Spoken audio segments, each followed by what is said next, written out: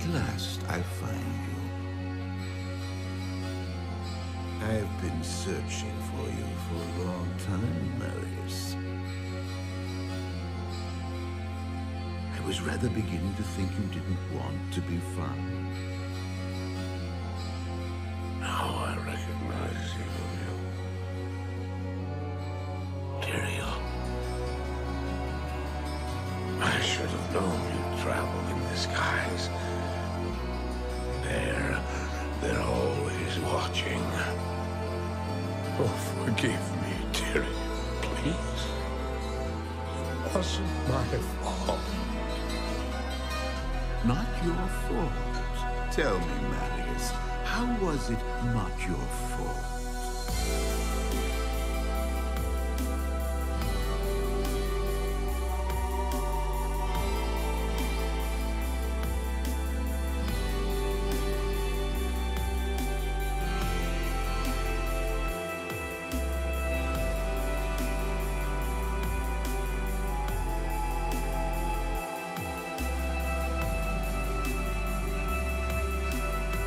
The next morning, we walked over the hill toward Lane.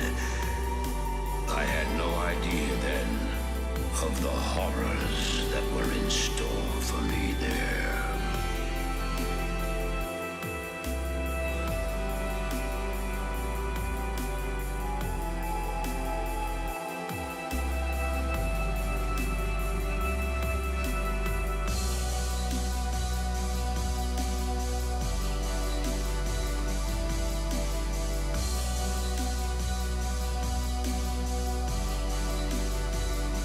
You have just ensured the doom of this world. You cannot even begin to imagine what you've set in motion this day. Go to the Temple of Light in the eastern city of Kurast. You must find the courage to step through that gate, Marius.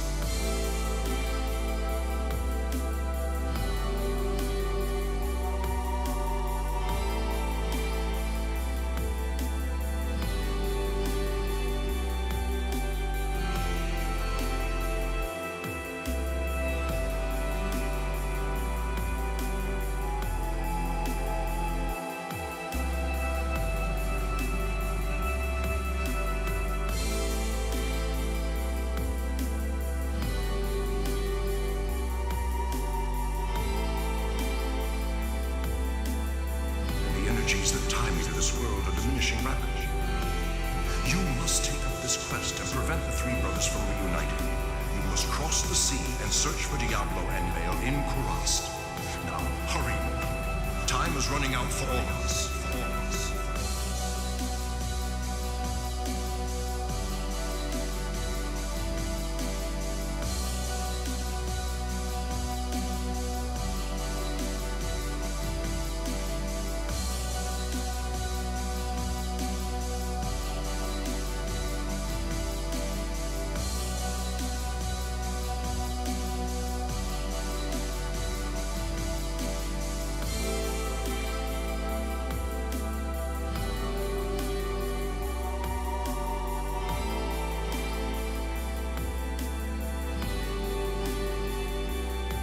Praise be to the light. You have accomplished the impossible. Diablo and Mephisto have been banished back into the black abyss that spawned them. You've done well, hero. For now, you should rejoice.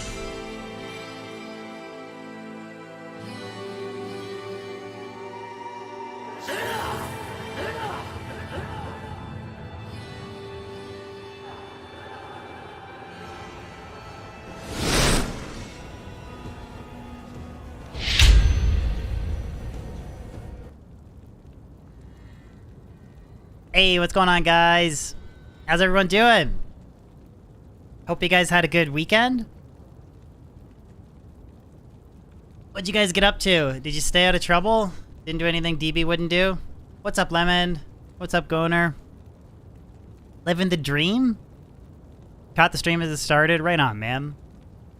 I'm doing really good, guys. Thank you for asking. Where's the Halloween face makeup, DB? It is, I mean, it's not even noon. It's not even noon, my time zone. So, what's up, Mendo? So, it will be, It'll be a little bit until we hand out candy tonight. What's up, DB? Currently struggling with corpse fire with a cold/physical immune. Which character are you playing, Mango? Are you playing as a wind druid? There's very few characters that I feel like it must be wind druid, right? I'd say just skip him or get a friend to help take him out. Or if you get a Reaper's Toll. Like, I'm assuming you're just trying to do the Den of Evil quest in hell difficulty. I would just skip it until you can come back and you have some way of damaging him. You could maybe hire like an Act 1 rogue that has fire arrow. Maybe kind of keep it alive enough to tickle it down. No, there'll be kids will stop by for sure. But I mean, we're talking like it's noon, right? So they're not going to come by till like 5 or 6 o'clock at night. And the kids will roll through and probably be done. I don't know, like what time do kids normally like quit doing the trick or treat thing where you guys are from? 7:30, 8 at night. You might have a couple stragglers, excuse me. Yeah, kids should be at school right now. Exactly. For those that are curious what the gear is that I'm using, gear is the same as last stream. Exclamation gear if you want to see the exact build that I'm running.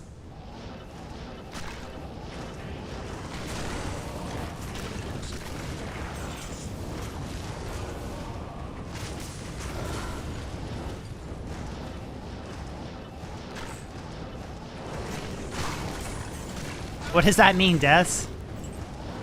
Are you up way past, like... I guess it kind of depends on when Halloween is, right?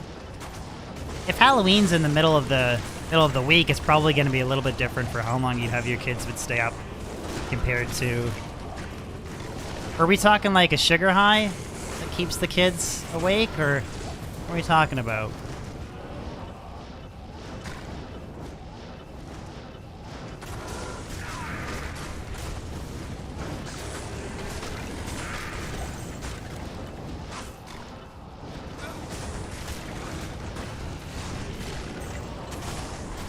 Found your first burr, Ethan? Dude, congrats. Where at? Where at, dude? My first burroon ever, believe it or not, was directly from Neolithak. Not this ladder. Like, the first burroon that I ever dropped in D2R was directly off the Neolithak. As a frenzy barbarian. I'll never forget it. The Bruns has Rakinishu's voice? I don't know if that's a compliment or a dig. I'll take it as a compliment, I guess. Admiral, Halloween's too scary for you? Spent all night in your room with the light on? You know, I was debating streaming a Halloween game today. I kind of wanted to play... Has anyone in chat played the Resident Evil Shadow of Roses DLC? And if so, how was it?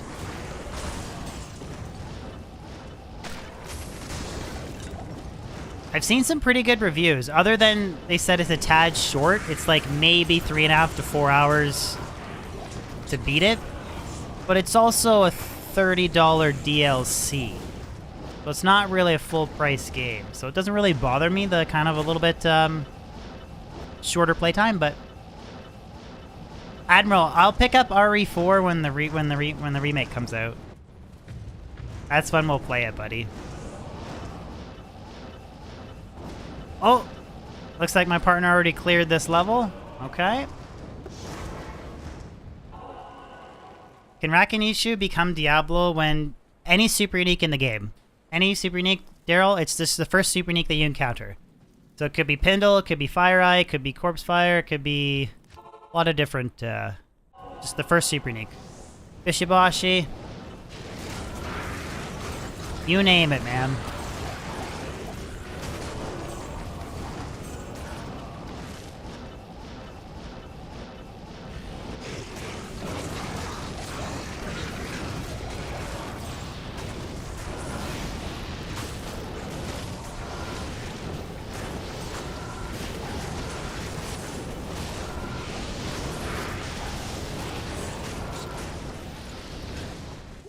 Okay, looks like my partner left. We'll do DB Fire 2. Did your first declone this past weekend, Blue Sky? How did the anti-charm roll? You know what's interesting? A lot of people, like, there's been two sides of the fence with Diablo clone. A lot of people think that it's too easy and too popular, and anti-charms is just too prevalent in the game. But I don't really think that's the case, because I still don't think anti-charms are not dropping like center charms. And it's really cool to hear stories about people like, for the first time, I actually got an anti-charm. Like, that's actually really cool. If you've never had one before, it kind of stops the game from sort of being like a cult. Like, it used to be like a special like cult community that would have access to Diablo clone, like a sort of like a hidden society or whatever. I know that sounds so lame, but that's literally what it was. The average person would never get an anti-charm. Yeah, apparently there was a walk in Asia last night. I'm hearing.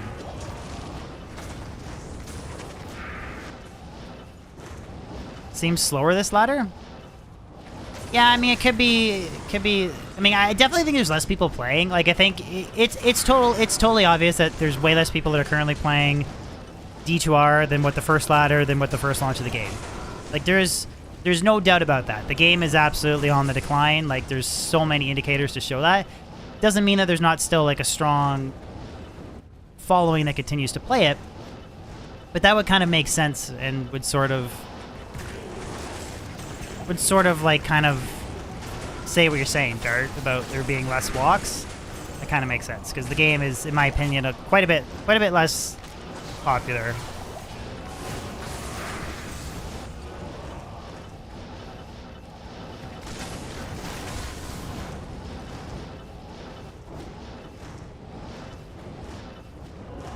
It was, I think the weekend chill was like plus 18, which is pretty crazy.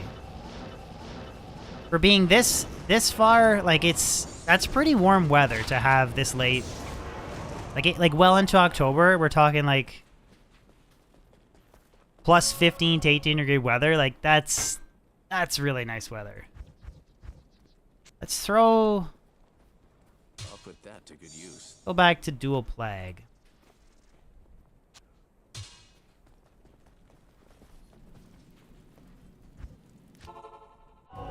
Is Flickering Flame low resist working if it's on your mercenary? Yeah, if my because my mercenary is actually using Flickering Flame Helmet, and that's how I get the resist fire aura. So yes, you are granted the resist fire aura, as well as the lower resistance procs. I'm granted that as well. Chiz, what's going on, buddy? Do you not like that fire sword, man? Depending on where you're farming, Daryl, it's a little bit overkill. So if you're doing like areas where there's not really any fire immunes and you're not really sundering fire monsters, Hodo's better overall weapon. 3 doll skills, resistance, faster cast rate so you can teleport around quicker. But in Chaos Sanctuary, where there's a ton of sundered fire monsters, the Fire Fast and Crystal Sword makes a pretty big difference.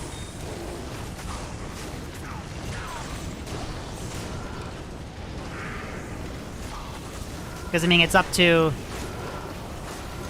like, negative, if you have a perfect Fire Fast sword.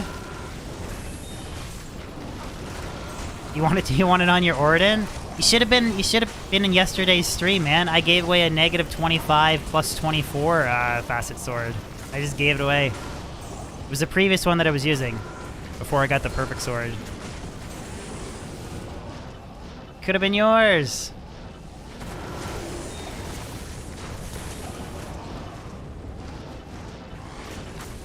It's kind of interesting, though, that, so Dart was saying that it seems like there's been way less Diablo clone walks compared to the first season. So that makes me wonder two things. One is if either the game is actually, like, really, like, the player base has dwindled that much, or do you think it's maybe a big reduction in duped items? What's going on, Chiz? Chiz, I would love a 4% raise. Love a 4% raise, Chiz.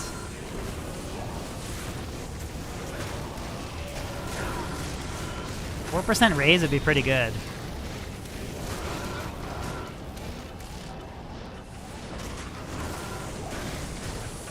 Yeah, I decided to run ads because I just wanted to see, like, the difference. I mean, I don't know. I'm just testing things out, right? Like, I'm trying to find the balance between I would like to become... I'd like to become a full-time content creator, but I'm also not going to do that, like, I'm experimenting. Phantom, thank you so much for the Polar membership, my dude. Thank you.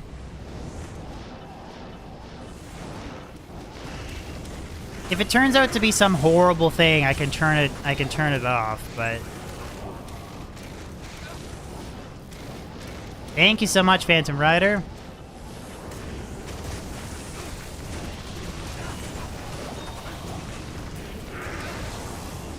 Really appreciate that. Go full-time with Diablo 4 if it's a good game. Definitely, like I said, when Diablo 4 drops, I'm going to be making a switch to about... I want to say upwards of maybe 80% of my content will be Diablo 4. And if, say, my channel dies, then... that'll be it for me. I'm just gonna take the chance, do a full switch, and yeah, we'll see what happens. But, I love this game to death, but I've done basically everything that I can do into it, so... I feel like there's more potential to have more content based around a new game. So...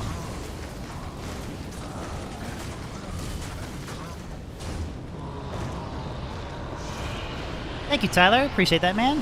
Thank you so much. I think so. I think I am gonna go fire Druid. Well, sorry, I guess it's not really fire in Diablo 4. It is, I guess... technically...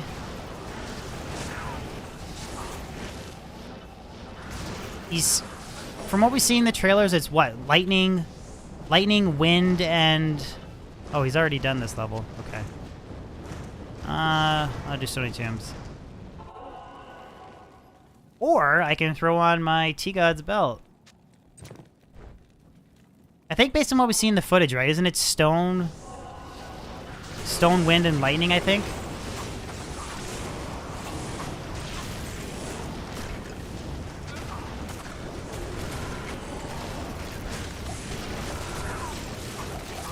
It's okay. I'll do one.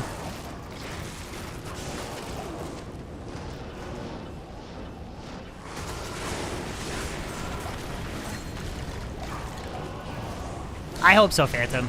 I mean, I genuinely... I hope with the open world concept, bosses, it seems like pretty expansive endgame system with different types of endgame events to do. We'll see. There is some things where, like, we're all a little bit hesitant.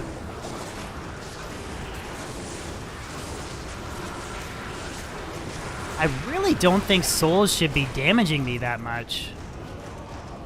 Okay, I'm just gonna skip world, so I'll keep one. I have 84 lightning res with T-Gods. Really did not think they would be damaging me that much. I guess we'll have to throw on, like, Wisp projectors, maybe.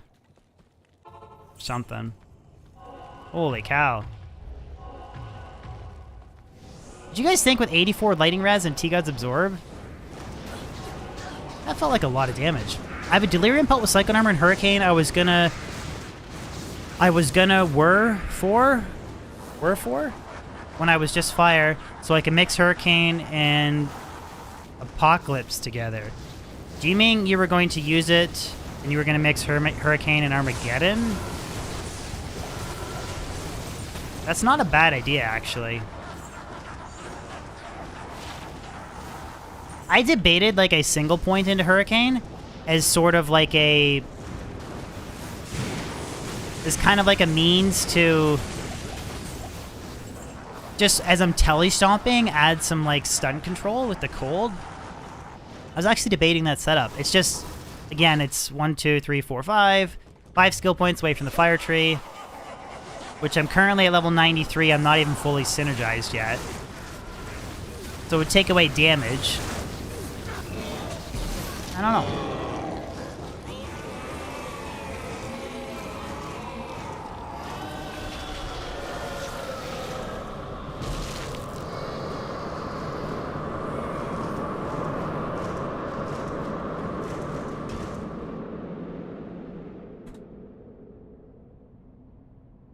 Maybe socket a 3-socket pelt into Flickering Flame with Cyclone Armor and Hurricane on the pelt. I mean, yeah, if you can find the crazy enough Druid pelt. Closest I've come is 2 to Armageddon, 3 to Volcano, 2 to Solar Creeper. Like, if that rolled 2 to Geddon, 3 to Volcano, 2 to Hurricane, I would maybe consider using it. I know, it's tough, because, what's up, Zez? How you doing, man? It's just tough, because Ravenlore is more damage. So it's kind of tough to say, like, what's necessarily better or what's not better. I'm doing good, Zez. Hope you're doing well, man.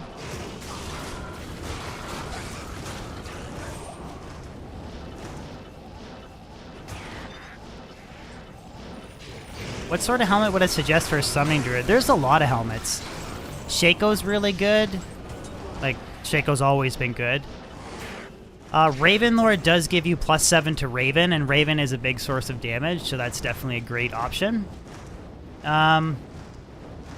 What else, guys? Jalal's is really good, super solid, cheap. Spirit Keeper is really good if you want a bunch of Elemental Absorb. That's always a good option. Jeff! Thank you so much for the Istroom membership, my dude. Thank you. Jeff W. coming in with the Istroom membership. Thank you so much, man. I mean, any skill it's got a lot of plus skills would work. I mean, I'd stick away from things like Cerebus Bite's obviously pretty bad. Ooh, Kuros Sewers. I don't know. Should we do Kuros Sewers? I could throw Lawbringer on my Mercenary to try and avoid getting flattened by the dolls, but I don't know. Kuros Sewers, yeah. Kuros Sewers are horrible. Maybe just stick to Stony Tombs and other stuff.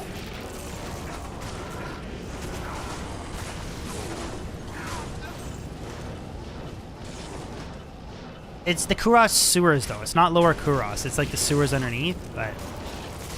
Donor, just do Chaos? Could just do Chaos.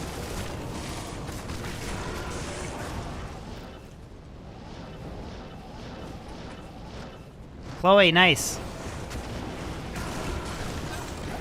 Yeah, I agree with my Aronis that I'm running with. Chaos Sanctuary, Worldstone, Keek, Neotux, Temple, and Cows are kind of the default.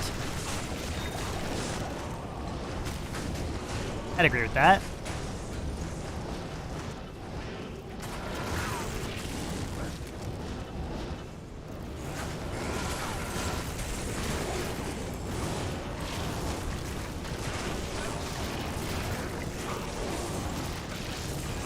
So, is it safe enough to talk about House of Dragons yet? Are you guys all caught up? Can we talk about House of Dragons without any spoilers? Mark Miller. Thank you so much for the $5 super chat, my dude. Enjoying the content, watch most of your YouTube videos. Nice to catch you streaming for once. Hey, thank you for stopping by stream, man. Hopefully you enjoy it. It's still not safe? Watch most of your YouTube. Nice to have you streaming for once. Thank you for the $5 super, Mark. Really appreciate that, man. Guys, it's been like 3 weeks. How is it not safe to talk about it yet? House of Dragons is on par with Game of Thrones. I think the only thing against it is it hasn't had as much time to develop the characters. Yeah, I've seen a lot of people have talked about, or they mentioned, a lot of people said they don't like the time jumps. They think that the game... Oh, he's already... Okay. They think that the game would have been better if it sort of started when they were adults and then just did flashbacks. Like, did a flashback to how he lost his eye, etc., instead of spending, like, 2 episodes as a kid being bullied and then kind of, like, moving forward. That's sort of the biggest criticism I've seen.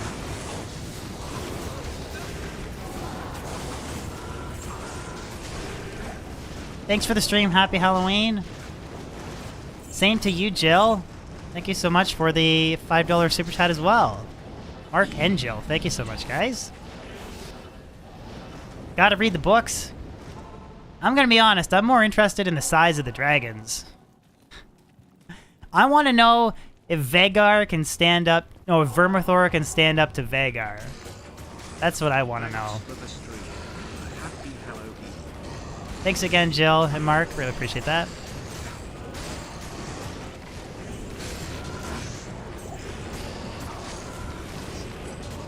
I'm more like, I still love the like whole scheming for the throne, and I love all that stuff. But I love the dragons. What is the size of my dragon? I really like the Bloodworm, Caraxes. I think he's a really cool.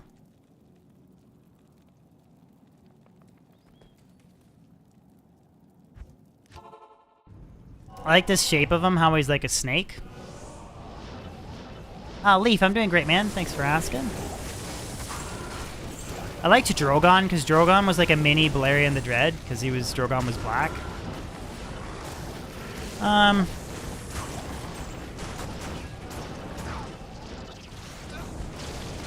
Yeah, I don't know. Vagar's really cool, but Vagar's like super old.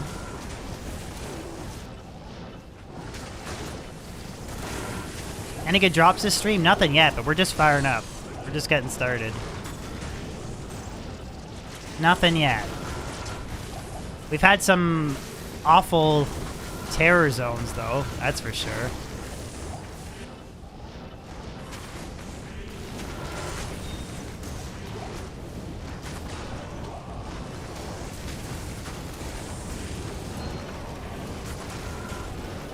I have seen them, Kale. But then it makes me kind of wonder, like, how much are they going to follow the lore? Because there's already been some things that I guess they've kind of gone against. Like, apparently Aegon in the books, like, he wasn't...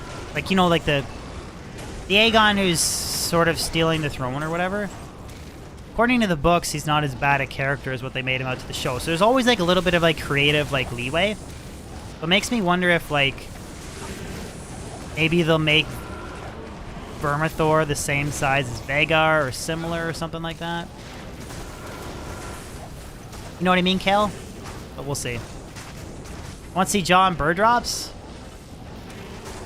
I mean, I'll do my best. I kind of want a Gullard, actually.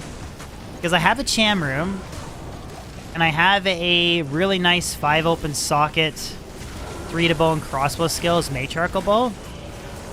I wanted to try a mist rogue freezing arrow mercenary. Because I just remember that 100% pierce. I just remember it being so cool. She just fires off a volley of arrows and just freezes everything. Nice, Leaf. Is that going towards Enigma?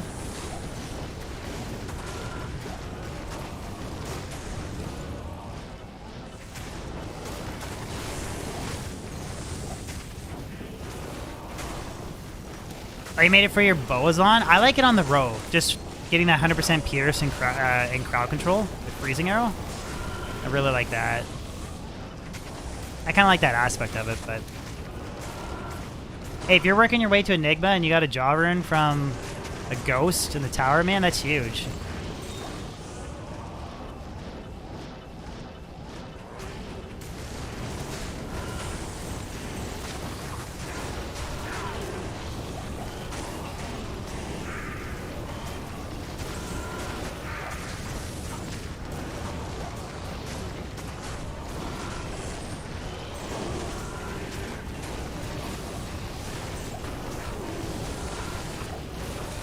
Onion, 4 sirs is 2 burrs. That's an infinity. That's an infinity, brother. Dude, I bet you people would be killing to have your kind of luck. Why am I using Flickering Flame on a mercenary instead of my druid? Good question. Cause depending on the monster and where you're farming, but if you're encountering a lot of fire immunes and you're sundering them, Ravenlore is more damage. So I have Ravenlore on my druid for more damage, and then I put the Flickering Flame on my mercenary to give me a resist fire aura. So I have 85 fire and 80 lightning resistance. if I take my mercenary's helmet off, I have 0 fire resistance. 0 fire res and 80 lightning, 1 in cold, 1 in fire. So, getting that resist fire aura on my mercenary pumps me up to 85. And then I get cleansing aura, lower res procs, chains of honors for life leech, and flickering flame is for the resist fire aura. So it's kind of an alternative method of capping out my fire resistance. Because this character, it's very tough to cap res. Fire faceted sword, there's hardly any res, or there's no res. Enigma, no res. Like Mage Fist, no res. BKs, Rex. There's not really resistance on Phoenix. Like it's hard to cap your res. All skillers, like I'm trying to maximize my damage at the same time of having decent resistance. Where should we farm? I guess we could do Ancient Tunnels.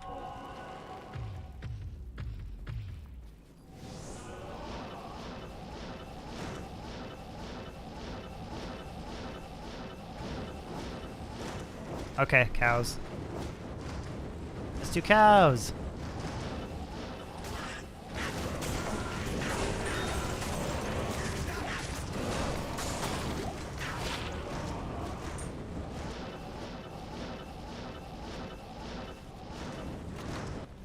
Yeah, the simple answer is just massive, massive fire resistance.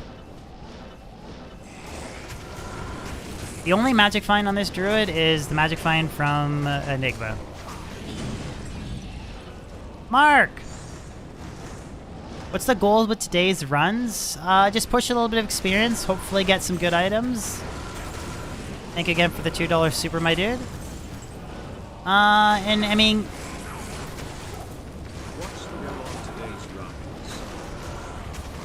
yeah, that's about it, man.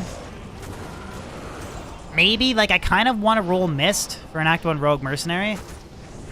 So I want to go... I'd have to roll another Flickering Flame, Chains of Honor, Mist. I thought would be kind of a cool... if I get bored of my Plague Mercenary, I can have a, like, 100% Freezing Arrow Pierce Mercenary. But no really goals particular, just try and drop something cool, hang out with you guys, have a good time. That's the goal from today's stream. Is anyone here in the Diablo 4 beta? I don't know. I mean, if you were invited, you weren't supposed to tell people, but... I mean, that didn't... I mean, there's people that are trying to stream the beta, and they get their beta access kicked instantly, which is kind of funny.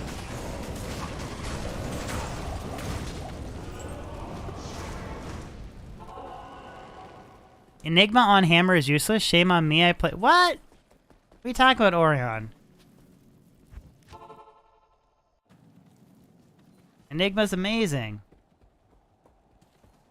Okay, I'll go get the leg.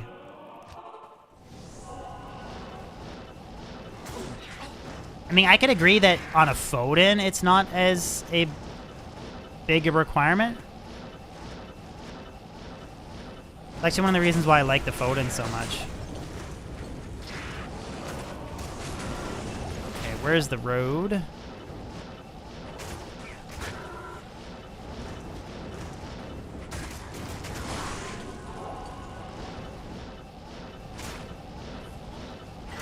No, never played that game. I'd maybe play like Resident Evil or something if I was going to be playing a horror game on stream. It's probably what I'd play. Yes?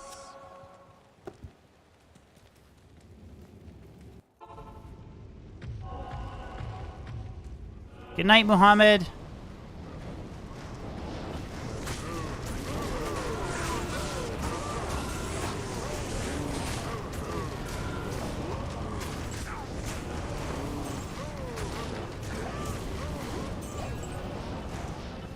Yeah, Foden also slaps Travancore. If you can use your combination of your Holy Bolt and Fist of Heavens, just put a resist fire aura on your on the Foden, and it just is amazing. I was farming Travancore without a CTA, and I could keep an Act 2 Mercenary alive. Literally, Treachery, Tal's Mask, and Insight, and I could keep my Mercenary alive just because I was self-wielding a very high resist fire aura. It was just 1 hard point and then plus skill from my gear. But my mercenary had like 95 fire resistance. Maybe it was 93, I can't remember. It was last ladder. If anyone was hanging out during that ladder, you would have seen the runs that I was doing, but it's pretty crazy. Like, that's unheard of. Like, there's no other builds where... I can't think of any other build where you're doing Travancore runs without a CTA and your mercenary surviving. Because usually to get your mercenary to survive Trav, you need, like, Kira's Guardian, Kira's Guardian Angel, Ral runes, like, Reaper's Toll. Like, you need crazy overcap of fire resistance.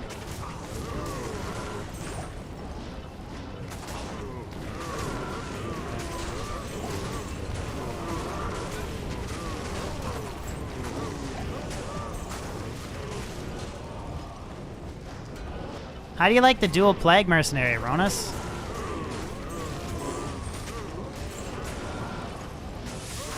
The guy I'm magic finding with, he's an infinity wielding Nova Sorceress. And he just switched to using a dual plague mercenary.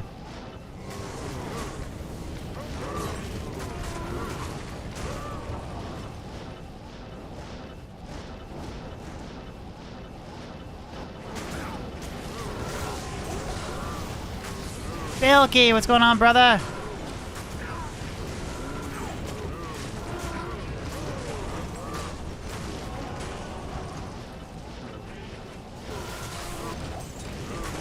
Good to see you, Bilky. Hope all is well, man.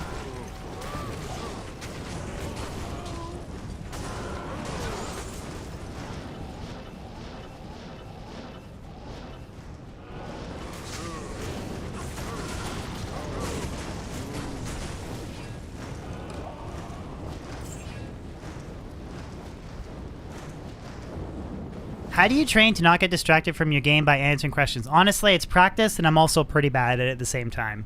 If you watch long enough, Michael, you'll see me either say stupid things, I'll mix up my words, I will do something dumb in game and die. It does happen. Nobody is perfect, but honestly, it's just practice.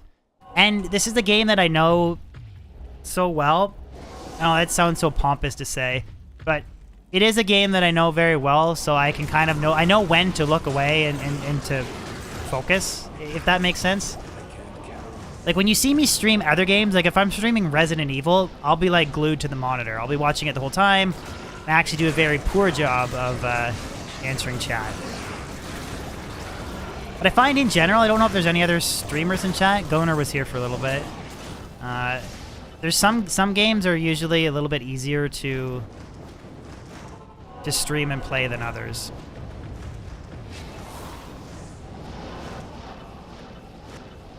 Nice, Grim. That sounds like a solid setup, man. I don't mind that setup. It's nice on, like, very high players difficulty settings. I'm not a massive fan of the knockback for the fire. Like, on Players 8, it's nice. You can telestomp anything, and then you have, like, crowd control with the knockback. But it is a tad annoying at sometimes.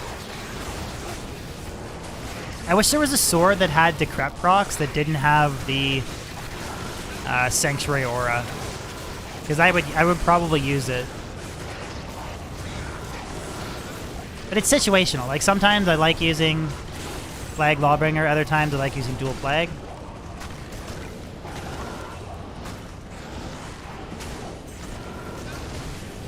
I actually almost think Dual Plague is, in some scenarios, I know a lot of people are going to flip their shit when I say this.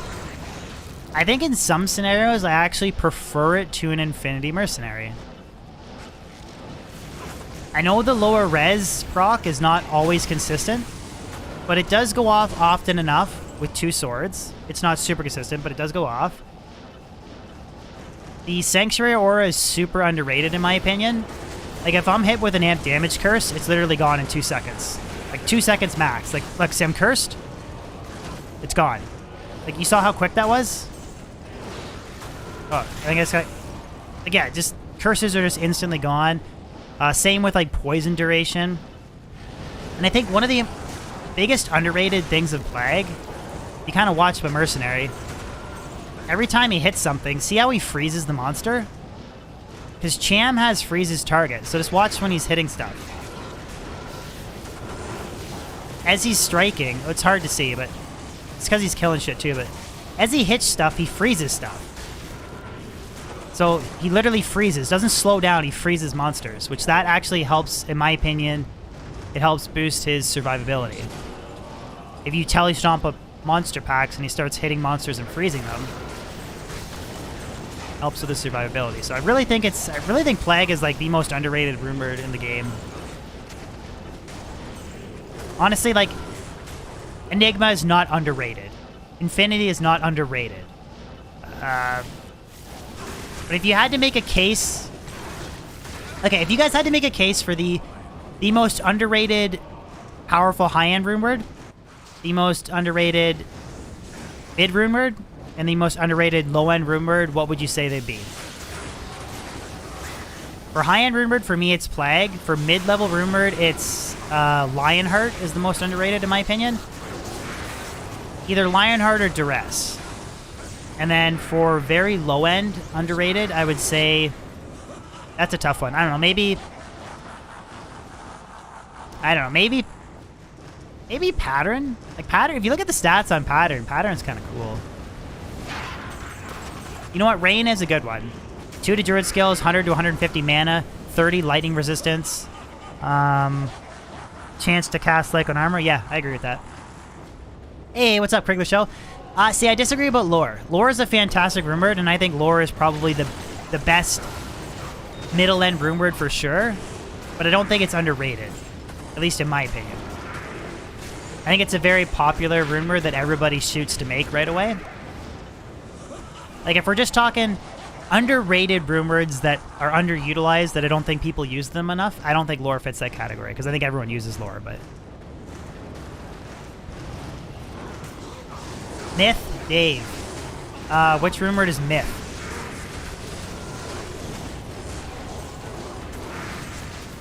Splendor's, yeah, that's true. Splendor, F and Lum, $1 skills. I think it's 20 FCR, Magic Fine.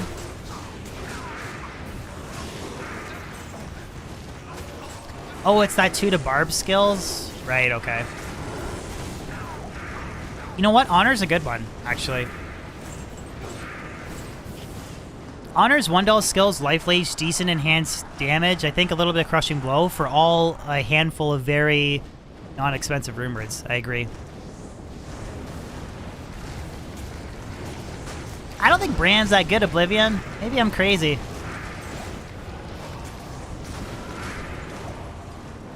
If Brand was chanced to proc amp damage on striking instead of struck, I think it'd be a fantastic rumored.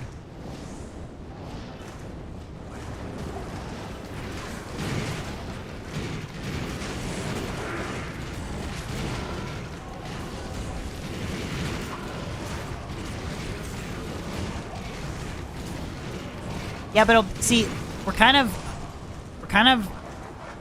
encroaching on what I would consider, like,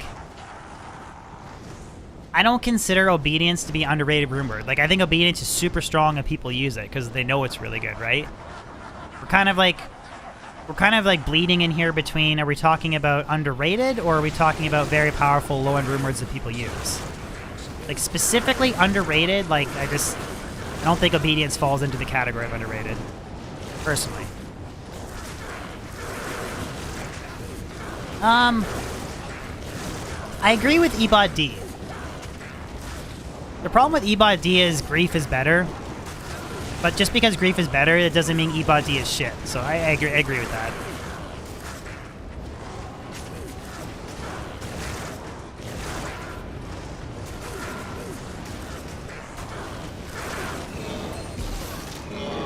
Hey, unique ring from Bale. Greetings, War Barundo. Hope I pronounced that correctly. Dwarf Star from Bale.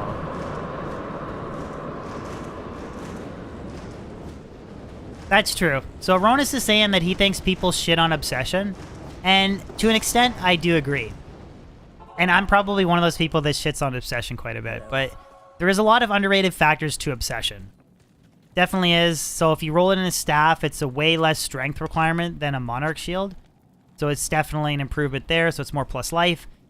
The chance to cast weakness, that's like extra damage reduction, which a lot of people forget. But yeah, but it's also very difficult to get that insane base, right?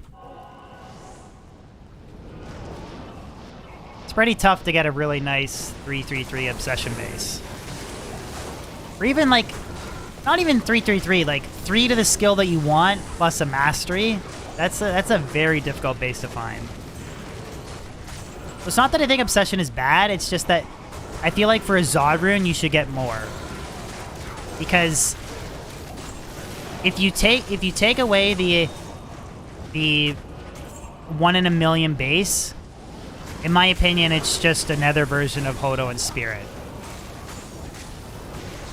But then if you take like the best consideration, like the best possible base, then yes, it can be pretty powerful rumored, but saw somebody cheese Ubers with Obsession? Really?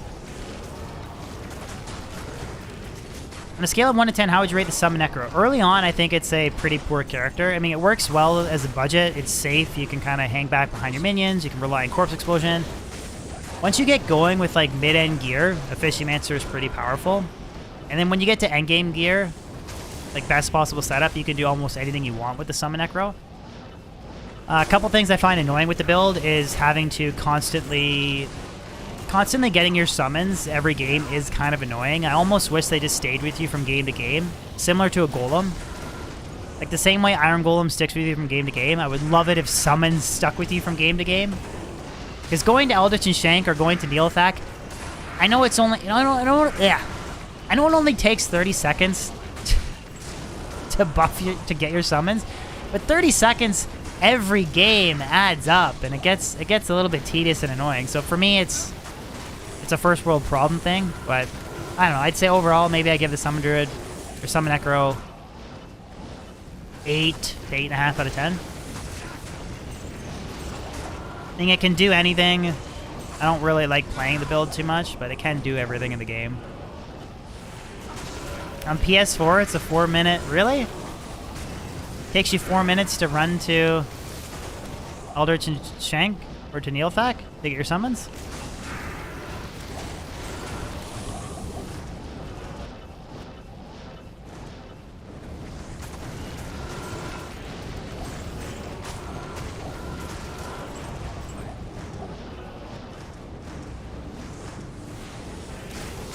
Is it broken, Geoped? I did not know. What's busted with it?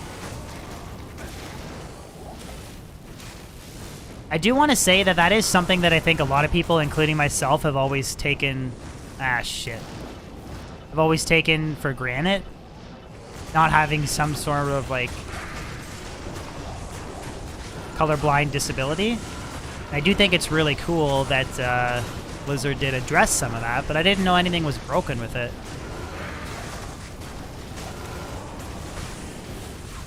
Chicho, I'm doing good, man. How are you?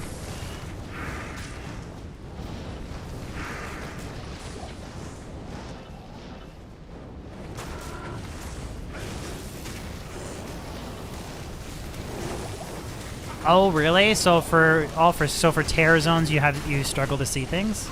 That's kind of shit. I'll bring that up.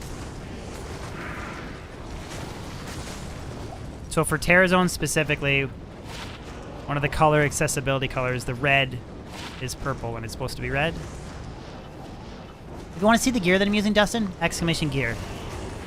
I'll give you full link to the entire breakdown of my mercenary, as well as my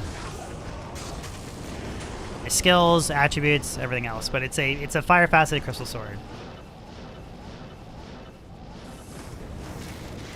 Come on, man.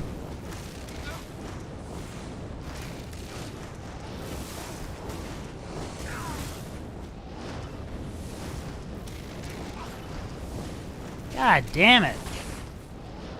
Okay, no Diablo kill this run. Fire Druid or Wind Druid, which stronger? I think the Fire Druid is actually stronger. Fire Druid requires a lot more expensive gear to get going, but I definitely think the Fire Druid is stronger than Wind.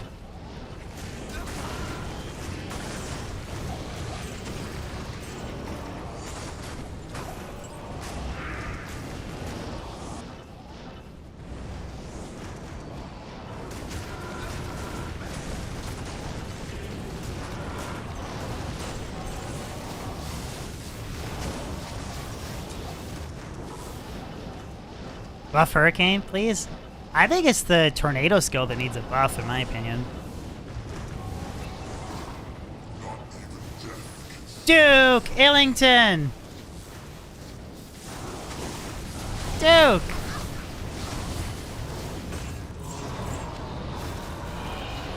Coming in with the Ohm Rune membership. My man, thank you so much. Wow, dude, thank you. Thank you, dude. Really appreciate that. Thank you so much. Right, cows, okay. Is a 6 Fire Facet the best insult weapon? It depends on what you define as best. Against Sundered Fire monsters, yes, this is the best possible form of damage. And against really most monsters, this will be the most amount of damage. It depends. Sometimes against a non-farmy monster, if you have Infinity, Hodo would technically be more damage, I think. I'm not entirely sure. Like, just for an example here, I don't have a Hodo, but I do have a Suicide Branch. So not including the negative resistance. So Fisher is 5,400 with the Facet Sword, and 11,000, just say 11,000 and 5,500. That's with the Fire Facet Sword. If I put on Suicide, this falls to 4,300 and 9,000. So Suicide is one skill. 2 extra skills would bring that up, but it's still going to be more raw damage, the Facet Sword. But the thing is, against non-farmy monsters, and if you have Infinity, Hodo would be more damage. Well, actually, no, technically it wouldn't be more damage, sorry. It's just the negative res is overkill, is what I'm trying to say. Because everything's already at negative resistance. But the biggest thing is, for overall playstyle, you could make the argument that Hodo is better. It's easier to cap your res, you get a higher FCR breakpoint. Like, I am making sacrifices, right? I have very low resistance that I had to cap with really weird methods like Flickering Flame on my Mercenary, insane small charms, like insane gear. That's the only way I could cap my res. So I'm definitely making sacrifices for the most possible damage that I could get. Now, if you're not that type of person and you're fine, you're playing players 1, this damage is overkill, you could argue that Hodo is better, because Hodo's, you know, better FCR breakpoint, easier to cap your res, more freedom with your inventory, etc., right? So, and I'm not actually I'm rocking dual Plague Mercenary, not I don't have an Infinity Mercenary set up. But I do, we were talking about this earlier, I actually think Plague is the most underrated high-end rune word in the game. And I do prefer the dual Plague Mercenary to Infinity.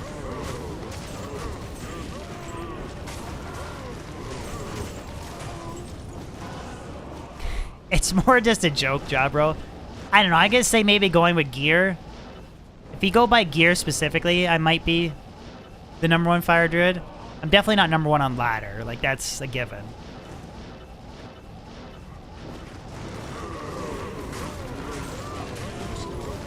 You know what the biggest thing at Duke is? The base really, it really doesn't matter a ton.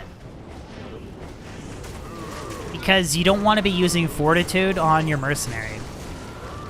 Because if you use Fortitude on your Mercenary, your Act 5 Mercenary is going to have like 30,000 defense. And if he has 30,000 defense, he'll never proc lower resistance. So that's an issue.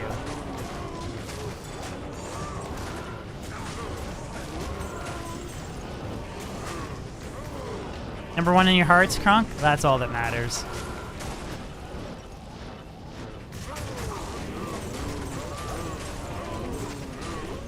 But I'll show you the difference in damage between using a Phase Blade and a perfect base. It's not a big difference. Hey, Frostburns.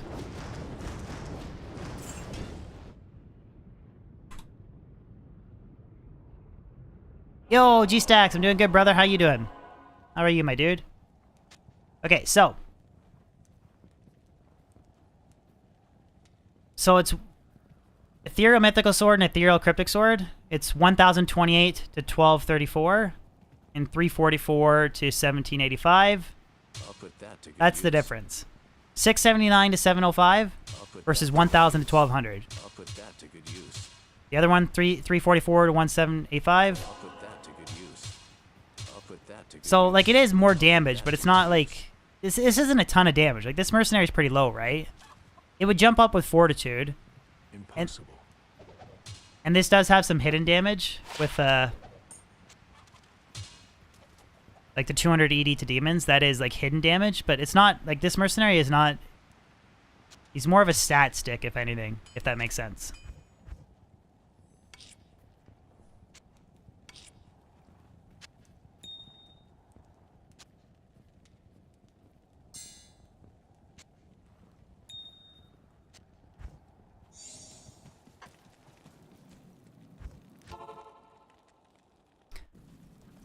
Thank you, Molly. Zerk versus Singerbarb, in your opinion? Again, that's a tough question to answer, man. Because... Hey, where are all these questions when I do my monthly Q&A videos? Depends on what you define as best. I think best possible gear, you could probably make the argument that the Pit Zerker is better. But they're both very close. The best possible Singer gear, I think you're at like 750 Magic Find, then you're maybe like 815 Magic Find with a Pit Zerker. So they're very close with each other. With that being said, I do have about equal playtime on the Singer and the Zerker. I find over a long period of playtime, it's easier to maintain a higher level of efficiency with the Singer Barb than the Zerker Barb. So I don't know if that's important to you, maybe go with the Singer Barb. If that's not important with you, then go with the Zerker. But honestly, playing like a long time, I really felt like the Singer Barb was easier. It's easier to concentrate and play at peak efficiency for 5 hours on a Singer than a Zerk Barb. At least in my opinion. There's a lot less going on with the Singer Barb, right? Like, they're both teleport, they both howl to scatter their monster pack. Then Zerker, you're hitting with Berserk, and then you're switching to the offhand and you're porking, right? Singer Barb, you're just sitting there holding Warcry, and you're waiting for your mercenary to kill. So it's, I do have a couple really old videos on my channel. If you just search Dabrunski Singer Barb, you'll get kind of an idea of what the playstyle is like. You basically Warcry and wait for your mercenary to kill stuff.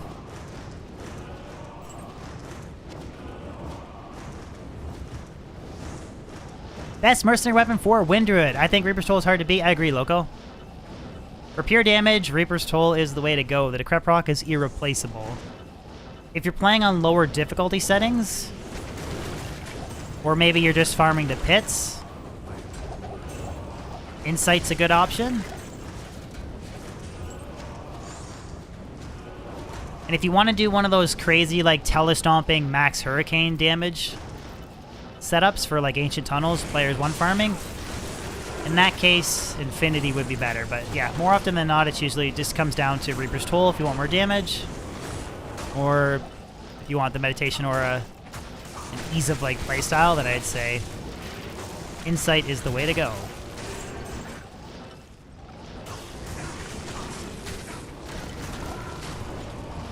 Multiple blue Shakos.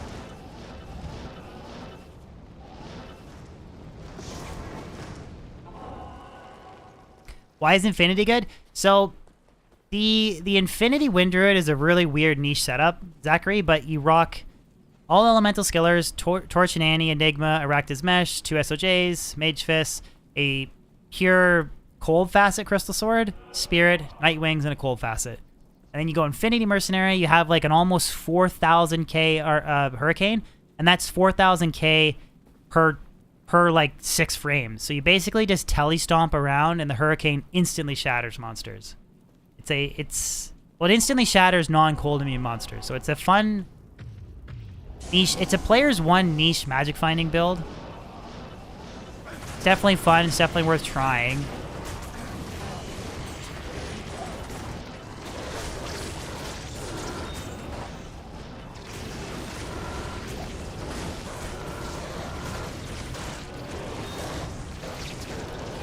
What's GG for cold if I don't need a meditation or a mercenary? Which build are we talking, Duke? Druid?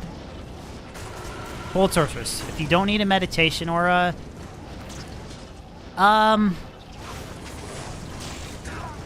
Okay, so I always thought, depending on your build, I always thought that the rogue mercenary is cool with the sorceress because you can like hit them up with enchant. Like a mist bow, 100% pierce, freezing arrow, just shattering monsters is really cool. You could do some cool stuff with like Act 5 Plague Mercenary if you wanted to. Yeah, try the Act 1 Mist. Yes, landed, boys. I know I sound like a broken record, but throwing a like on the stream is one of the single best ways to help support my stream. It helps spread it to new people, new subscribers, bringing new people to the channel. And it requires one little click and it's free. I know it sounds stupid, but I really do. If you don't mind tossing a like on the stream, it does help out a ton.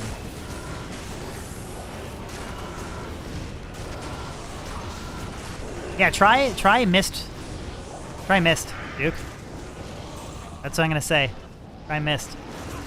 Germani! Germani, have you tried Mist before, man? Mist, Act 1 Rogue, Treachery, Ethendarials or something. She attacks super quickly. 100% pierce. Everything she shoots is frozen. Very fun build to try.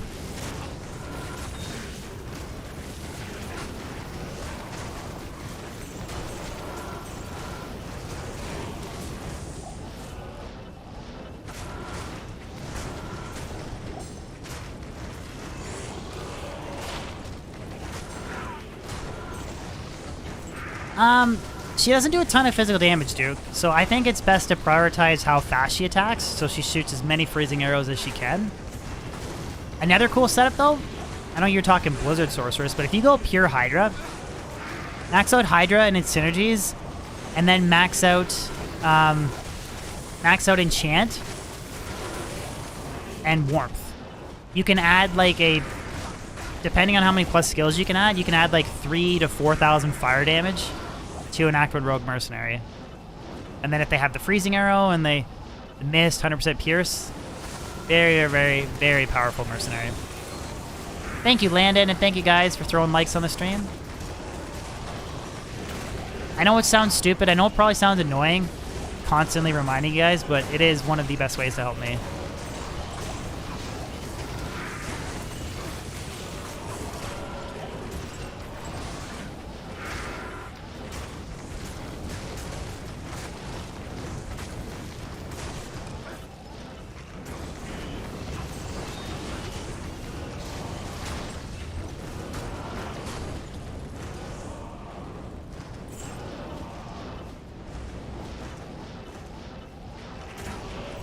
Oop.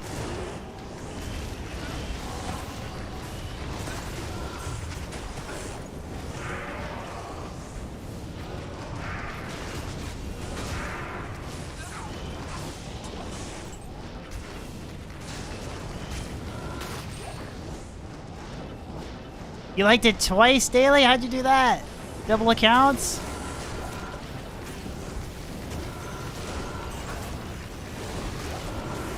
It's not as good for a bow. It's really weird, Jamani, because regular cold bows on, you have all your synergies, right? So ice is better. But when we're talking pure damage setup, on a +3 to bow and crossbow skills base, Mist is more damage on the Act 1 Rogue, because you get +3 skills on the base, +3 skills on the rune word, you get +6 to freezing arrow.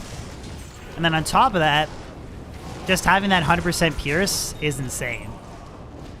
I know it sounds stupid, but just every single, like, if we get a Gulverin today, I can roll Mist and I'll show you. But 100% pierce, like every freezing arrow is just chaining through monsters. It's very powerful setup. And then on top of that, if you're cold sorceress, or sorry, if you're fire sorceress and you add like a 3,000 or 4,000 K fire enchant on top of it, it's just like she'll run around one-shotting stuff. Because she'll do about 3K freezing arrow, and then she'll have 3K enchant, and then she'll have like 1,500-ish physical damage. So she's a pretty good split of everything. He's doing...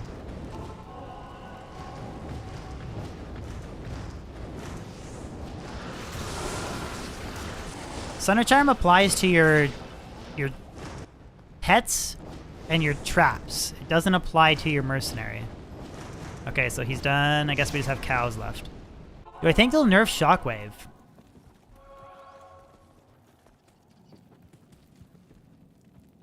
I don't think so. Maybe they will, but it's kind of funny that the Shockwave Druid was actually a really good build to play early on. Like, wasn't it one hard point and you had like 7k damage?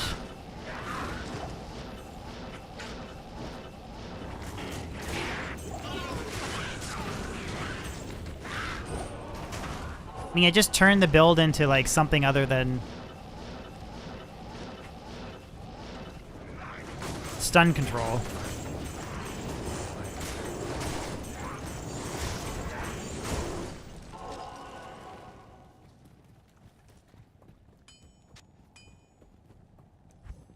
Who knows? We'll see what happens. Anything could happen. Hello. I plan on making a video where I'm gonna test the strength of like the Blizzard Sorceress compared to other characters. Because I think a lot of people do these.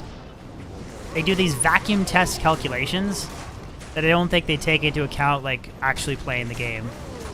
Like, I think the argument is like, well, best possible fire sorceress is more damage than a Blizzard Sorceress, because they'll be like, well, look, if you have this gear, you're shooting your fireball, you're doing this much damage.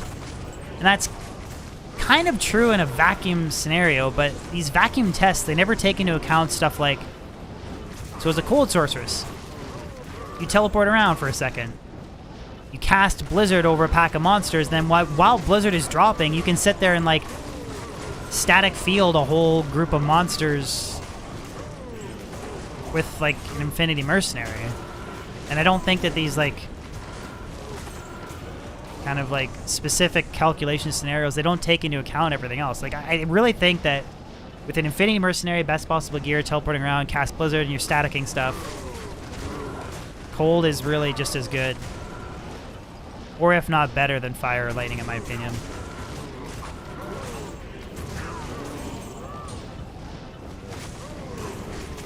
Hey, Soira, how are you?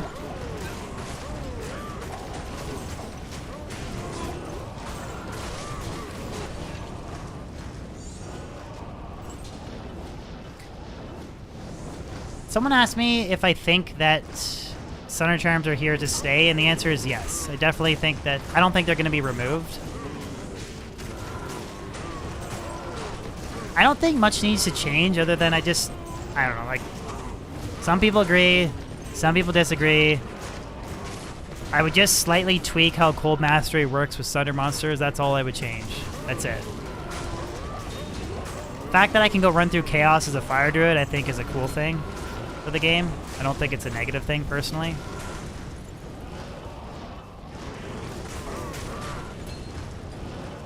We'll see what happens.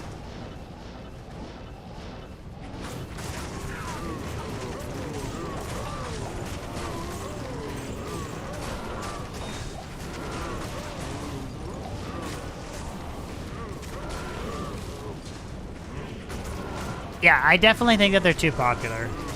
I don't even really get excited for them anymore. I don't really even pick them up anymore.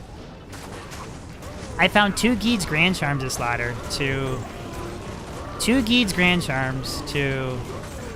I don't even pick up Sunder Charms anymore.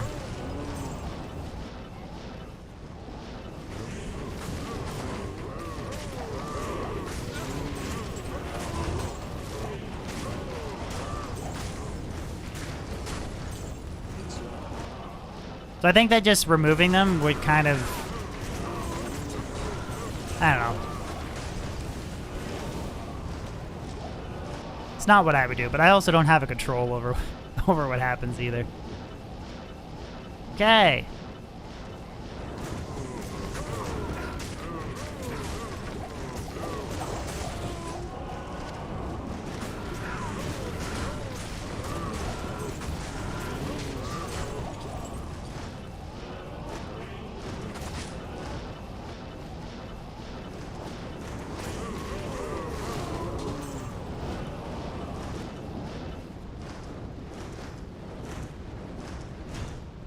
Thunders have a different drop table. In theory, a unique Terrorzite monster can drop a Sunder Charm and a Geed's Grand Charm. Yeah, because they have the Desecrated tag or something applied to them.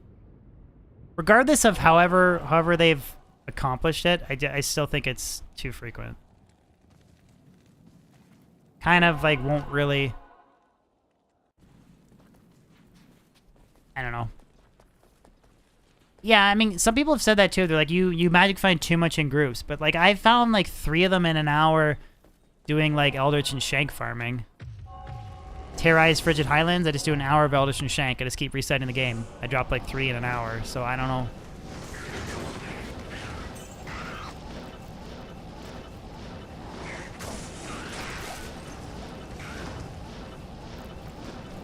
Yeah, and I mean, even at the end of the day, having them super popular, it's not like it's not the worst thing in the world anyways. Like, it's not really that bad a thing. It's just, I think people were excited, like, if they dropped a, you know, the same way, like, when you start a ladder, like, this classic example of this is the sorceress I'm playing with today.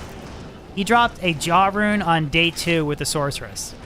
He didn't want to play a character outside of a sorceress, so he hit the jackpot, and he split up that Jaw rune to get like 3-piece towels, to get a bunch of other pieces of gear, right? I think people were hoping that Sunder Charms were going to be a little bit more rare, and that if people dropped like a 70 cold Sunder Charm, they were going to like hit the jackpot to be able to like trade it for something, right? But that's just not the case. I think that's why like some people were a little bit kind of bummed. They're hoping there's going to be a little bit more of a trading commodity around them.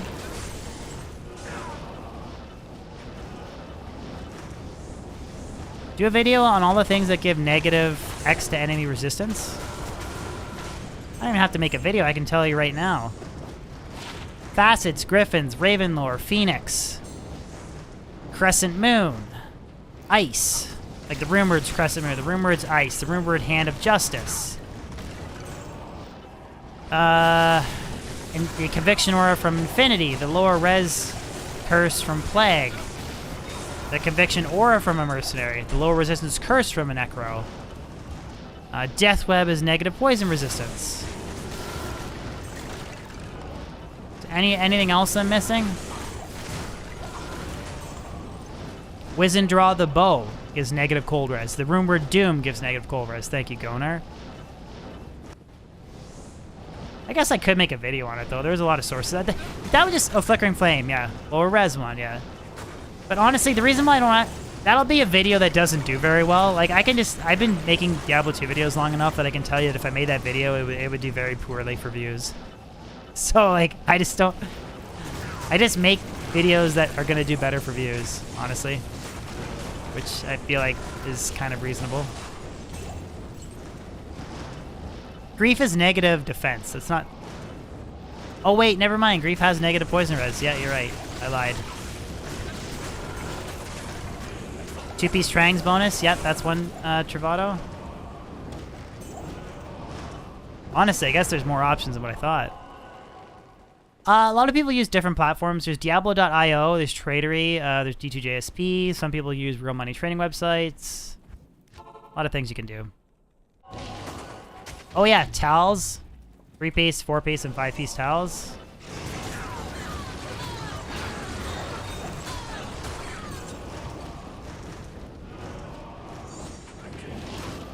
T-strokes, yeah.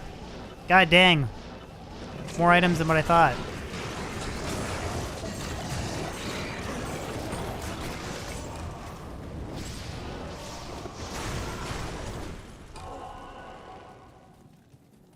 Yeah, I heard that the servers are pretty bad at times at Tradery.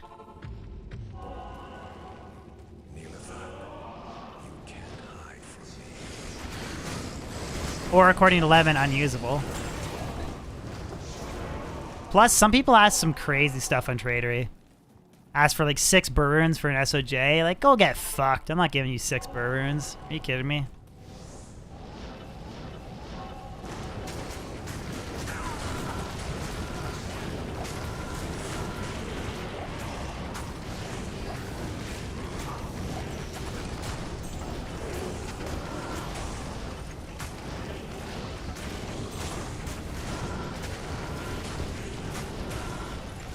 My boy Lemon dropped a nearly perfect Crown of Ages, which is pretty cool.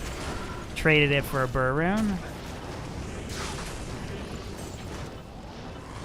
Tradery's trash.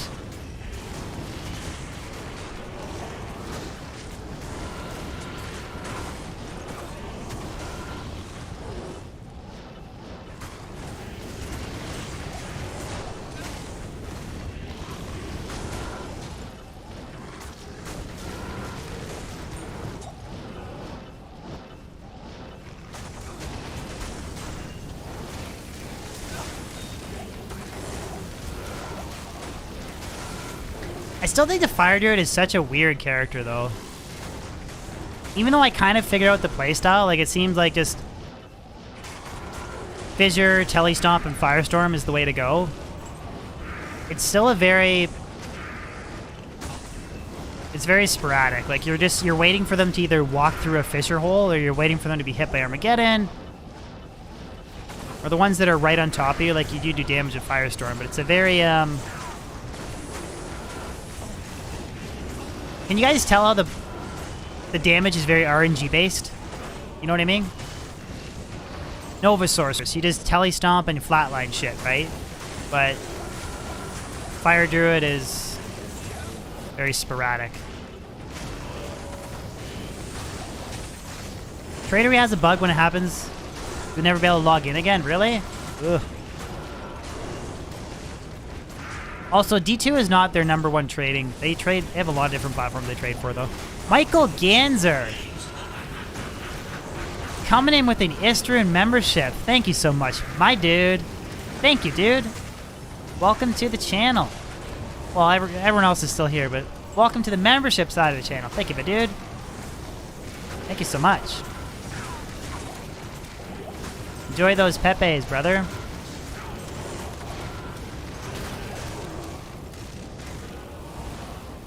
Yeah, sorry, I asked chat, and I think either chat didn't reply or I kind of like missed it. Has anyone bought and played the Resident Evil 8 Shadow of Roses DLC? And if so, what did you guys think of it? Did anyone pick it up? It looked pretty good to me. I was kind of wanted to pick it up. You did, Pavetti? Did you like it? You got it, but no time to play, Bistro. It was only okay.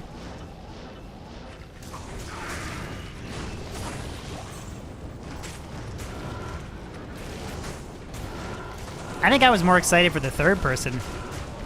3.5 out of 5, okay.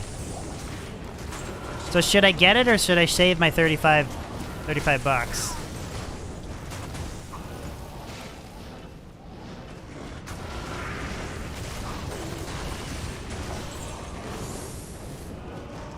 To Solar Creeper, garbage. Yeah, I'm not a big, like, I don't hate first person Duke, but I enjoy third person for horror type games like that more. I did enjoy Village. I enjoy Village, but I preferred... Wait, did Chaos spawn terrorized, or did what's his name just come in through here and destroy everything? Or I guess I went backwards and I'm dumb. Yeah, I think third person's better for RE, personally.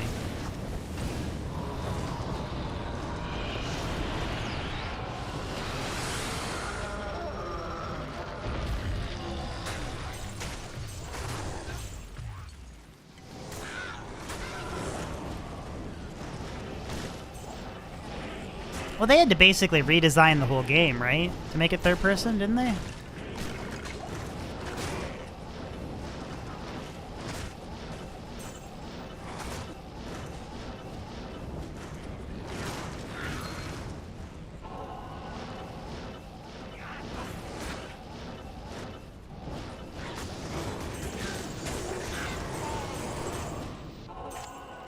That's true. Everyone has like a different different take on that, but Yes?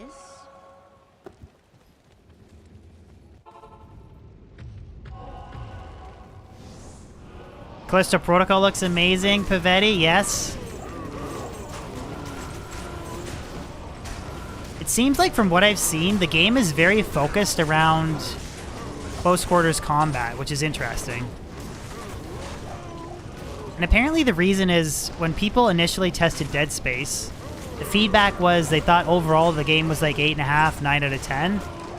But they thought the physical combat of Dead Space, everybody gave it like 2 out of 10 or 1 out of 10. Like they thought it was just janky. And I guess that apparently always bothered him. So he wanted to make Callisto Protocol that was really centered around like a very fun and challenging melee system in addition to guns. So I will be doing a full playthrough of Callisto Protocol on this channel too, by the way. So if you guys are interested in watching that, I'll have a full playthrough playlist up of that. Well, when it comes out, obviously, but... Same with Dead Space. Like, Dead Space, the Dead Space remake is, it's like my favorite... My favorite franchise outside of Diablo is Dead Space. So I'm really looking forward to that game. Cathedral and Catacombs is the new Terror Zone.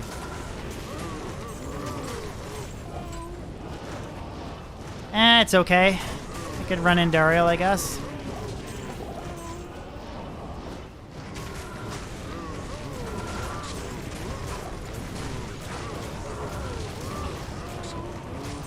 Getting a better drop table on a Dariel is nice, but it's not necessarily, like, my favorite area to run.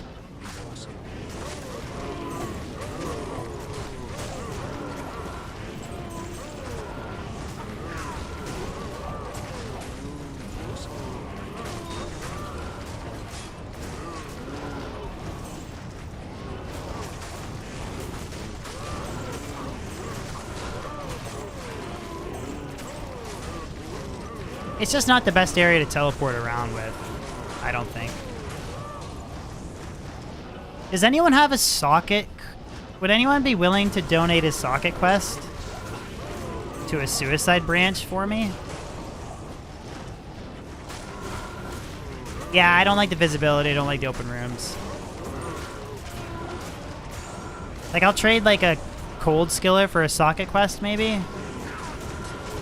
I don't really care. I just want to say I could punch a hole in my suicide, and I could use it for areas that I don't like. I could use it for a burr rune. Not trading a burr rune for a socket quest. Are you kidding me? I could get rushed in like 20 minutes.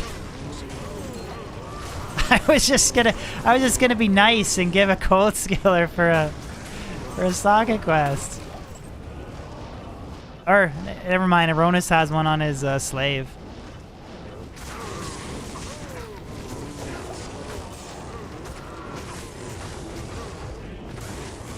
He's pulling a tradery.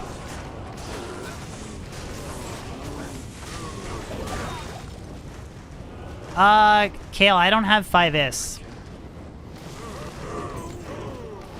I do have a friend that needs a Zod rune for his Eth Ribcracker, though. There's a guy in chat, his name is Lemon. He's looking for a Zod rune. I don't know if he's still in chat. Maybe you can hook up with him on Discord.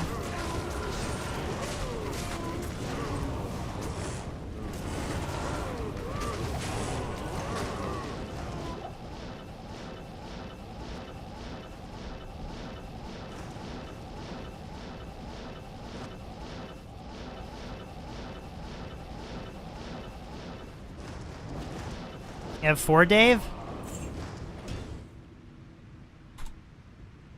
Is anyone willing to?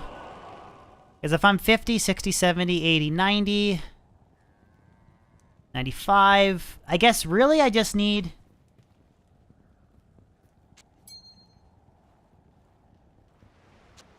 Yeah, I wouldn't mind that because... You're cool with that, Dave? Good day. Wait, for the cold skiller? Or are you just saying for free? Either one, I don't really care. But, 'cause I'm just thinking, if I had...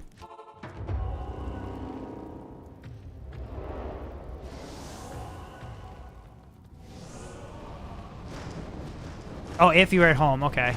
Well, maybe we can help another time. But if I can... I would trade for, like, I have an SOJ, like, I have a couple other things. I don't want to overpay, but a decent FCR ring and a faceted suicide branch would put this character at 99 FCR. So for some shitty areas like this, I would just switch on suicide, the suicide branch.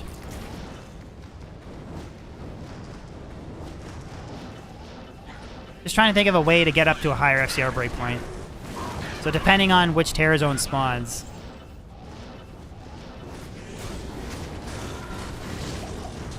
You got a decent one, Duke?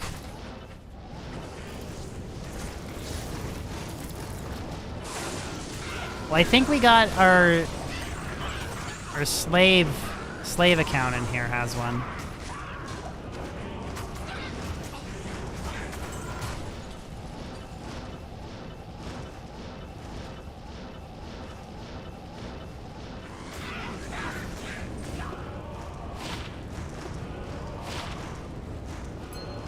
Just as I say that, drop a shitty one.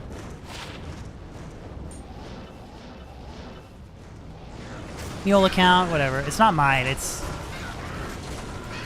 partners that I'm running with, but there's streamers on Twitch that have been streaming with slave accounts and multiple mule accounts since day one. Like it's not something you can actually get banned for.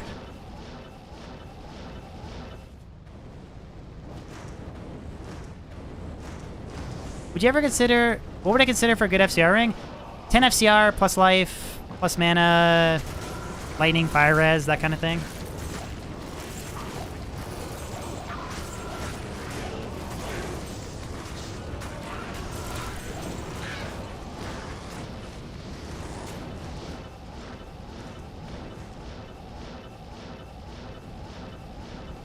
Just allow me to like teleport faster around areas like this. That's all. It's not really a huge thing, but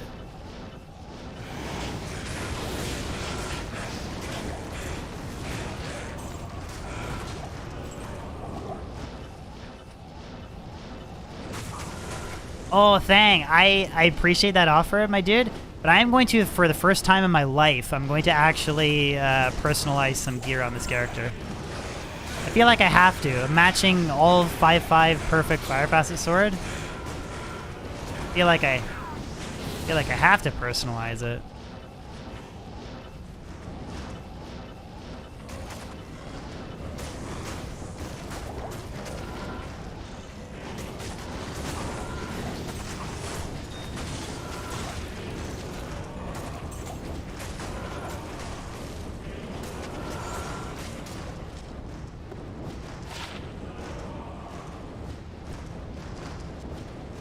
Sorry, what was that, Adrian?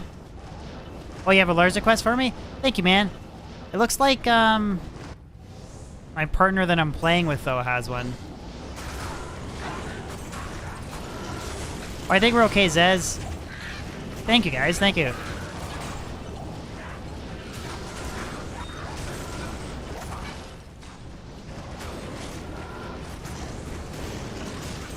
Do you think DWR community should make a document like Rax has done for D3? I'm gonna be honest, I don't think that anything Rax asked for in that document is gonna happen. Outside of, I only skimmed through Riker's video, but I think the only things that they would possibly touch is the very minor, easy to change things. There's no way that they're going to completely overhaul from the ground up D3. They're just not going to. With D4 around the corner, all the resources, or a lot of the resources are going to be focused on D4. So, at least in my opinion. I don't think that they're going to waste resources to completely from the ground. Like, if they were going to do that, they should have done it ages ago.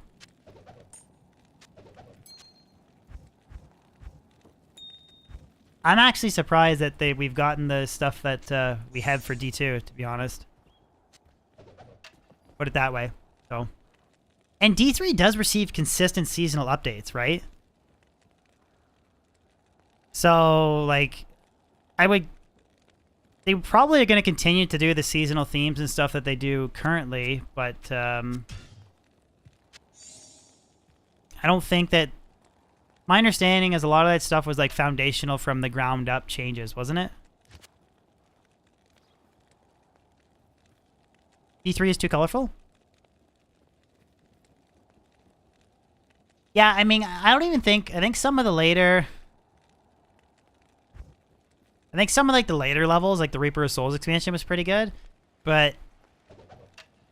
I don't even know if the color palette is the worst thing for me. I think it's kind of maybe the...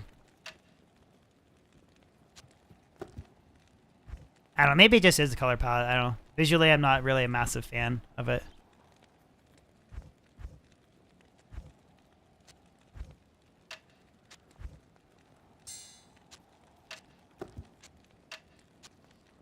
Cool. So I just need an FCR ring, but I can throw that on whenever I want to for...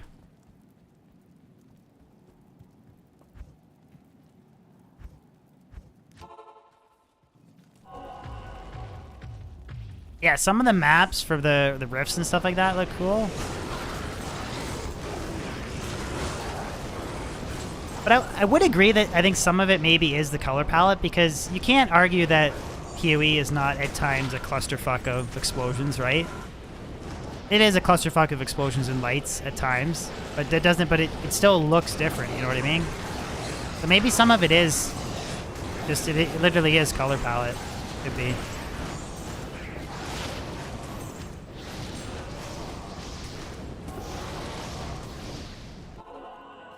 D4 is gonna be amazing. I hope so, Ziz. Hope so, brother.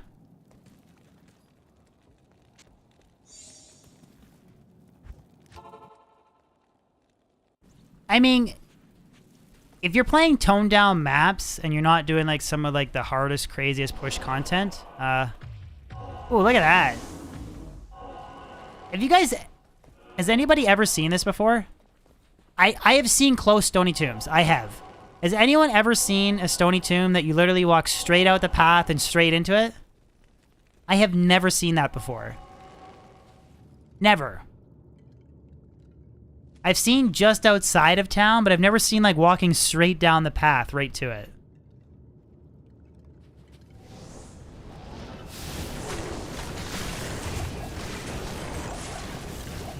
Easy map finding.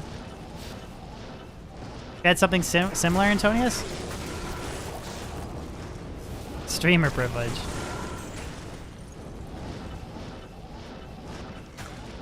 I mean, I've had it close G-Stacks. I've just never had it like... Yeah, I know, that map scene on single player would be insane. I've just never had it where it's like... The second you leave the town, here you go. Here's the tomb with all the really good magic finding stuff.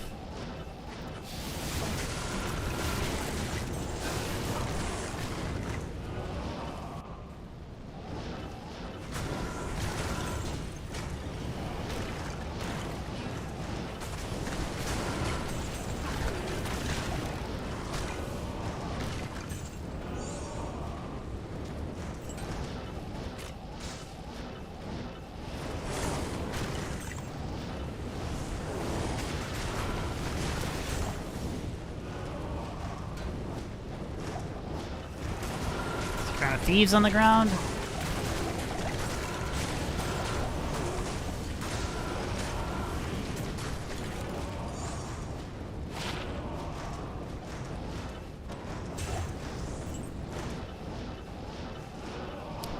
It depends on what you define as better. It's better on a budget, Antonius, and it does have some advantages. Like the really powerful Cyclone armor is pretty cool. Makes, like, you can honestly have zero resistance as long as you're constantly recasting your Cyclone armor. But in terms of, like, best possible gear for both, I argue that the Fire Druid is more damage output. Like, what are we talking, like... What's the most possible tornado damage you can get? Maybe 7k tornado? Exclamation gear, Texas. It's maybe 7k tornado. And you're like, what, like 2.5, 3k hurricane? Versus, I got a 12k Armageddon that has 5k physical. I got a 5.5k fissure. I have 7,000 fire damage per second firestorm. It's maybe a little bit more sporadic, but...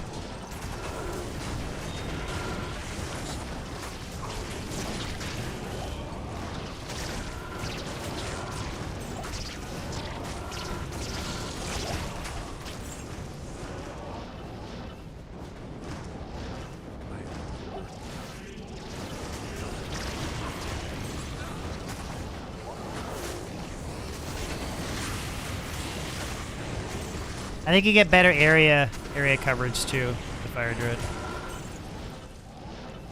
The Chaos is done.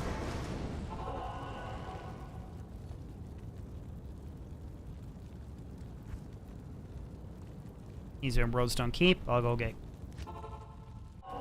MF is so low on fire? Well, I mean, if I was firing single player, I could drop all my skillers for MF Small Charms.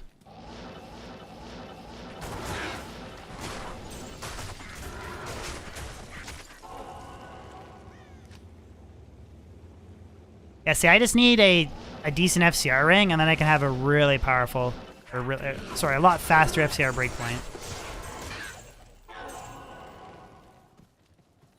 And I'm not saying the Wind Druid's bad. Like, it really comes down to depending on what you define as better. I personally think best possible gear, both setups. I think Fire Druid's stronger, and I do have a lot of time playing the Druid, but... I mean, not necessarily. Like, it depends. Are we talking players 1 magic finding, Antonius?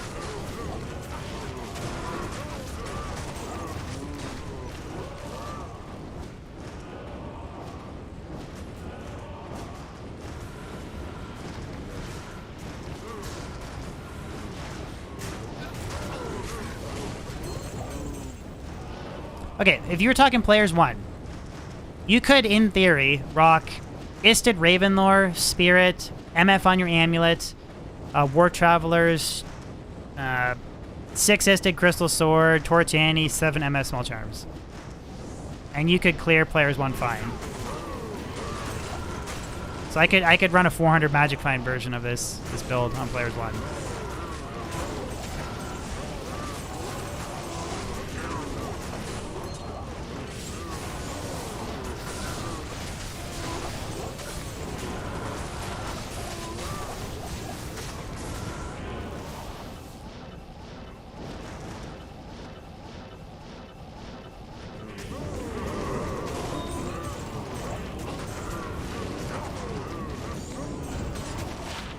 Now, you could do the same thing with a Wind Druid. You can run all 7 MF Small Charms. You can run Shaco. You can run MF on your Caster Amulet. But I'm just saying, like, I think they both have... They both have options to stack a lot of Magic Find. Because I don't necessarily think... This is a pure damage setup. If you compared my pure damage fire setup to pure damage Wind Druid setup, Wind Druid's going to have the same problems. Wind Druid's going to be 5 NATO or 6 NATO Pelt. It'd be Hodo. Same all plus skill gear, all elemental skillers. Like, you'd have the same amount of Magic Find as this setup would, so. At least, in my humble opinion.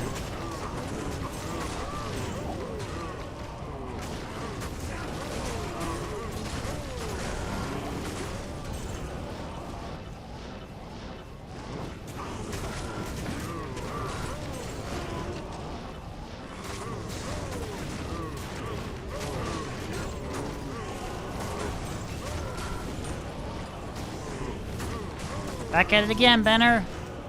How are you? Thanks for popping in. Got a really cool small upgrade here. With a quick little weapon swap, I can run a higher FCR breakpoint. So it makes it a little bit more smoother for farming some of the worst teleporting Terror Zone setups. Ooh, Mythical Sword. Not Ethereal.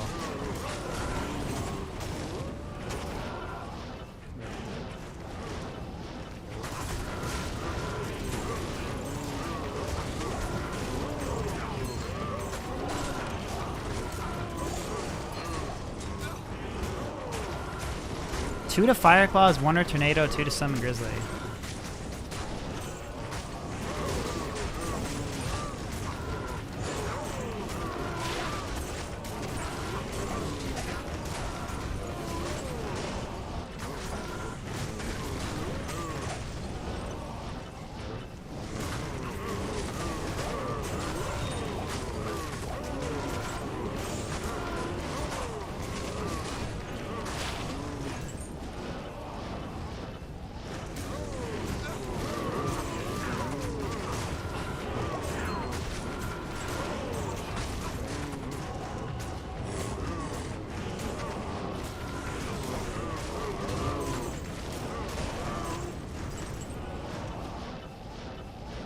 Are they ever gonna make large charms worth checking?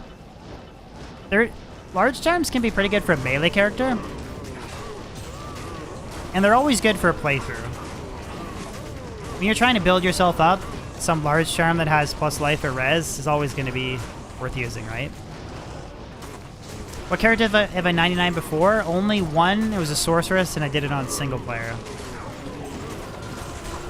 I wanted to potentially do a 99 fire druid this ladder, but not trying to kill myself for it. Just trying to slowly push for it. Depends on the enemy that you're attacking, Justin. If it's a Sundered Fire monster, Ravenlore is more damage. If it's against a monster that doesn't have fire immunity and you have like an Infinity Mercenary, you could make the argument that Flickering Flame would be better, depending on the base that you use, because you could get more plus skills. So, do you need MF to farm Terror Zones? Yes and no. It depends. Depends on if you want... Like, depends on what your magic finding goals are. So check out the difference here, guys. So this is regular breakpoint, right? So kind of slow teleporting. Quick little weapon swap. Suicide and FCR ring.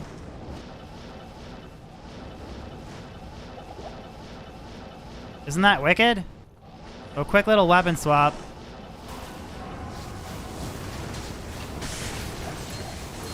I can go from high damage setup to low damage to high setup to high mobility. This with a quick switch. Pretty cool setup.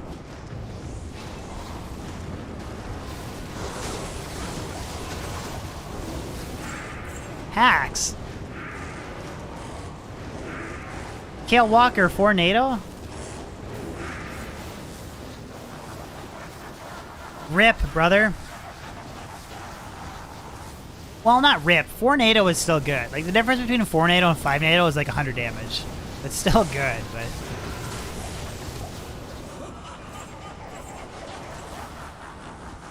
Look at this guy. Thinks he's big dick, self-wielding Infinity Nova Sorceress. Making us fire druids look bad.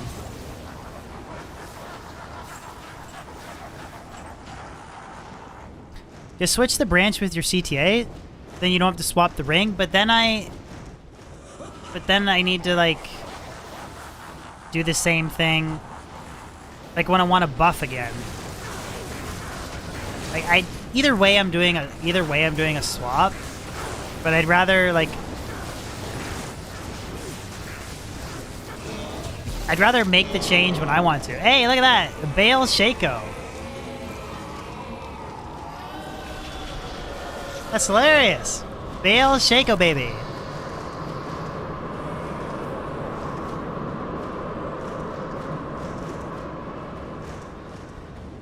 I mean, I don't necessarily think it's Zeeger's build. I mean, it's like... It's not a new concept, but... I guess if they're calling it his build. Either way, it's a pretty sweet build. Self-wielding Nova. It's pretty GG.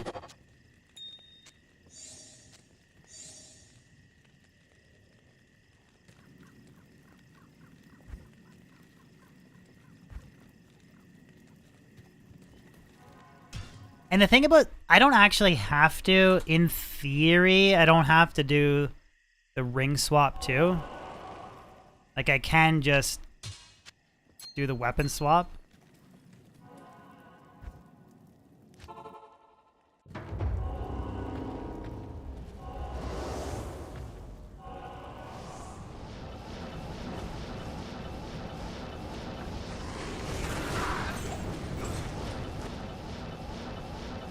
But that's way smoother for...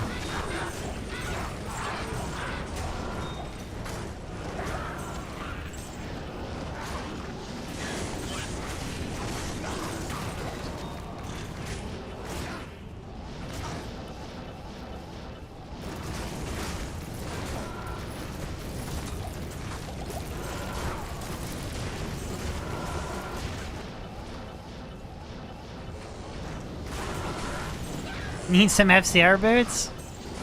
What about FCR jewels?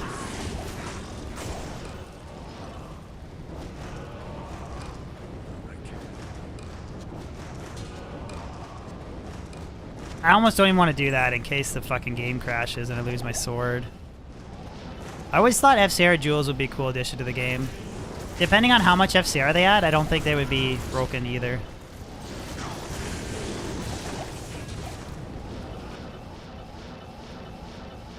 Just say like maximum 5 FCRs on a jewel.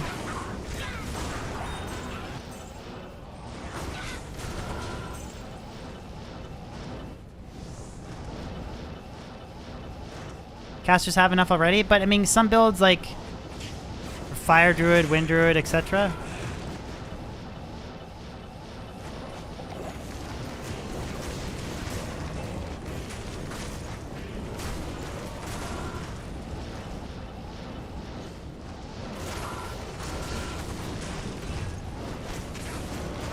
I mean, I think they should add a physical pierce facet.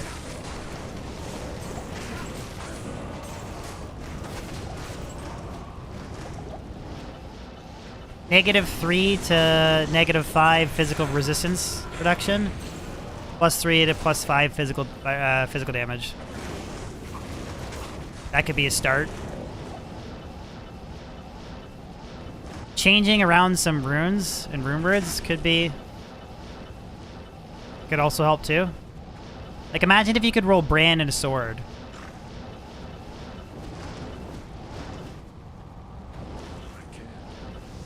Act 5 Frenzy Mercenary. Dual brand swords. 33% chance to cast amp damage when hit. Like you'd have constant amp damage procs going off. That would help out melee quite a bit.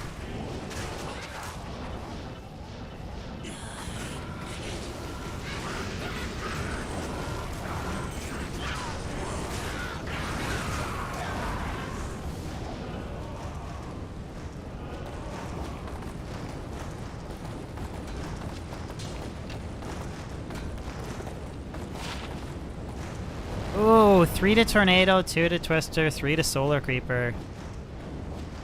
Has hit recovery and everything. It's just missing the 2 to Druid skills. Dang. That could have been 2 to Druid, 3 to Tornado, 3 to Solar Creeper. Could have been really good.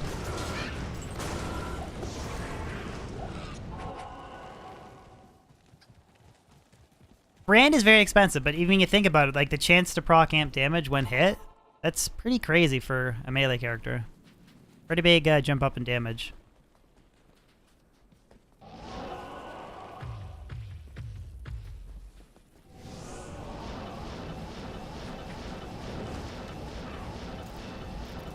But what do you do to melee? Like how do you? I don't know how you actually close the gap between like there's. I don't know. I don't actually know what you do to close the gap. Like the gap's already so wide, and then Center Charm's kind of made it wider. Like, do you just buff the ever-living piss out of melee, or do you just accept that it's kind of never going to be on par? There's definitely some things you can do to close the gap. I just don't think you'll ever. You never make it equal, and I don't think it has to be equal. It just would be nice if it wasn't such a big gap.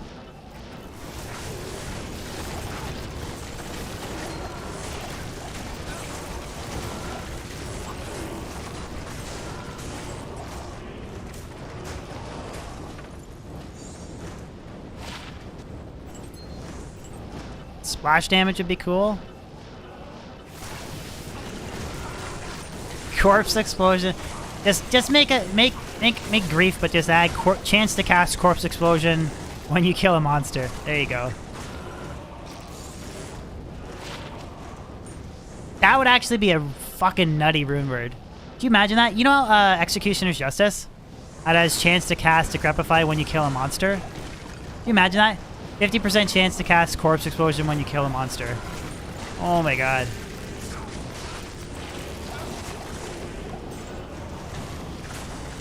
You'd have to have like an Infinity Mercenary to boost Corpse Explosion, and maybe it wouldn't be that good on paper.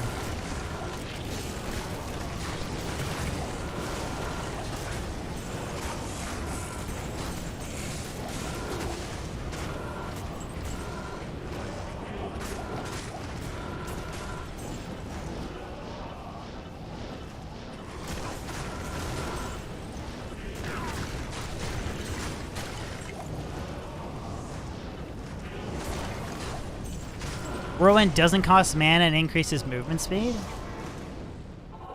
See, controversial take here, but I think that the Barb skill tree is actually really good. I don't think it's the skill that's the problem.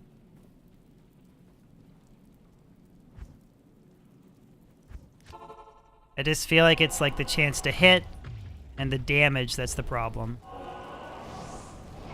Controversial take, but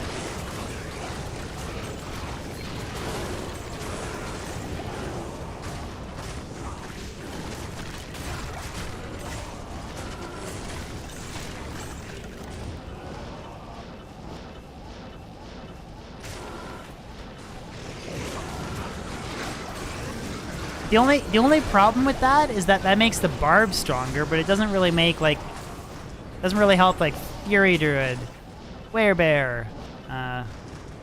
Doesn't really help the Zealot, but I guess the Zealot doesn't really need help. Zealot's pretty good.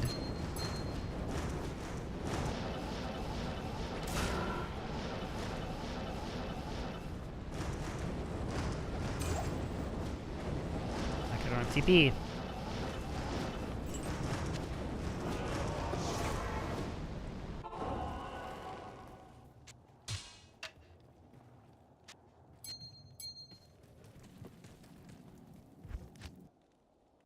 Would Hand of Justice be better DPS versus a 6 Fire Faceted Sword that you're using? It would not. Reason being is, what's the negative resistance on Hand of Justice, guys? Is it negative 30? Is it negative 30? Don't actually know off the top of my head. Oh, 20? So yeah, definitely not. Because I get negative 30 plus, and I also get plus 30 fire damage. So yeah, it wouldn't be close.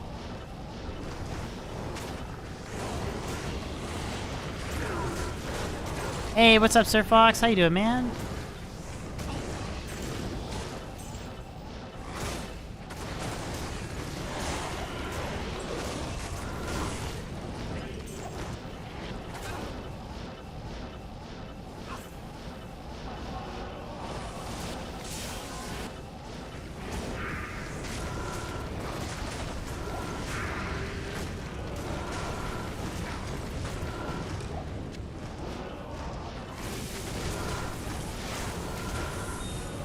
I can't complain.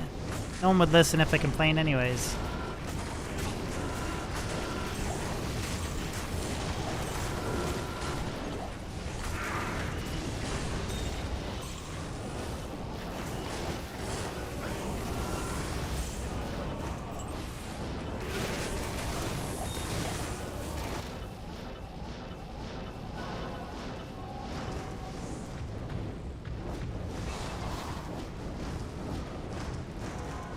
Just had a chance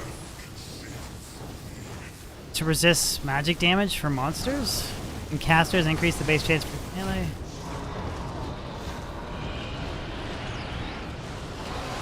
You think chance to hit is the main problem, A-Wrong? It's part of the problem. I don't think it's the main problem, though. Personally. Because the whole chance to hit, like, remember, like, Grief... Again, I know we're, like, assuming best case weapon here, but Grief has ignore target defense. So anything that's not a champion or boss back, you're hitting 100% of the time anyways. I think it's AoE and damage is the problem.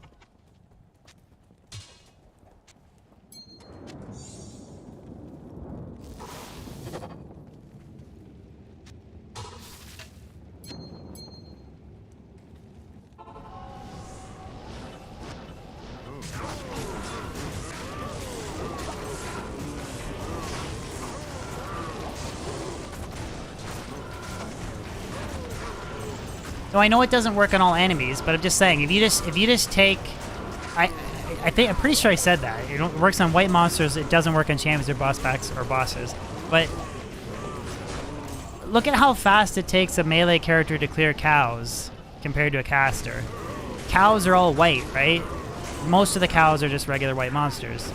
That's why I'm saying I don't necessarily think the chance to hit is the problem, because I don't think a melee character can clear as fast as a caster and cows. So I just feel like if you had grief, that sort of takes the chance to hit out of the equation, you know what I mean?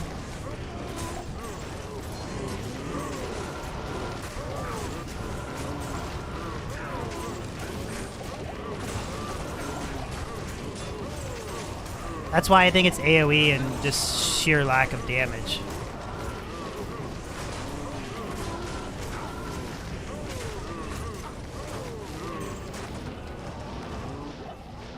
But fair enough. Maybe I'm completely... Maybe I'm totally overlooking the chance to hit.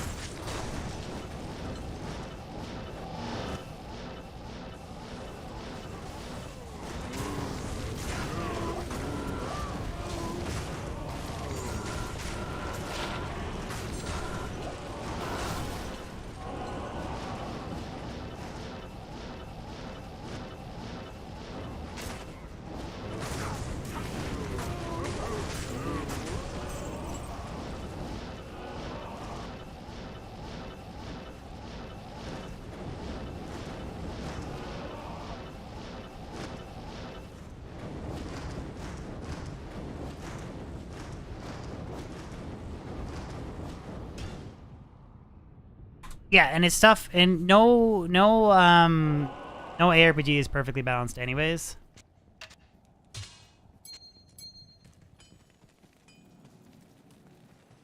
Good day.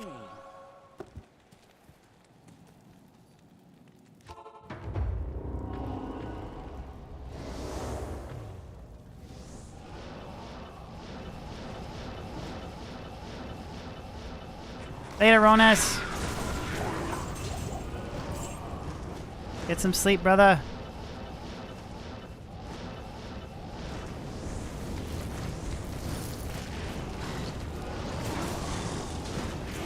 We need Act 6. I think I'm the only one that doesn't care too much about Act 6. I'd rather see like more skill balancing, new room words to bridge gaps, potentially like a new Uber event or something like that. I'd rather see that over Act 6 personally. Maybe I'm just crazy though.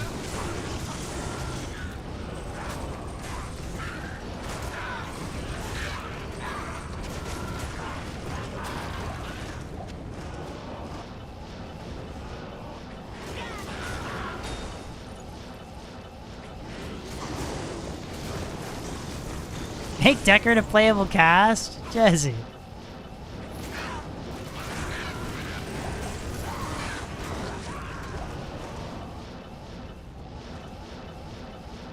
Absolutely nothing, Sir Fox. Cue that song. Absolutely nothing.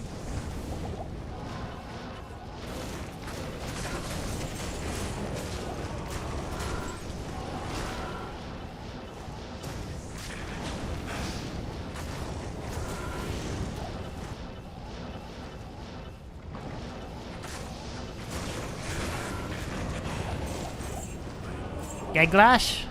It's Geglash, right? Geglash is the drunk dude?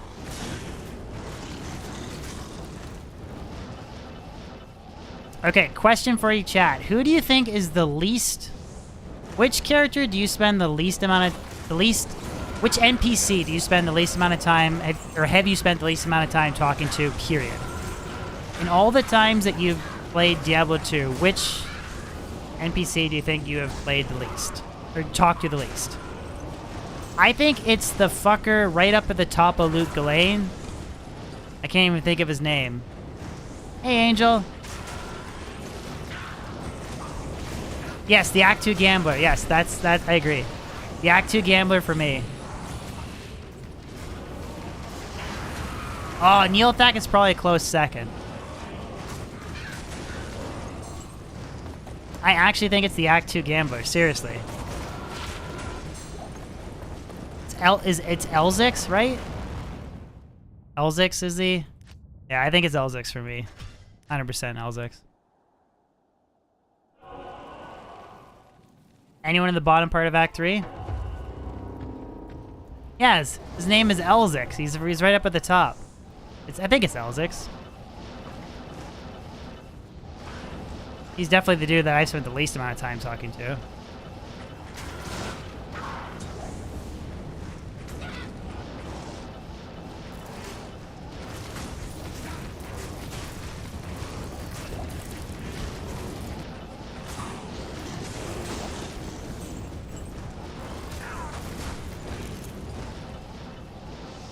Yeah, but see, I feel like Natalia, you at least talk to her, like...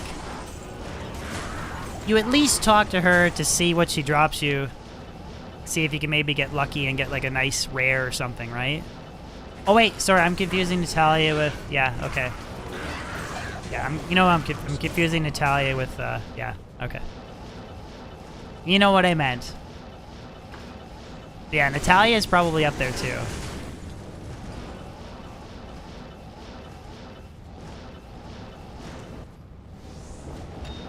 Yeah, all this time, Natalia's been dropping me an item and I didn't know?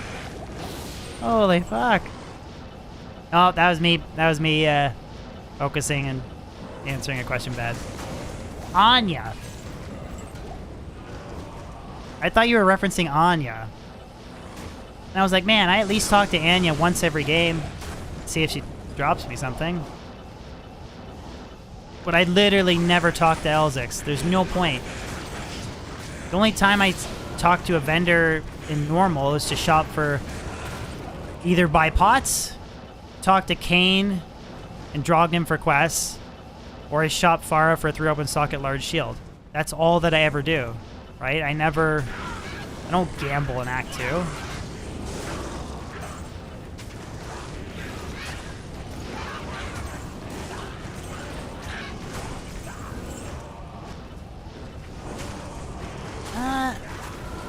Gaglash is funny, though. Sometimes he says some funny shit, so that's why I talk to him occasionally.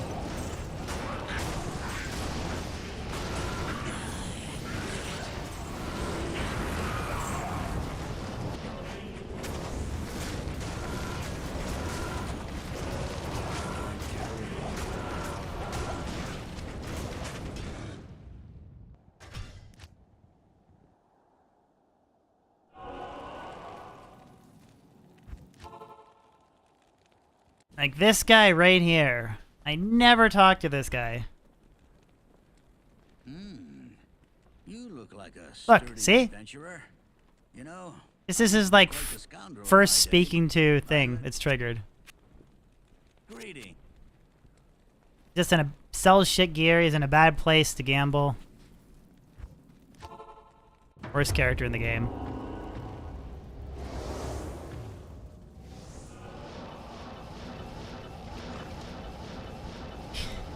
It's because he's dead, man. Or it's dead.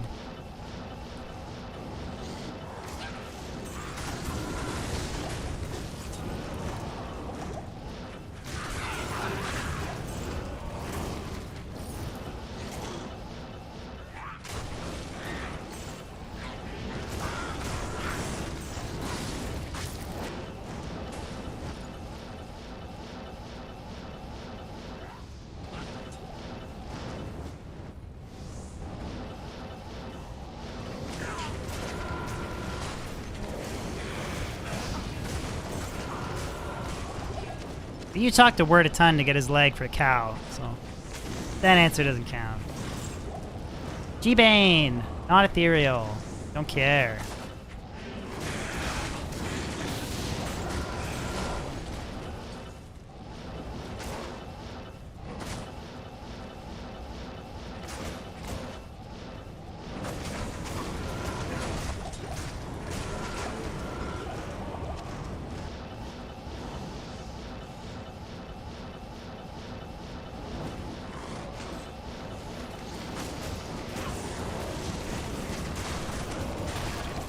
Yeah, you do flip over his dead body quite a bit.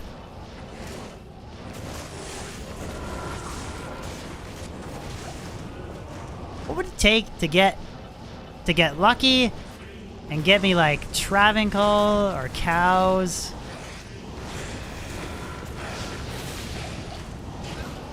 Give me good Terror Zone.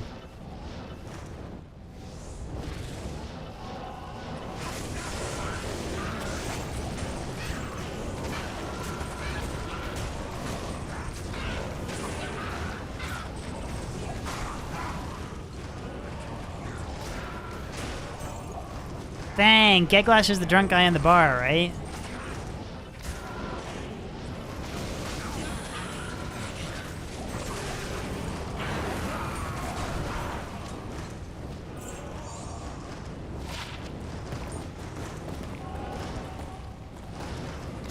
Did you ever get burned out Diablo 2? Yeah, actually quite a bit. I'm kind of arguably sort of on the edge of burning out as it is. Yeah, all the time, man. Kind of just depends on... Like, I get excited when there's new content for D2. That's always an exciting time for me. Really looking forward to D4 because I feel like at this point I've done, like, almost everything that you can do in D2.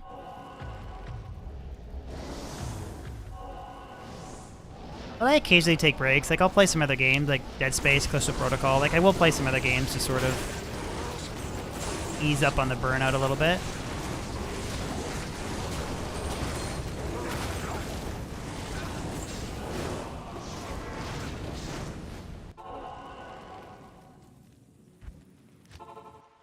Why not stream D3? It's not really my thing. I have streamed, like, Last Epoch and Path of Exile. Those are two really good games. I enjoyed them more than D3. I highly recommend you guys check out Last Epoch. I can't recommend that game enough. It is a great game.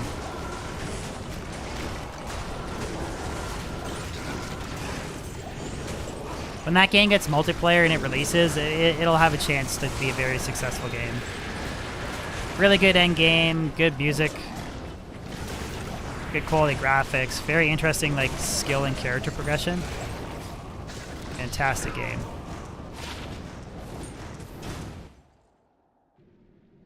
Exactly, man. I'm literally just waiting on the end.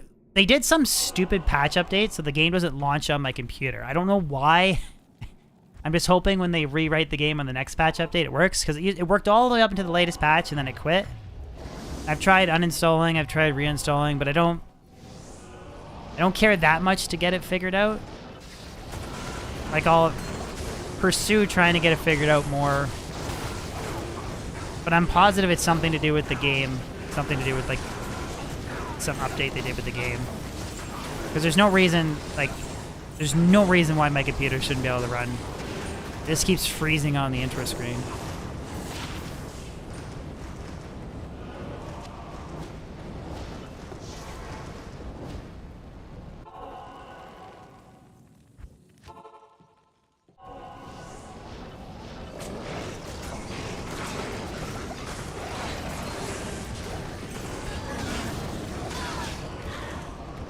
No, the Dream Act 3 Mercenary, in my humble opinion, Ryo, is horrible. It is one of those builds, if you have more runes than you know what to do with, and you want to do something fun, go for it. But it is honestly a horrible build. Reason being is it doesn't gain the synergy damage that... So, a Dream Paladin, you get the synergy points from Resist Lightning and Salvation. They boost the pulse damage, right? So... Your dual dream, you're stacking, you have a level 30 Holy Shock Aura, and then you're further synergizing that Holy Shock Aura with Resist Lightning and Salvation. That's how the basic fundamental of how like a Tesladin or a Dream Paladin works. When you put dual dream on an Act 3 Mercenary, you're just getting like 250 pulse damage per second. That's it. Like, that's literally all you get. Every pulse is I shit you not, is like 200 damage. So it's just, I don't know. You could maybe triple that damage with a high-level Conviction Aura. So you might have a Mercenary that adds, like, maybe 1,000 pulse damage. Might be okay if you use the lightning mercenary and you have a static field. Might be okay. Still gonna be pretty bad though, in my opinion.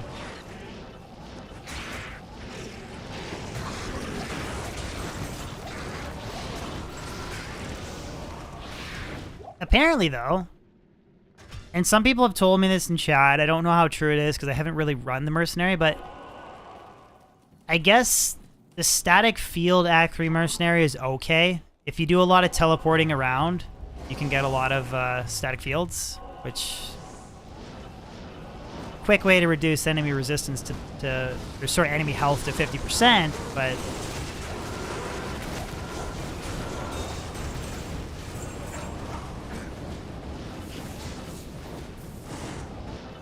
okay, 10 minutes and we can maybe please get a good tear zone. Pretty please. Ooh, Bilbo, 21 all res Viper.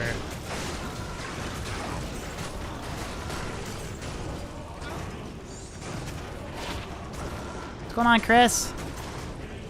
Fire Druid has taken some big step forward. Big steps forward.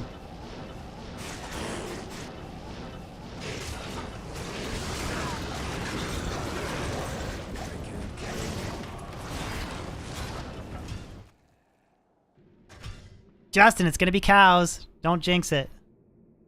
Please be cows.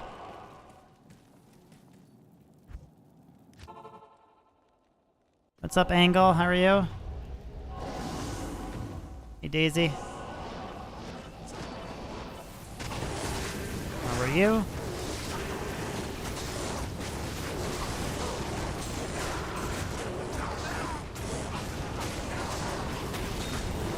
Roadstone Keep would be kind of cool, too.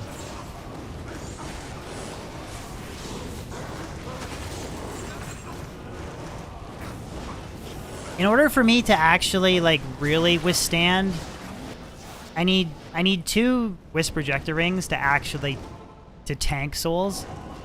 Because I thought even with like my 85 lightning res with T-Gods is still not enough. Because I need like T-Gods, 85 lightning res, 2 Wisp Projectors, and then I can kind of tele-stomp on high difficulty settings, not worry about souls.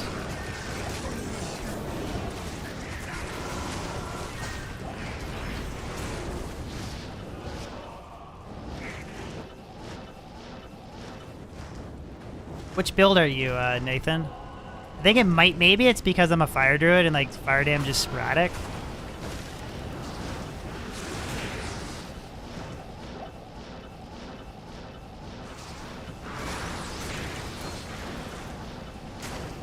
So it's a lot of me like tele-stomping and waiting. But Worldstone Keep 3, I love Worldstone Keep 3.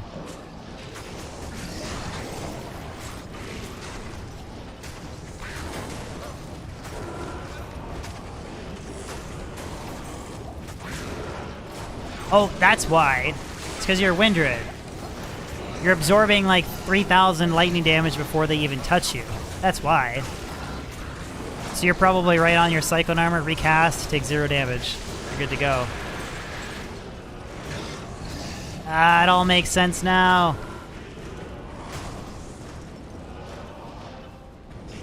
You need really good gear, Josh. Fire Druid, in order to get a Fire Druid, like, you need insane gear for it to really perform to its full extent. You can get very similar performance out of a Wind Druid for a lot cheaper.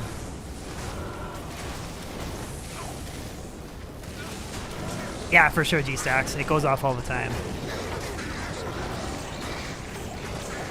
All these soul killers just...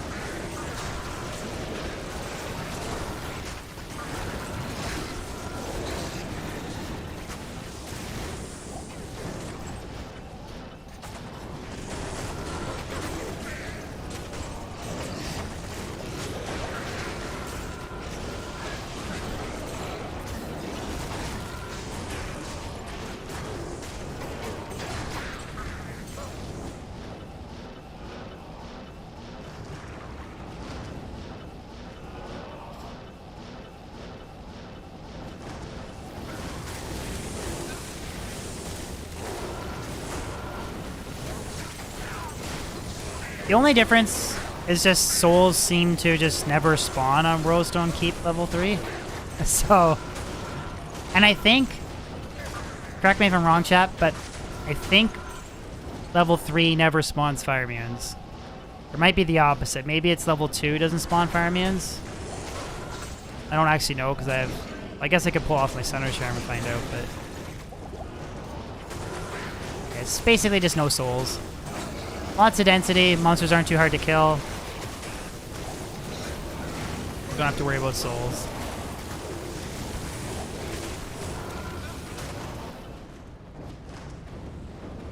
I've never encountered them on level 3, dude. I encountered them on level 2. I encountered them in the throne room. I've never encountered them level 2. Sorry, I've never encountered them level 3.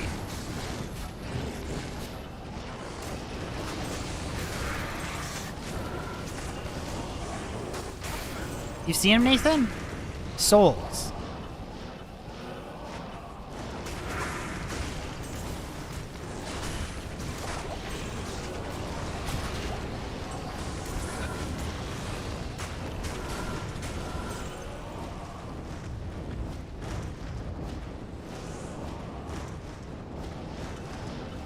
Okay, maybe I'm crazy, but like I've done a ton of magic finding even on stream, and I always skip 2, go straight to 3 because I never have to deal with them. Yeah, you get the Stormcasters, but Stormcasters don't do anything, right? Stormcasters aren't a big deal. Souls and Stormcasters are different. 2 different things. They're both spirits, I guess, but... Thank you, Leonard. Really appreciate that, man. Thank you for taking time of your day to stop by my live stream as well, man. Thank you. Yeah, maybe that's the confusion. Maybe that's what it is, G. Confusing Stormcasters for souls.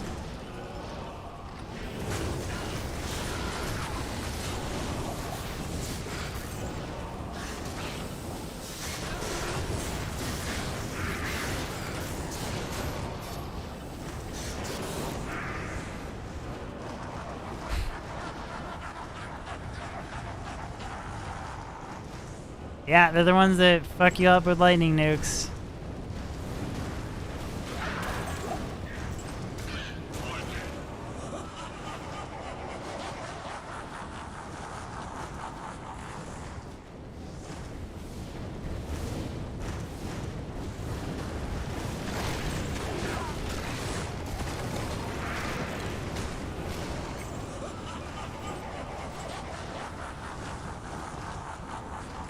They do fire that mana disruption cast thing on you.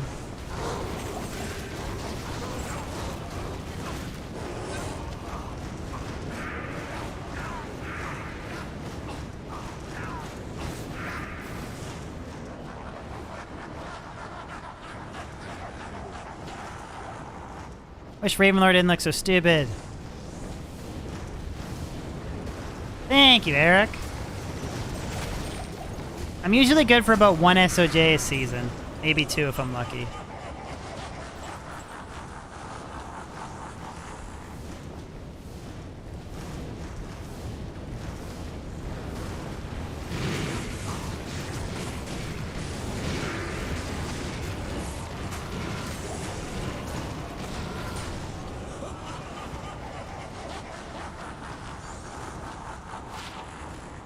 I guess we did get a Shaco off of Bale today, which is kind of cool. I used all my ladder, last ladder. This is one of the best things I found. Aussie or ladder. Oh, you used all your luck. All your luck.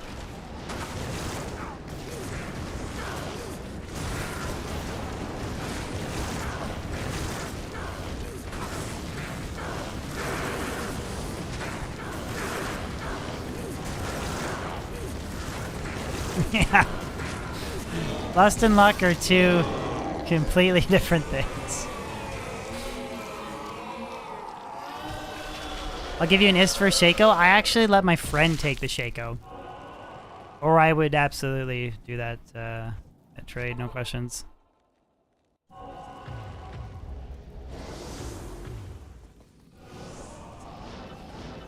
Depends on the monster, Josh. If it's a monster that doesn't have a fire immunity, with like Phoenix and Ravenlore, you could make arguments for other mercenaries actually being better. But then when you take into account fire immune monsters and you sunder them, you bring them down to 95, then definitely that's when like Infinity starts to continue to be like the #1 rune bird, like what always was. But Plague is a pretty close second. Like consistent, the difference between the lower res proc and the constant aura of conviction is -12 versus -17. But then you can make the argument that, well, you're waiting on the proc versus the aura is always consistent, so that's true. But I have a consistent -30 from my Firefighter sword, consistent -25 from my helmet, and consistent -28 from my Phoenix shield. So the Lost City, Valley of Snakes, and Claw Viper Temple. It's a shitty one.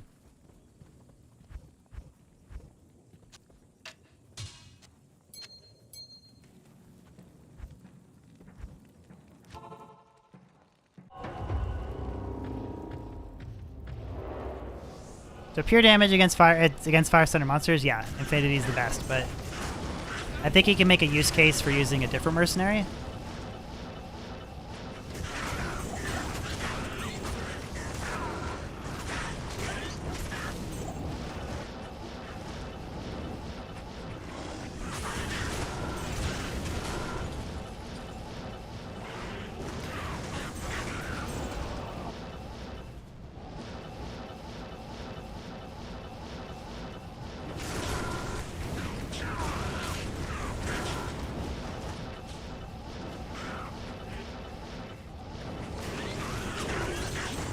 Full Tal's Cold Sorceress that you flipped into a Tesladin.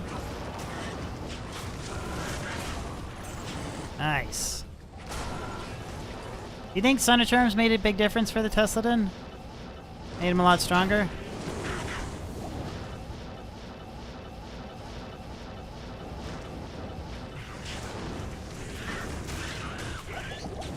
Definitely made him stronger, but I don't think it was that crazy. Oh, yeah, Blizzard, I mean Blizzard Sorceress, yeah, it's a little bit nutty.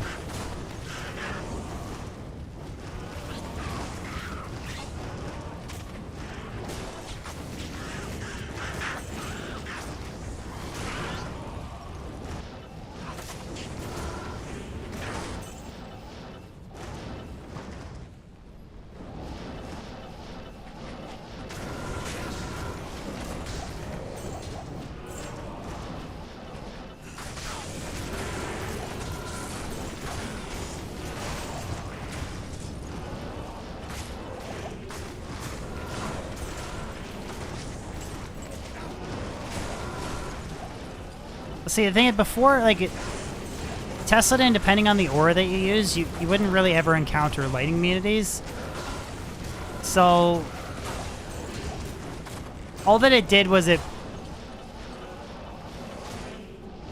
took some of the lightning immunities that you encounter and that you would break with the Conviction aura. The Thunder Charm just brought them down a little bit lower, so you did a little bit extra damage, but it didn't really... I don't think it was that crazy of a jump for a Tesladin.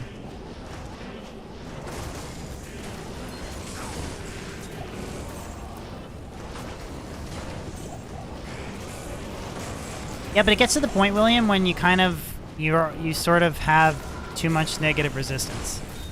Because assuming you're running a max Conviction aura, you're already applying -150, right? So everything that's not cold immune is already hit at -100.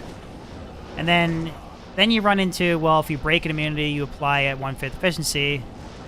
So more negative lightning res would be better for those monsters. But what's better overall? Slapping them with like an insane amount of physical damage with grief? Or doing a little bit extra lightning damage? That's kind of like... There's some really good breakdown videos where they cover how much physical damage and how much lightning damage you're actually doing. But you're kind of better off just sacrificing some of the purest, highest possible potential lightning damage and then just using grief. Yeah, normal. Yeah, exactly. Normal mobs, Ryo, are already at negative 100. It's only a Sundered monster that's at negative 95, and then you apply your 1/5 efficiency of negative 150, and then that negative 30 from Crescent Moon on Sundered monsters. It'll do a little bit more damage, but like overall, you're better off running Grief IMO.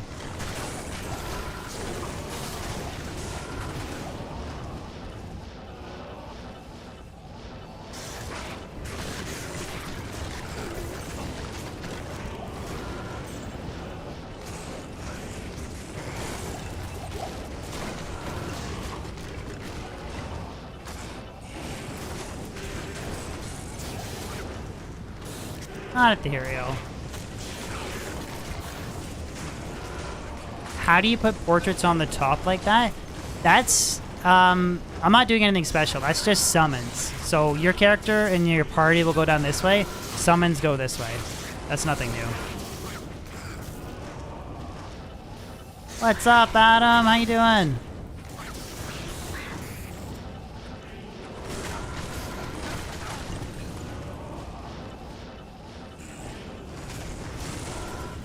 Claw Viper Temple. This area is okay. Not that bad. Like, there's like density, but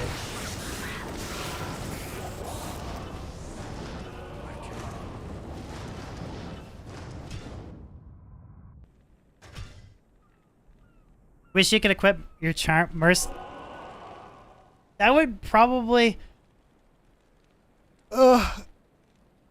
it'd probably be a little bit too much power creep for them, wouldn't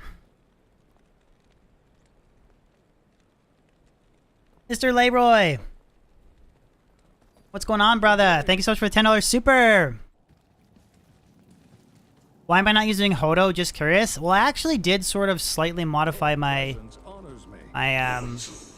setup, so depends on where I'm magic finding and if whether or not I want pure magic damage, right? Sorry, if I want pure fire damage. But thank you so much for the $10 super, my dude. I'll let them read it off, How and then come you don't use Hoto? Just curious, thinking about making a Druid, you make them look fun. So, first of all, thank you so much for the super. Second of all, good question. So it depends on if I want pure damage. If I'm doing like Chaos Sanctuary running and I'm running into Venom Lords that have very high fire resistance, even after they're sundered, stacking more negative res means more damage. So stacking negative 30 plus the BK ring for extra damage, a ton more damage. But I lose things like FCR breakpoints, so I'm teleporting around much slower. So just to kind of show you what I mean,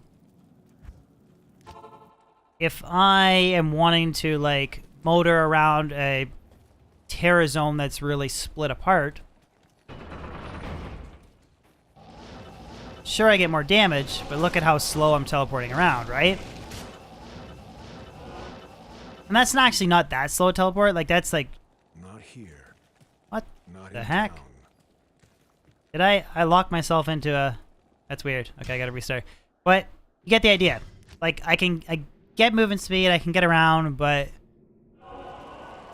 it's not ideal when I'm like going around like very like areas that require mass teleporting, right? But if I switch on my Suicide Branch and an FCR ring, quick little gear swap, this gets me up a breakpoint. So it depends on if you want like you want more damage, want more fluidity with your teleporting. Again, it depends on where you're magic finding, but this is a lot smoother for teleports, right? So if I'm hunting champions and boss packs in Terror zones, I switch out to Suicide. Now you could use Hodo if you wanted to. Suicide is 50 SCR though, and a socket choice versus the 40 FCR. I would have to have a better caster amulet to get the 99 FCR breakpoint. Twisted! I do got the Tim Hortons, brother. Thank you so much for the $5 super, my dude. Thank you, Mr. Leroy and Twisted. So hopefully that answers your question, dude. Free Burr Adam. Recco, what do you mean free burr? You still need that insight bow, brother? Halloween, eh?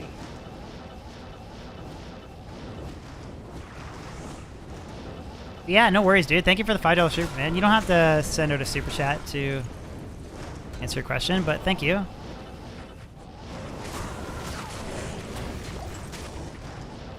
Yeah, if you're magic finding lower difficulty settings, or you're specifically targeting areas that there's not a lot of fire minions, Hodo's better. You want a build that can go everywhere. You want to be able to do Bale Waves with decent... Oh, check Discord? Okay, 1 second.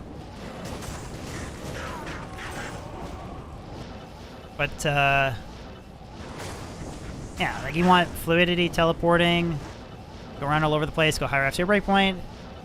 Want to maximize your damage in all areas. The Facet Sword is more of just like a flex item, too. You gotta admit, it looks pretty cool, right? Matching facets. All five fives.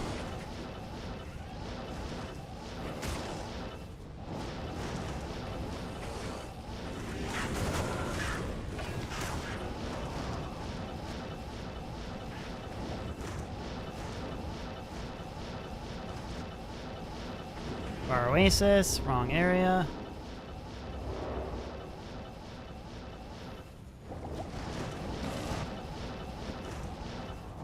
Yeah, it'd be very cool if there was some more viable super rare TCA 7 uniques. Absolutely. Or just modify some of the existing ones. Like, wouldn't it be cool if you just made it so Astrians rivaled Grief for damage?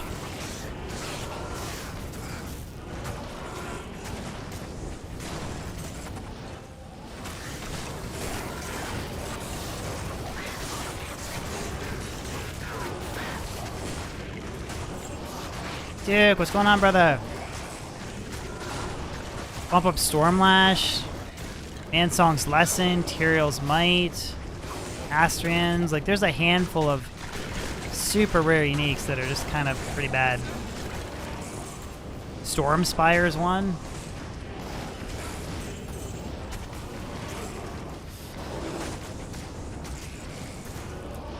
Stormlash is pretty good. The static field procs on... Like, it is pretty good, but I just think it is a relatively rare item that outside of, like, it's an interesting choice for, like, Kixins for the static field proc, but it's not really, more often than not, there's like a better choice. So I think it's kind of like a example of a rune word that, or sorry, example of a unique that could use, like, a little bit of a buff or a change to sort of bring it on par with some of the powerful rune words.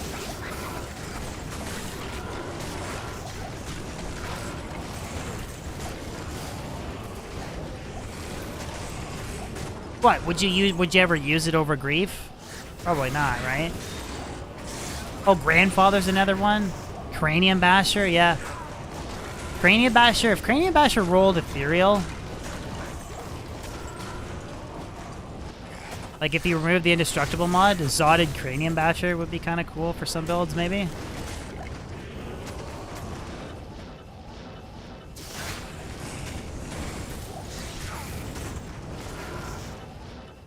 Doombringer would be an interesting one, too.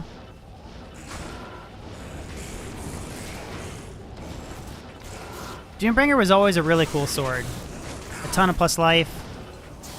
I believe it's chance to cast weakness on striking, right? So that's kind of like extra damage reduction. When it goes off, like, weakness is basically free damage reduction. Would interrupt, like, specific curses, maybe amplify damage or decrep, depending on your mercenary. But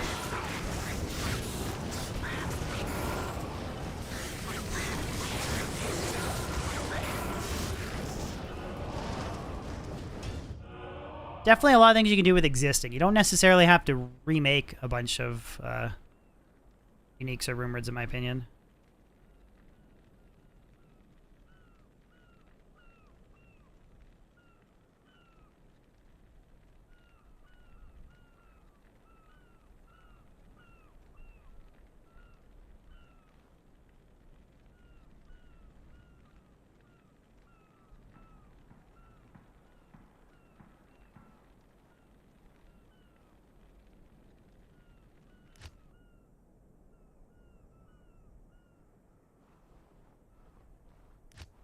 Did they change ice breakpoints? I always used a 3 open socket Eth Tomb Reaver or Eth Ribcracker on Fury. They did change the way IS works. So it's offhand weapon IS now has more of a significant contribution, Josh. I don't know the full extent of it other than some people have some crazy calculators. Like the old calculators I used to use don't work. I think there's a new one somewhere, but I'm not exactly sure how it works. But the gist of it is weapons that you would typically attack much slower with, you can now attack much faster with. So one example is an Eth Reaper's Toll with a Zod rune is insane on a Fury Druid. Because you can hit super fast. I think you can get 5 frames with it. Consistent decrep procs. Like, you can use a Pride Mercenary, Pride Might Aura Mercenary to stack 3 different auras. Or 2 different auras, sorry. It's just very, very, very, very, very powerful build. Act 1, sure, Greco will be there in a second. Greco's got some stuff for a giveaway.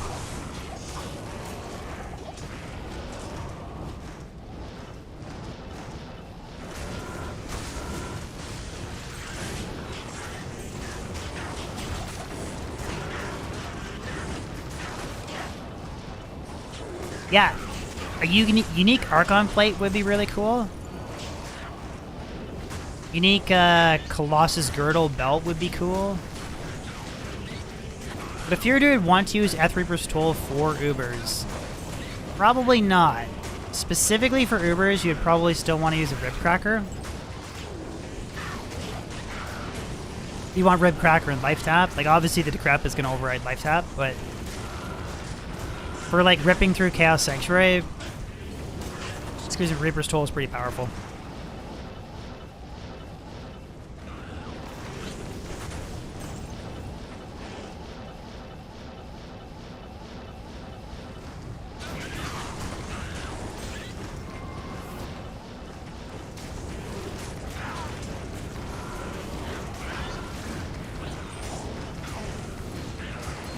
Yeah, unique Grand... Well, but I guess there's the unique... what's the elite version of a Grand Matron bow? Lysander's Aim? I guess technically we kind of have that.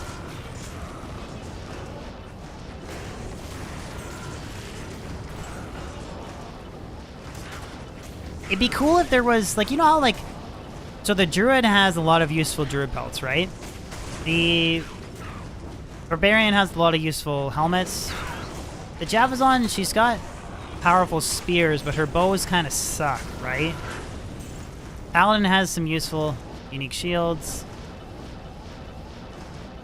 It would be cool to see a few more, like, I do like class-specific uniques. Class-specific uniques and rumors are very cool. I've always liked them.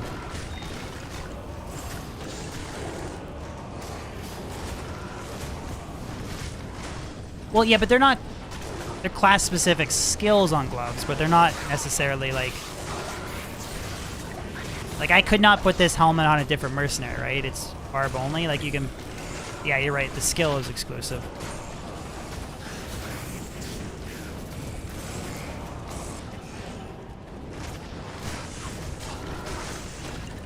Boazon's in a pretty good place, I think, now.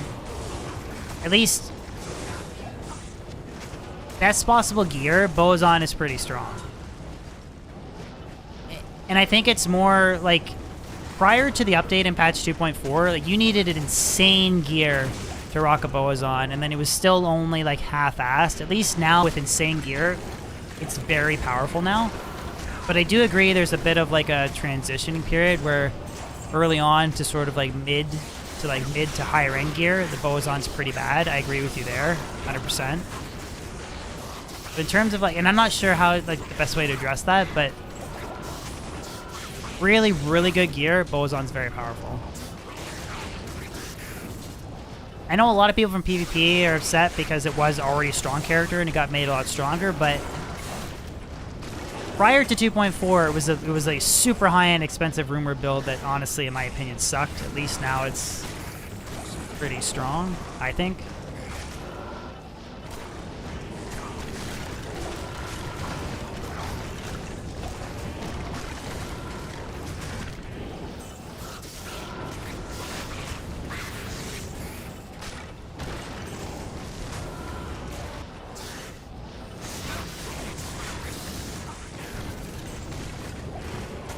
Schaefer's Hammer.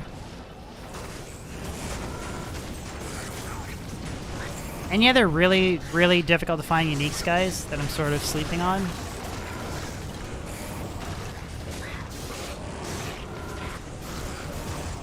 Everyone's still the same stuff, Fleming?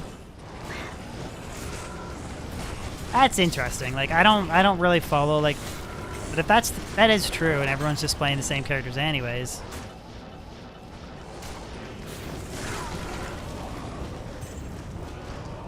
No, in 2.4. 2.3 to 2.4, the Boazon took a pretty big step forward.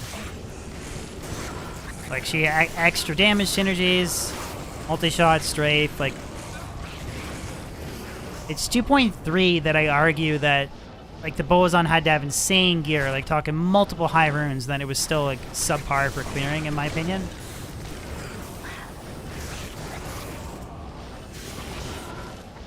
Where's the bottom level? Oh, way down here and I missed it.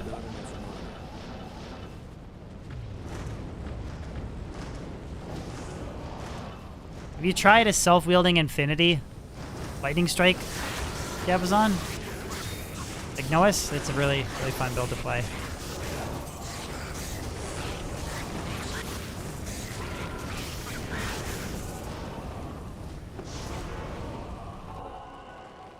So, I think I have that insight bow for you.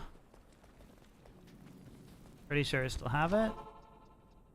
There should be a bunch of stuff on the ground here. I'll make an open game here. Greco's got some stuff to give away. There's the insight bow you wanted. I can't carry anymore. Check out Ormus. Oh, that is a good Ormus. It rolled 3 to Fireball, 15 cold damage, 15 lightning damage, but 12 fire. Oh, if that had rolled 15, 15, 15. That is a really wicked. Check out that Ormus Robes, guys. Wow.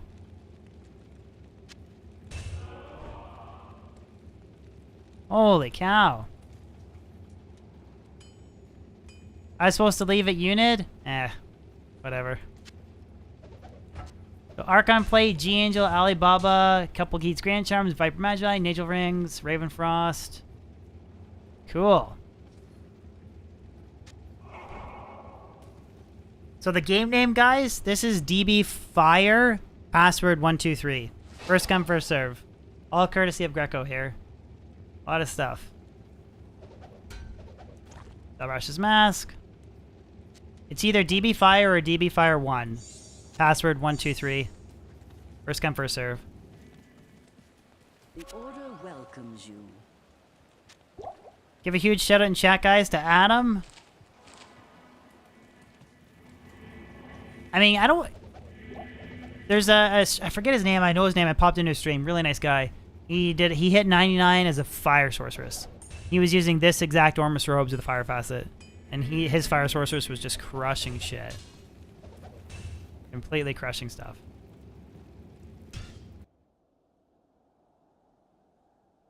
Just completely ripping through everything. And he used that exact Ormus Robes.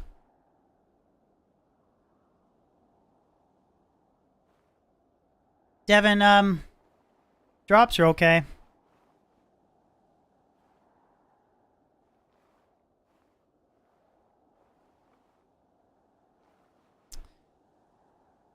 We did get,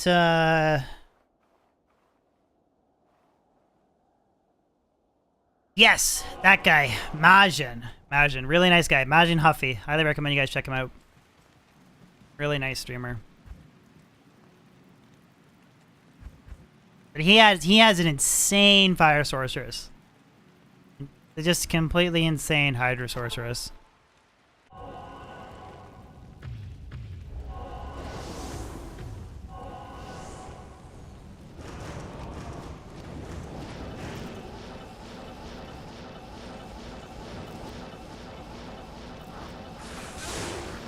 Like, you think my Fire Druid's expensive? You should see his Fire Sorceress. Puts mine to shame. Holy cow.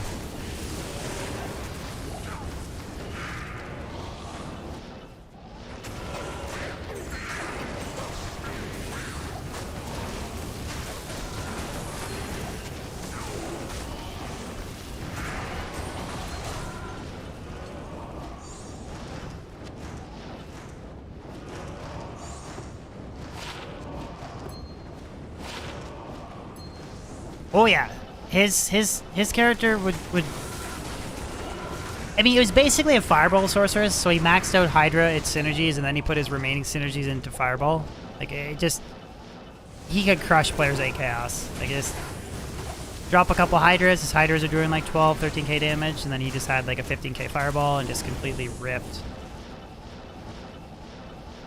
But he had Phoenix Shield, Fire Faceted Ashutas, Fire Faceted Right Armor's Robes, Flickering Flame in the helmet, all Fire Skillers, like... The highest possible end fire dude you can make.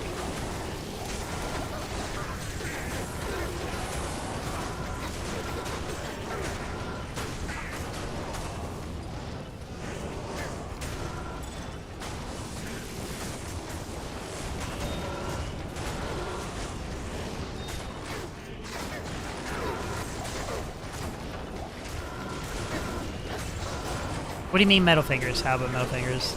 I don't get it.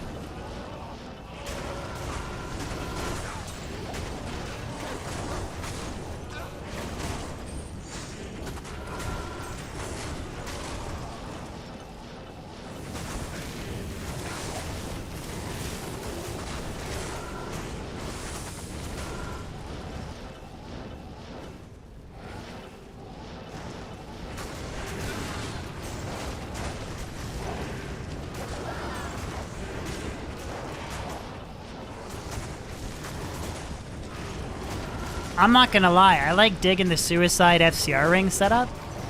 I think I much prefer it on lower difficulty settings.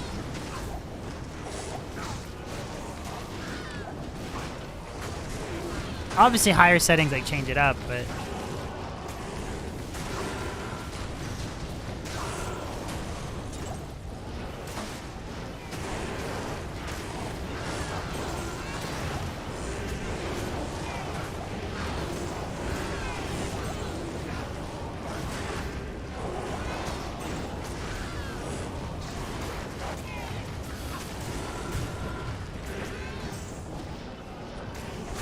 Why would you say that, Burrows? What makes you think they're bad? I think they were actually a pretty great addition to the game. Gives you an incentive to farm areas you typically normally wouldn't. You're not forced into them. You can opt out if you don't want to run them. I just think we used to skip 90% of the game, so now if you want to, you can run everywhere in the game. So I actually don't really, personally, again, everyone has a different take, and I totally respect everyone's take. Other than maybe making an argument about possibly saying it ruins the race to 99, I don't really know what you could not like about them. Again, just in my opinion, but... Hey! Never mind. I was going to use that on Acto Mercenary, but I didn't realize because it was ethereal. But 182 strength requirement. A little bit too much.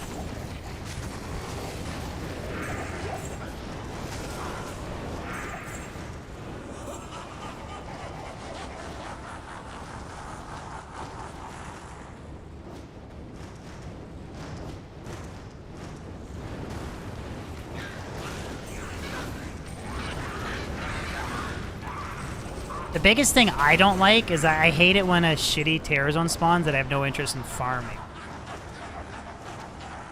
So I think it would have been cool if like every hour they picked 2 different areas. That's really probably the only change I would make.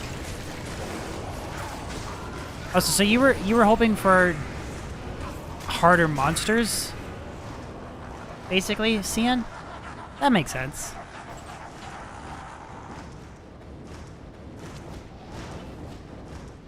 I mean, now that they have, like, the base structure of the game, I don't see any reason why they couldn't potentially, like, introduce, like, a mechanic that, I don't know, like, I'm sure they could make it so you drop some sort of item that then makes the... Like, if they dropped a consumable that made Terror Zones harder if you consumed it for an hour, you know what I mean? I don't know. Yeah, some of the areas increased density would be nice.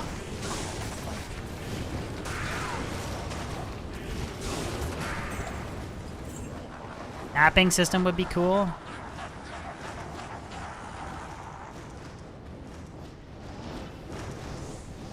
The banner from the Ubers? Yeah, that's a really cool idea. Use the standard of heroes to, like, actually do something with it.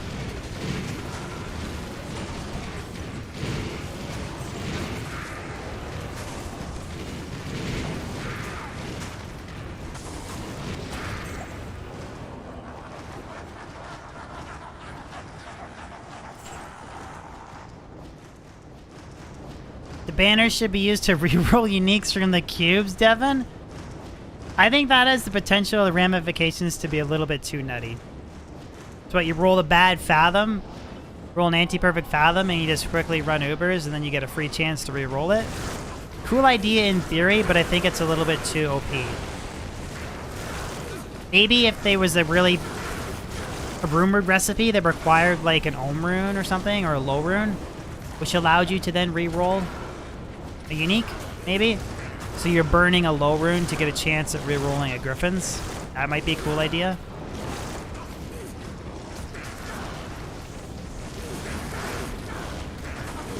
Even that, you could make the argument that burning a low rune to re-roll a unique, you could maybe make the argument that that's... But again, like, ruins the incentive or the value of getting a perfect item. So, even though I'm not against adding new recipes.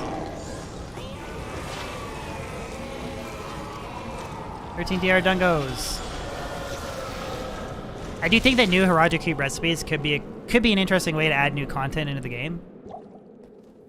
Whenever I'm like advocating for like new content or something new, I'm always advocating for something that adds like a new aspect or component to the game. That's why I liked Terror Zones. I like Thunder Charms. Gives you an opportunity to do something new. I was almost gonna leave Dungos, but I'll just throw it on the ground for an open game.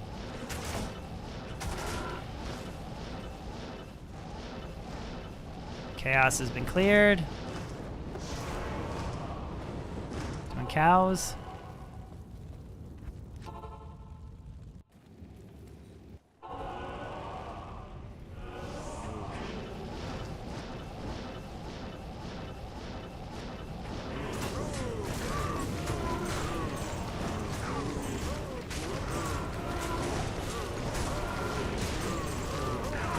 You guys enjoying the D4 beta?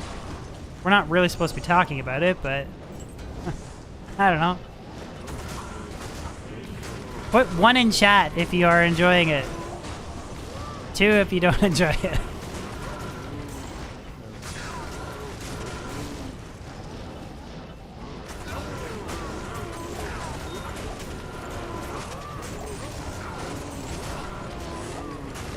Two because you don't have it.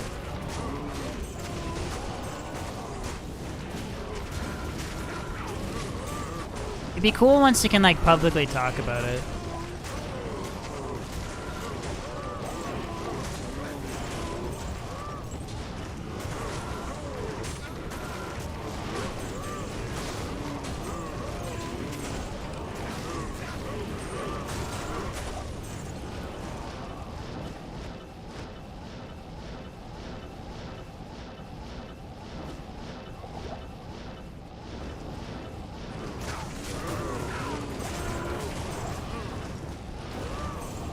When is the D4 release date? I think it's sometime next year.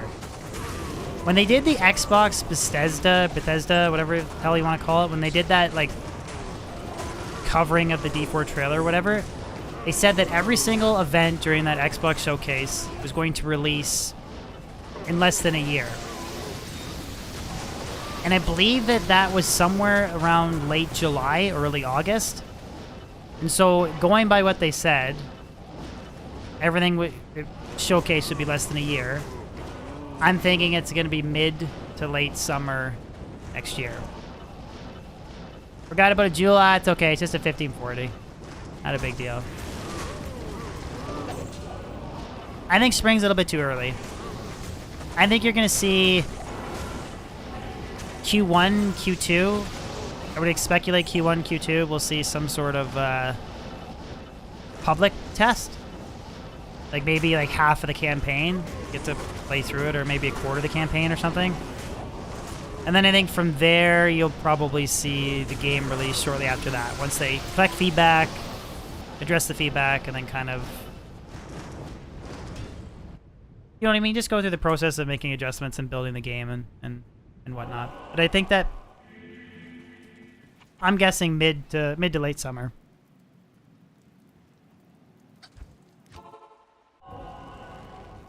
We're going to be its strengths and weaknesses? Well, just based on what we've seen, what they've talked about and shown, I think that in terms of visuals, I think it's right there as either being as good or better than Diablo 2. The open world concept, I think, is better than D2. It's not instance-based. Looks like at least the skill tree is going to be more in-depth than Diablo 2. We don't really know about the... We're not entirely sure about drop rates and itemization other than like small bits and pieces we received in blog posts. So that's kind of up in the air. And then trading is sort of up in the air too. I started at noon. Noon, 12 EST, Eastern Standard Time.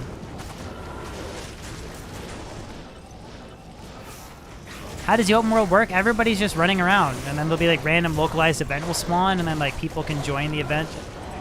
A random boss event happens. Like it's not instance based. Is only update people can join the instant base of this game that I made. But open world is like the town's like a central hub, and then you just kind of move out from there, and you can encounter people in the wild, and like it's similar to exactly MMO RPG kind of aspect to it.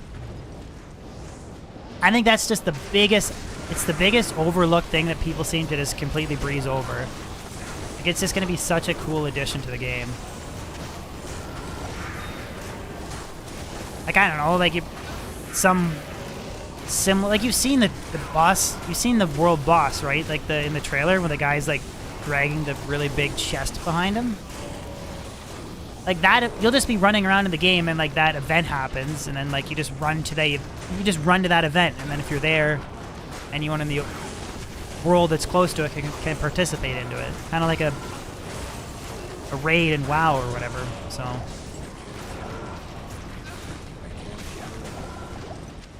I think there's a ton of untapped potential there.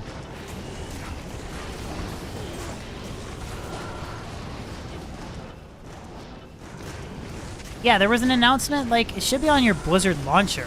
Like, I'm pretty sure if you fire up your Blizzard launcher, you'll see Rod Ferguson and the head D4 guy. I forget his name. You just click on it, and it's like a public YouTube video talking about how there's a closed beta that's going out. You're randomly selected based on the amount of endgame experience you have in Diablo Immortal, Diablo 3, and Diablo 2. You just get randomly selected to play the closed beta under NDA, so you can't, like, stream it, and then provide feedback. This is stuff that... They announced this, like, what, weeks ago, guys? I think? I agree, Krav.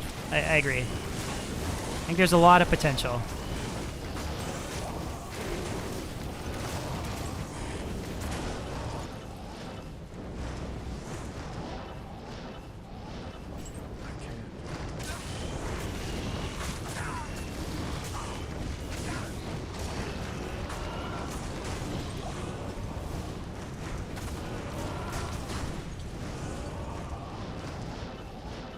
No, there's gonna be no real money auction house.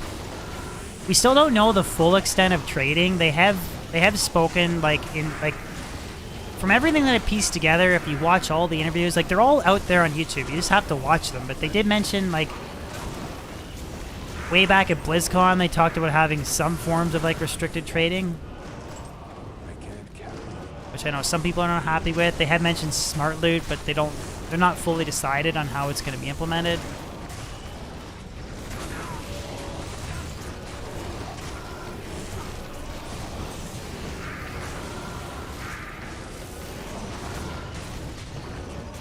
Yeah, that's kind of the catch-22, Crab.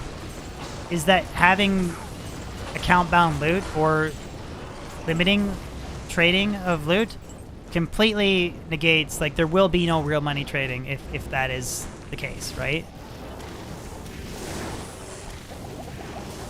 at the same time, people like having an active trading community, and I totally get that. I can totally appreciate that, and I totally agree with that. But it's interesting that a lot of those people that love the trading aspect of Diablo 2 hate D2JSP. Well, having some form of, like, soulbound loot removes... Like, D2JSP won't be a thing if they implement that, right? Forum Gold won't buy you dick if you can't trade. Hey, Jess, how are you? Thank you for popping by stream. Hope you're having a fantastic day. So I think it just comes down to, what do you hate more? Do you hate D2JSP more, or do you hate not being able to trade? So you just have to kind of ask yourself that. And again, this is based on what they said. I don't want people to just be like, oh, the DB said there's no trading, so there's going to be no trading. We don't know that. We just know that they've mentioned that they specifically talked about having forms of free trade, no trade, or limited trade. That's all that we know. You hate Blizzard more?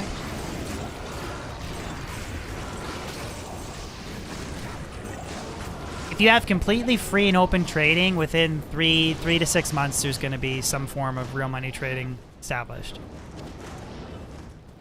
So, there's that.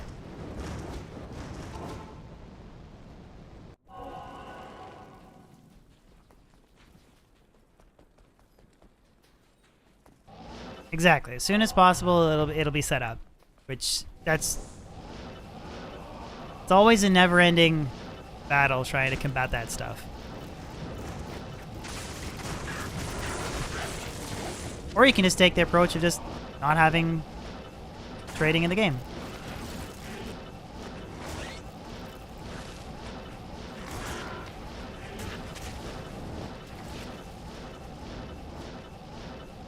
Fire Druid is fun. It is a strong build. I think Greco's joking. Greco likes Farm Gold. Very expensive build, though. Talking about most efficient, like, bang for your buck, Wind Druid is a lot better. Like, really, the only thing expensive on Wind Druid, honestly, is potentially an Eth Reaper's Toll for your Mercenary. Potentially a very expensive amulet for your Wind Druid. And that's really about it. Druid Torch is not worth much. Anti-terms aren't really worth a ton. Versus, like, all these facets and Phoenix are super expensive.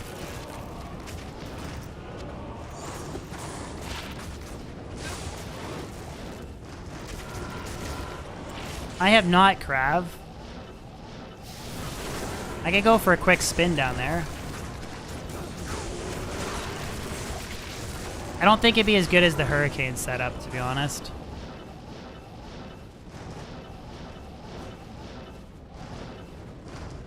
It's not Rocky Tombs, it's the Lost City. The Lost City and the Viper Temple, which is okay, but it's rather farm Stony Tombs.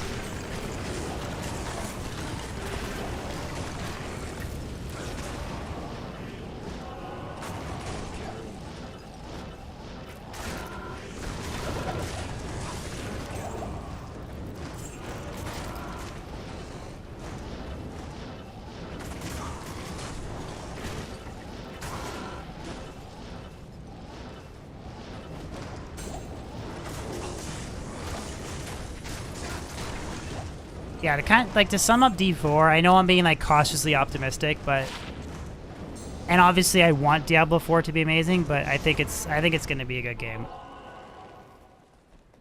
Like, I just don't, if they take some of, like, the combat quality, like, you can say you hate Diablo 3, but I don't think you could. The combat feel of Diablo 3 is fine. You can even make the argument that it's probably smoother feeling than D2. You can make arguments about how you hate the lack of character progression or the gear grind up, that kind of thing, but if they can kind of, like, marry, like, the gear progression of D2 with, like, a more complex skill system, but still having, like, the really nice combat feel of D3, or even improve upon that, like, I don't see how it can't be a good game. I really don't see. Just really don't see in what way it can be a horrible game. I don't know.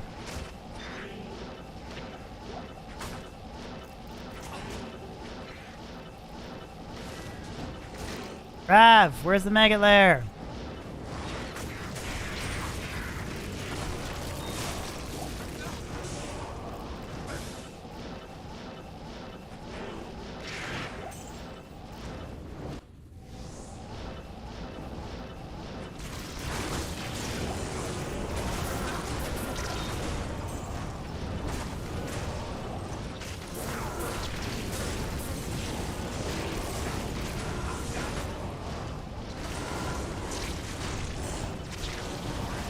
Hey, you know what? It's actually not that bad.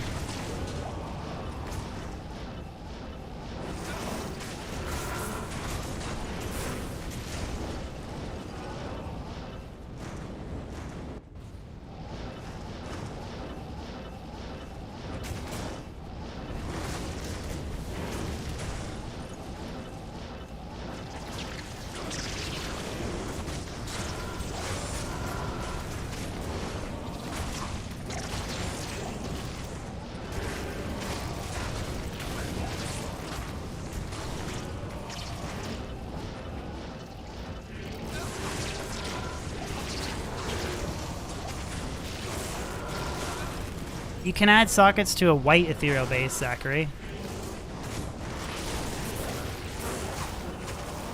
If it's a weapon, it should be an Amrune, a Ralrune, and a Perfect Amethyst.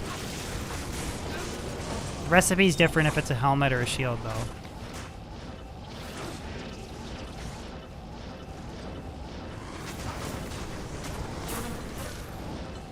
Kind of a little bit dark, though, on the Mega Layer.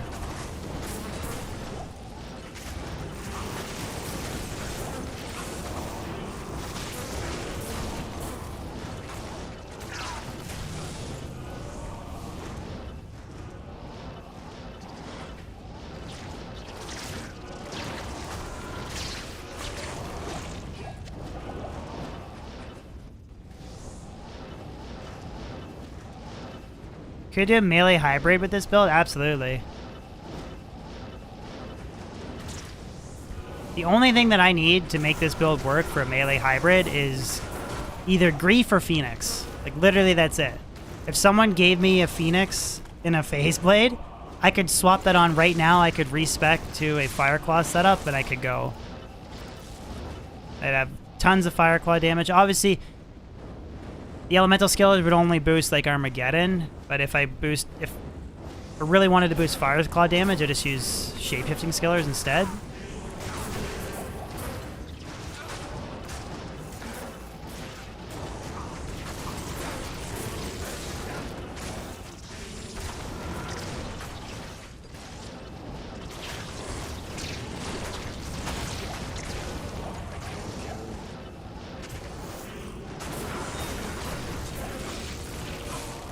Yeah, because you don't have teleport. You would like with this gear, you would one-shot everything as a Fireclaw Druid, but it's just the age-old issue of melee struggling against casters.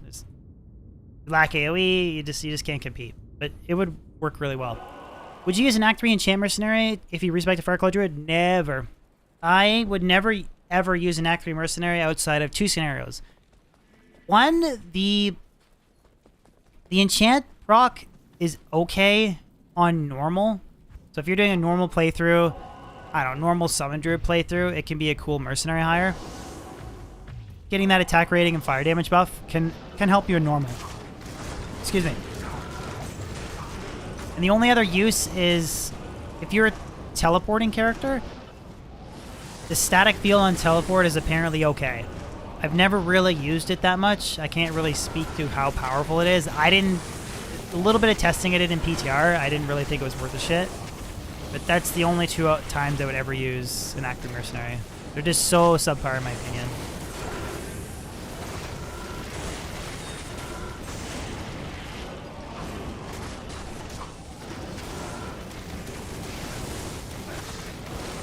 Yeah, you can. That build's cool. You're talking about Earth Shifter, I think. You could rock that build if you wanted to.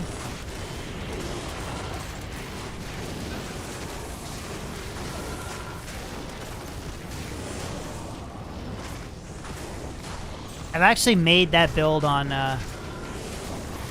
If you search like a hybrid build, I think I made it right when Diablo 2 Resurrected came out. It'll kind of give you an idea of how the build performs.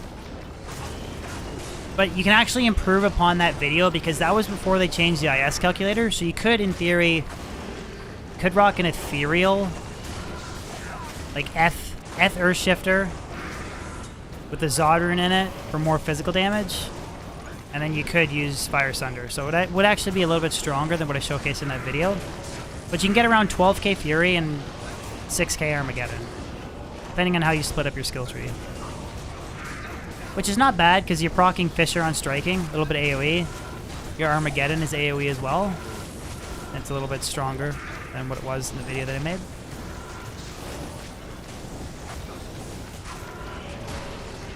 If you go no holds bar on gear expense, Josh, I would say that lightning or fire might slightly edge out cold a little bit. Like best possible gear, like Phoenix, Infinity Mercenary, etc. But I was talking earlier when I think people vacuum test damage numbers a little bit too much in D2 because you can make the argument, you're like, oh, well, you 18k fireball and you have negative X amount of res, it's going to be stronger than Blizzard. Fine, but like those type of calculations, they don't take into consideration, like, if I'm a cold sorceress, teleport around, I cast Blizzard here, while Blizzard is dropping, I do a whole bunch of static fields, right? So you static field a bunch, and then they just don't take, like, they don't take those kind of scenarios into consideration. Yeah, on P1, Nova is probably the fastest, yeah. But we're talking like if we're doing P8 difficulty, Blizzard, Fireball. Nova starts to fall off a little bit as you go a little bit higher in difficulty. It's kind of situational. It depends on where you're.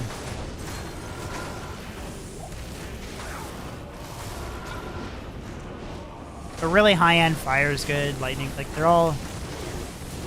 The biggest issue is Blizzard's performance to cost of investment is so much lower. Like this, the ceiling to crack through to get the highest possible fire damage, like it's just such expensive gear. Same with lightning compared to just the cost investment of Blizzard is so much lower. Which is, that's the issue that people had with the Blizzard Sorceress and Cold Center Charms.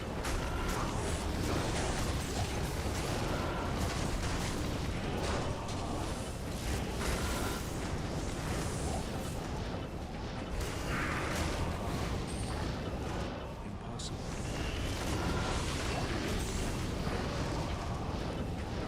Go Frost Nova? Fun build, but it's a P1 build in my opinion, Oblivion. Fun build to play, though.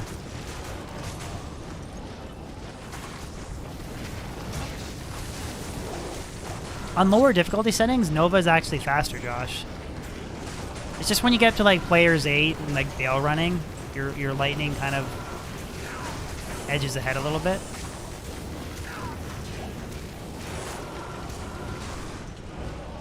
Just different playstyle. One's point and shoot. Nova is more aggressive, like Telestomp playstyle. I think it just comes down to personal preference. Oh yeah, an energy shield. Yeah, high level energy shield with TK support. Because Nova doesn't have a lot of synergy, so there's a lot of like... You can sort of... You can play around with how you spec it, and you can have a... Like the Sorceress that I was playing with earlier, he has a 95% energy shield with maximum TK investment. So he has negative resistances across the board, but it's completely fine because he just absorbs everything with his mana. The only thing he has to worry about is poison. Because poison bypasses an energy shield.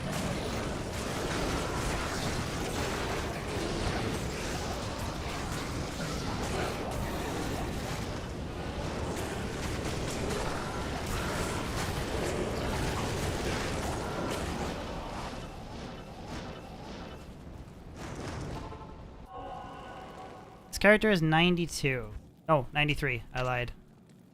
93.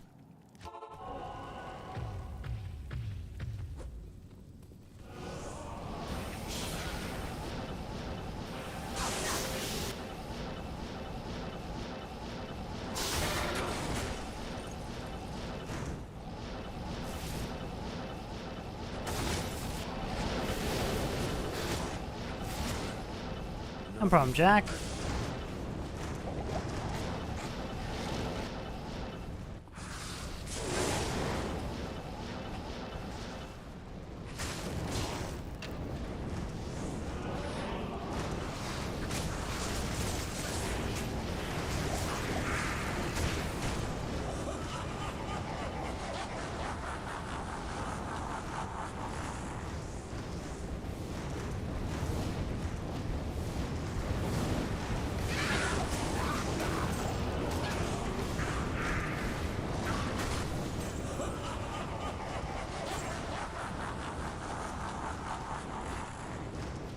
Yeah, 93.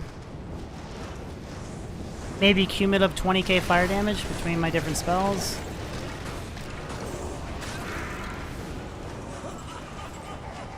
Pretty happy with how this fire druid came together, to be honest.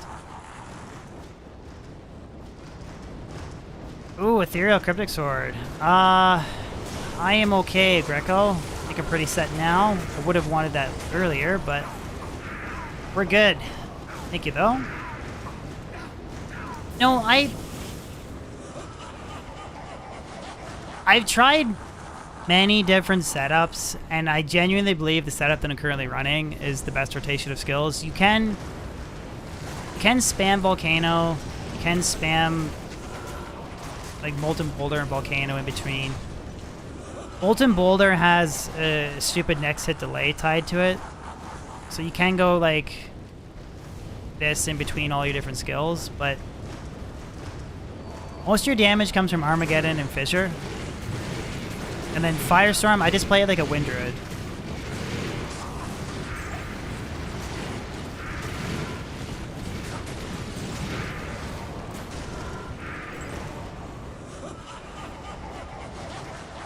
So if there's like monster pack here, I have my Armageddon active, I'll cast Fissure where the pack is, then I Telestomp, and then I just sling Firestorm.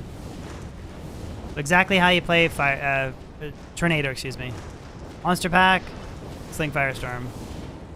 Monster pack, sling Firestorm. Because that is 8,000 fire damage per second.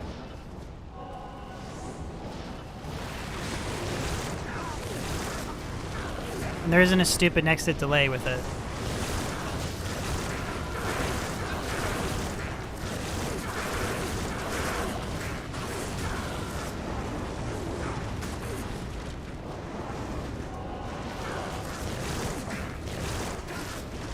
Loot filter when? I have at every single point in turn begged and asked for a loot filter.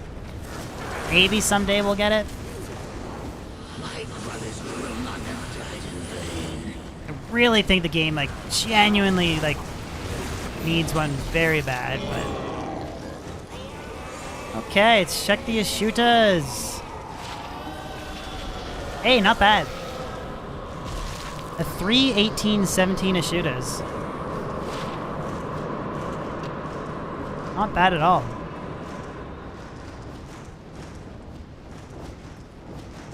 Yeah, there's no like ifs, ands, or buts about it. Like the game needs a loot filter, in my opinion. Okay, so I'm gonna give away the V-Gaze, 2 different Dungos, 3 different Dungos, and the Ashutas.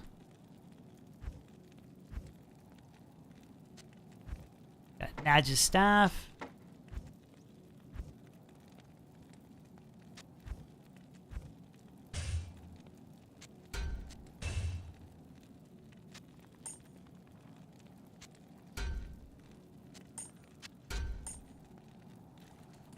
Okay, let's free up some room. DB.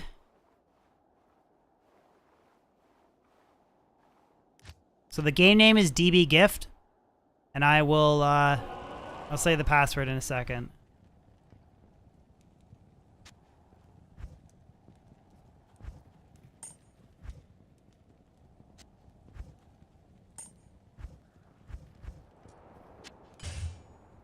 No charms.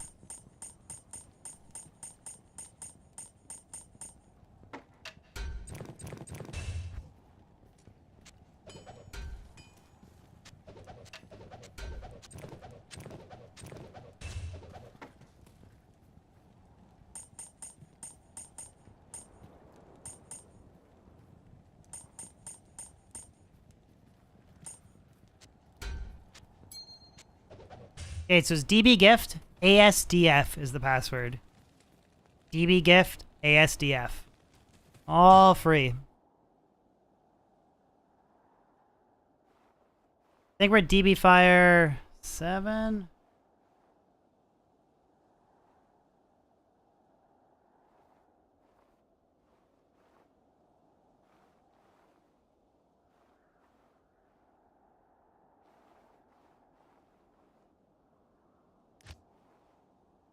And we actually got a good location. Oblivion, you don't need a good loot filter? Get good? Dude, I'm just not good. I don't have the waypoint, though. God damn it. Greco, you got Glacial Trail waypoint?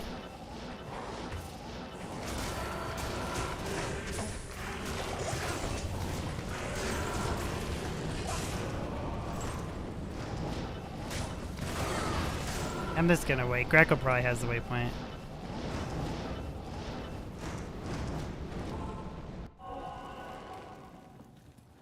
Perfect. Impossible. I can't. I can't.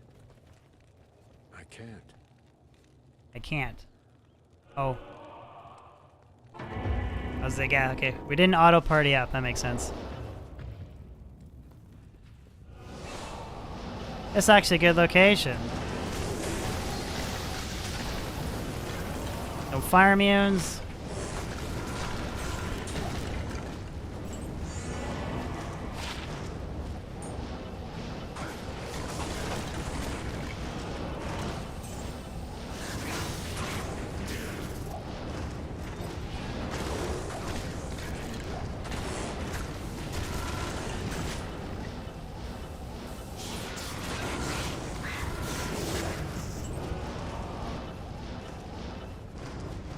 Correct, I am Canadian, unfortunately.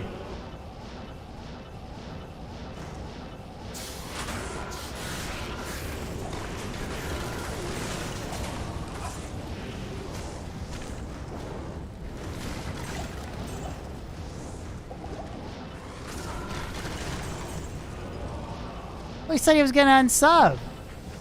I love being Canadian, but I guess he's gonna unsub.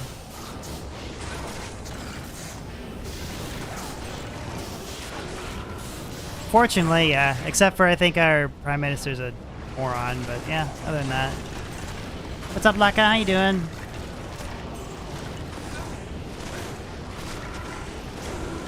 Should move down to Wisconsin.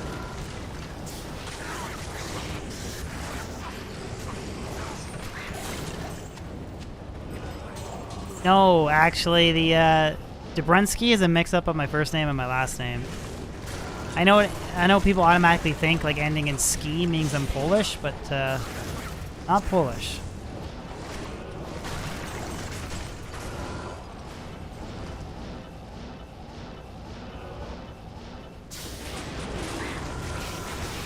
Or like Trudeau. Yeah, he's an idiot. I think we're all sick of some of the extra loot that you see in the game.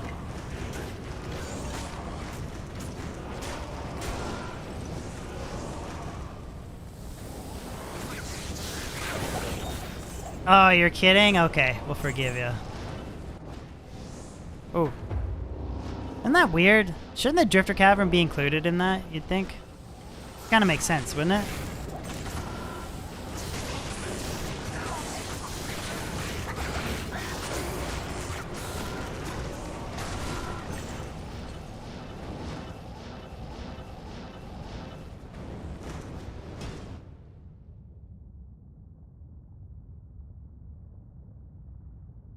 Polish or Polish? What do you mean? What do you mean, G6?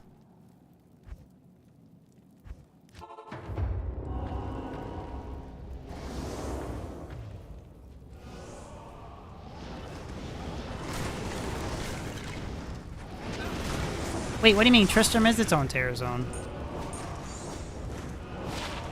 Or do you mean that Stony Field and Tristram should be a terror zone?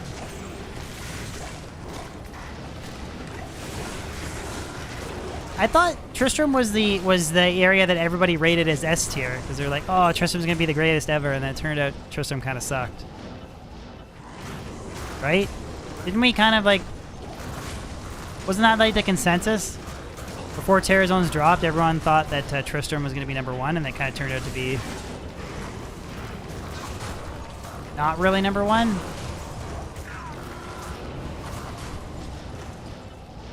I rated this area as an A tier place, and a lot of people disagreed with me. And I was like, man, these monsters are pushovers if you're fire damage.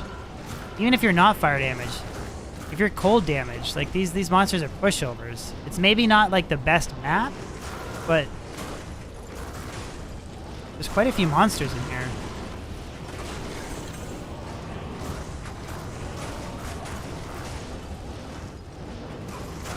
I had people tell me they're like, it's C tier at best.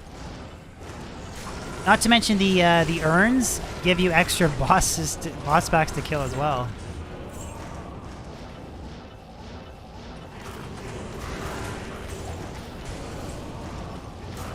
My fire druid just rips through here.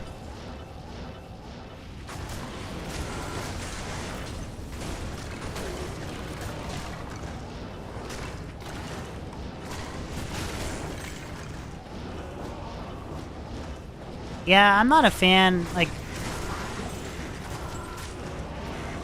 I never really liked the Singer Barb, to be honest. Never a big fan.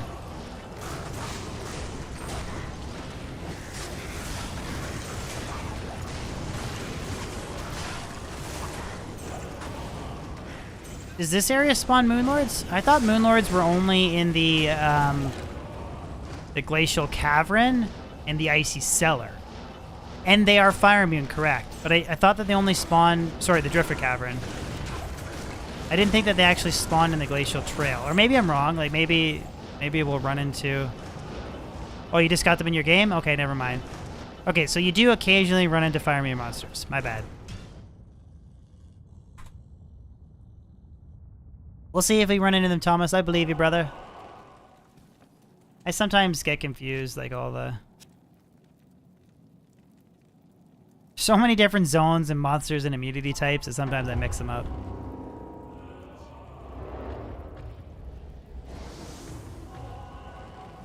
No, I wouldn't say so, Jarrett. Depends on your goal, what you're trying to magic find, but typically a good start...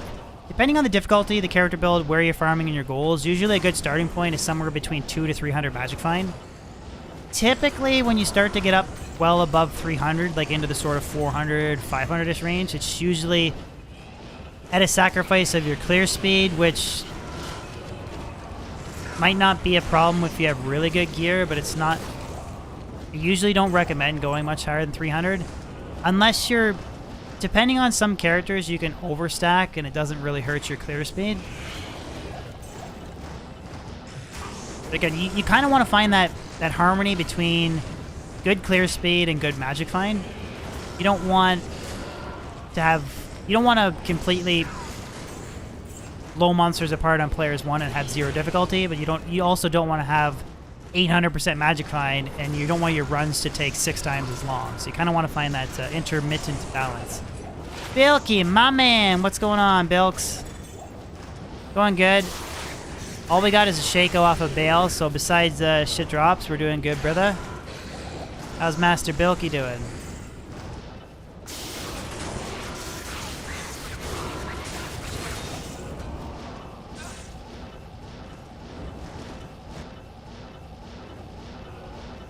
I don't know about, like...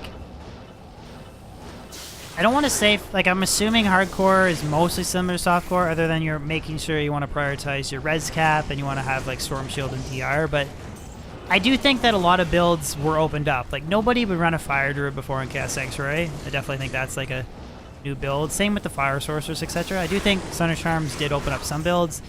They did also totally skew the gap for, like, a Blizzard Sorceress and whatnot, but I do think for the most part more build diversity was introduced for more build viability, I would say.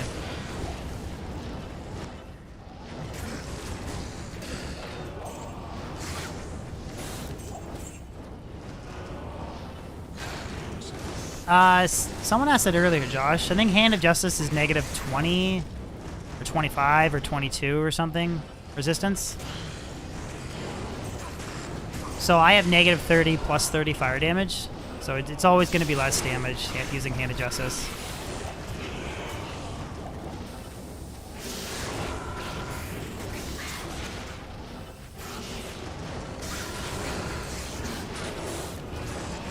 Hand of Justice would be cool for a fire bows on, though. Matriarchal bow. Roll Hand of Justice. You get increased attack speed. Negative fire res would be a cool complement. So I've yet to... You play hardcore exclusively, and it did open up some builds, as DB is saying. It's because... But because you have to balance the defense gaps, the gaps are bigger than a softcore for optimal builds, yeah. So you, basically, Talzy wouldn't be rocking around with one poison res and one cold res. But to be fair, I do have 80 lightning, and I do have 85 fire. Like when I go to Drifter Cavern, so.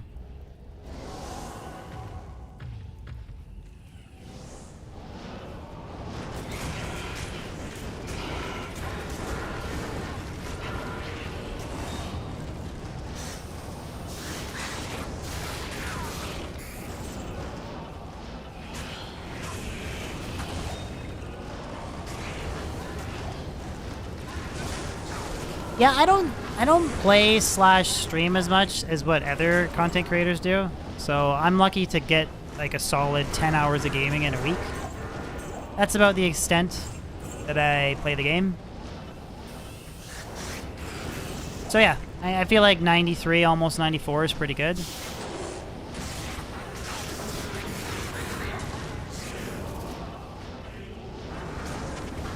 If I was streaming like 12 hours a day, sure, I could maybe get higher, but...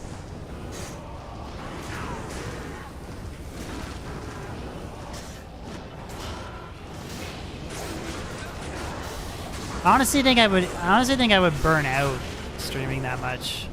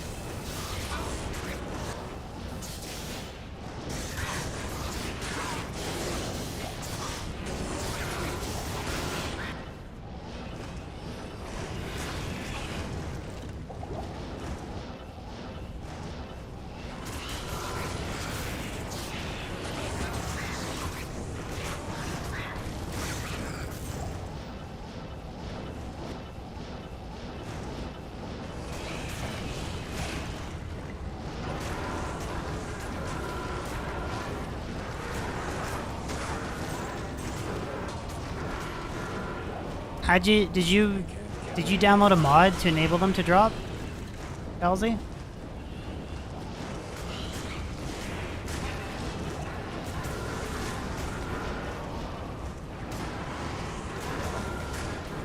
That's cool. Cause like I downloaded a save file, but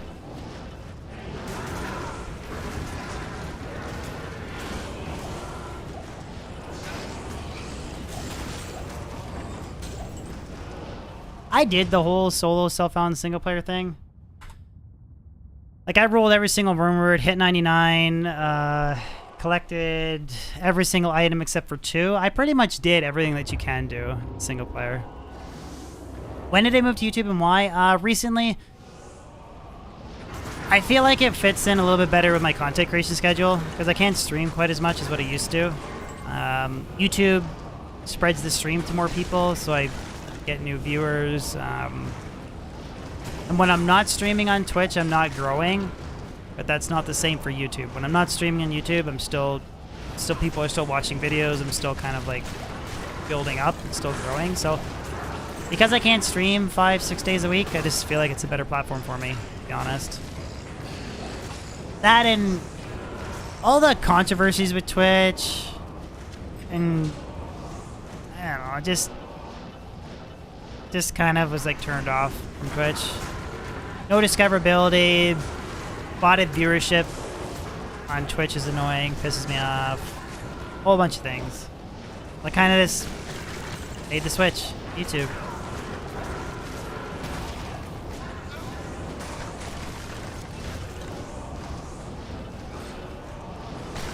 Well, the whole percentage thing, very few people have the 70-30 split. So it's kind of funny that like a lot of smaller content creators, and again, I'm a smaller content creator. I'm not dunking on someone for being small, but a lot of content creators that never had access to the 70-30 split were pissed off, but they never had access to it, and they were never going to get it. So, like, the only and I know it sounds like rude, but it's true. People that were never going to get it anyways. The people that it actually screwed were there's a small handful of content creators that maybe make $100,000 a year, which is probably, sorry, they might make between like $60,000 and like $100,000 a year. So they're making a living streaming, but they need to work their butt off to do it. Those type of creators, they get screwed. Because say if you make 100 grand and that's at the 70-30 split, and then you instantly claw back 20% of it, so they're only making 80 grand. That's a big difference in split, right? Actually, now that I mention it, I think this split, that 70-30 only goes away once they've made more than 100 grand. But anyways, it makes, for massive content creators like Asmongold, it doesn't make a difference. It's for content creators that are making a living, but just barely. They're the ones that are hurt the most from it. Joms, what's going on, brother? The Dr. Disrespect streams, I mean, he takes the weekends off. He does play multiple types of games too, right? Like Apex, Call of Duty. He does do occasional story, like single player story playthroughs as well. So he kind of mixes it up. What's going on, Jums? What are you saying, brother?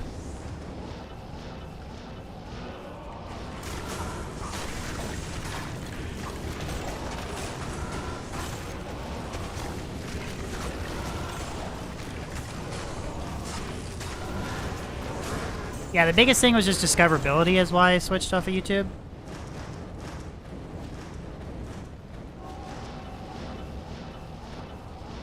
Because I on average, I probably reach, I'd say, double or triple the amount of viewers every YouTube stream compared to Twitch. Now, that being said, people hang out in a Twitch stream for longer than YouTube, and people are more likely to like sub on YouTube versus Twitch. But so there's positive and negatives to making the switch, but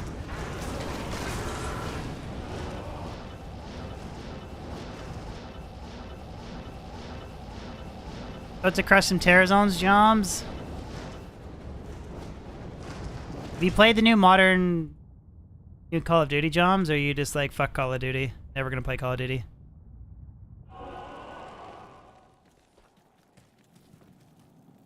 If you say I love Biden on Twitch, they hook you up.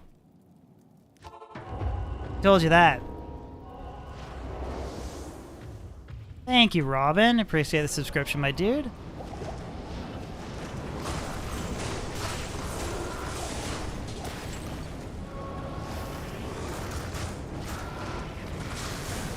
I thought the new Call of Duty was like the big rage right now.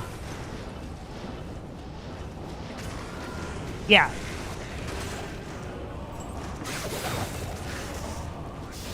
Either way, Laka, it is what it is.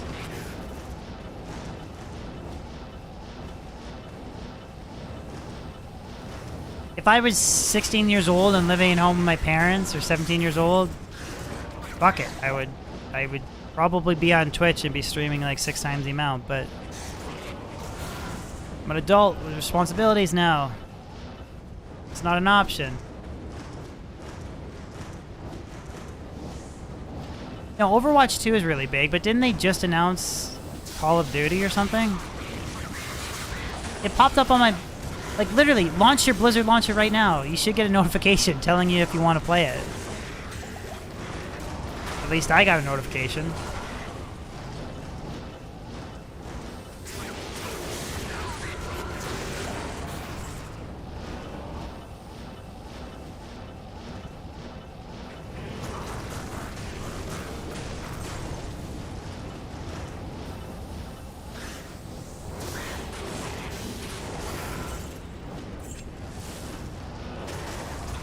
Yeah, I have an interesting take when it comes to that whole like $70 for a remake or whatever. The way I look at purchasing a game, say if I purchase a game for $20 and I get 200 hours of enjoyment out of it, I mean, do the math. Like, you're getting like the amount of fun you're getting per hour that you're playing is way cheaper than any other like hobby you can do, like dirt biking, snowmobiling, skiing, snowboarding, drinking. Like it's actually cheaper.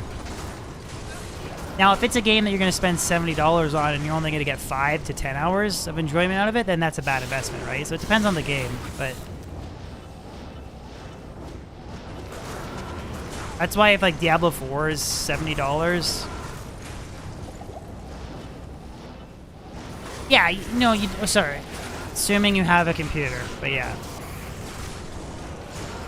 I still think my argument stands though. Say if you have a snowboard, you're going to spend more on a season pass and then gas driving to go snowboard than what you would just playing the game. That's the way that I try and look at it, but yeah, if you were going to spend $70 in a remake and you're only going to play it for 5 hours and throw it out because you hate it, then that's a horrible investment.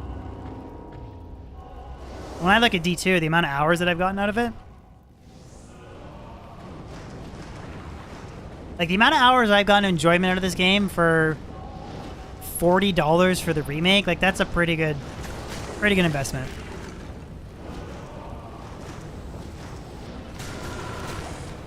I did buy Death Stranding full price, and I played it for 5 hours, and I hated every hour of it, and just refused to play it past that.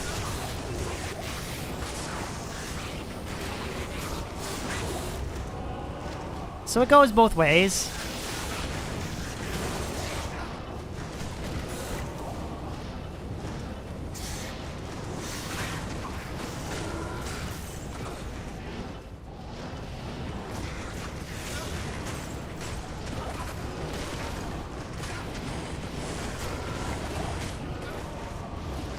Yeah, I honestly wouldn't know because I don't really ever play those games, but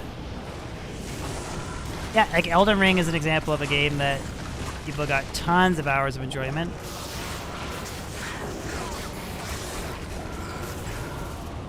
Like the Dead Space remake, I will probably get 100 hours out of that game through multiple playthroughs. So that's an example of like if I pay... I already bought the special edition package for $80 because I wanted the extra skins. Like, I just don't care because I'll play that game for 100 plus hours and I'll enjoy it. But I totally get there's probably a handful of people in your chat that are like, I'll watch somebody stream it. I'll see what the game's like, but I don't think I'll play it because I don't want to spend $80 on a game that I'm going to play once for one 10-hour playthrough. Like, I get that.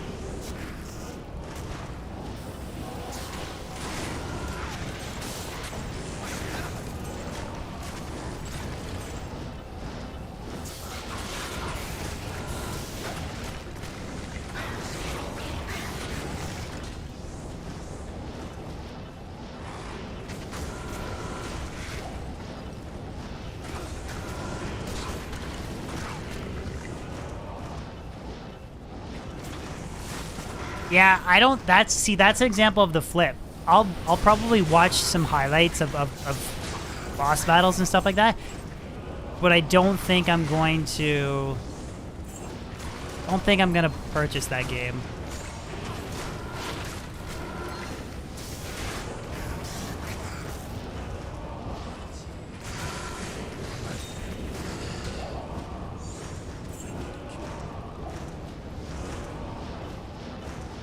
I don't think the launcher tells you the hours, but you can get an idea, like,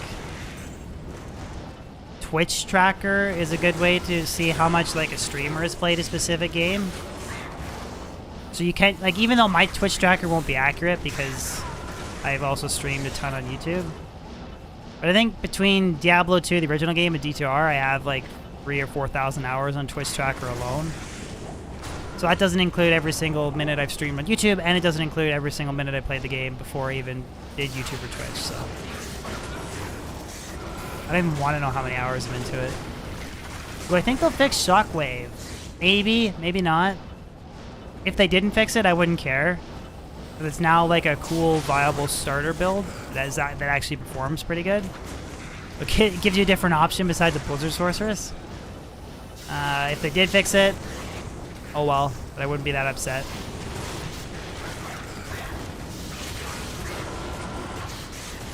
Kind of impartial, I don't really care either way.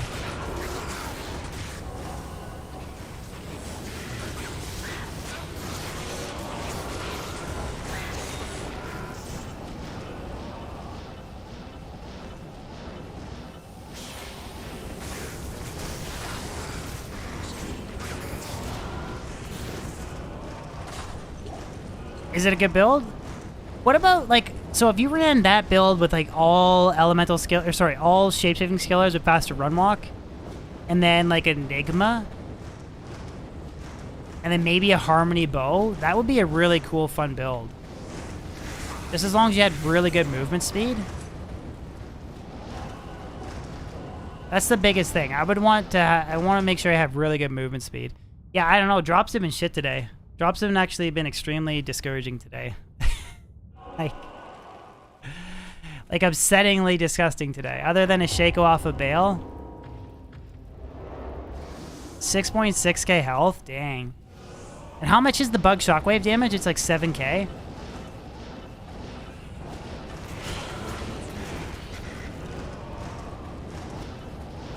And is shockwave,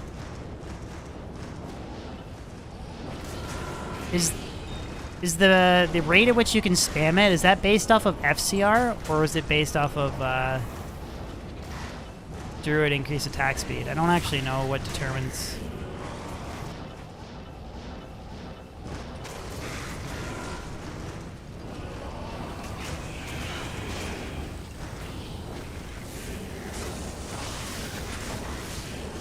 Oh, cool. So you could go like a Suicide Branch, FCR, you could go like Viper Magi, and you could get 163 FCR breakpoint, so you're just spamming the shit out of Shockwave.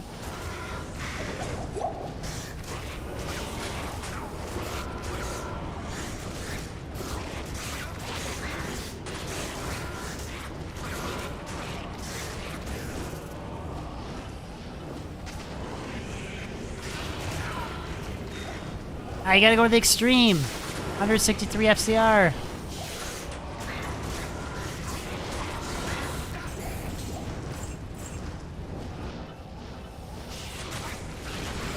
They'll probably fix it.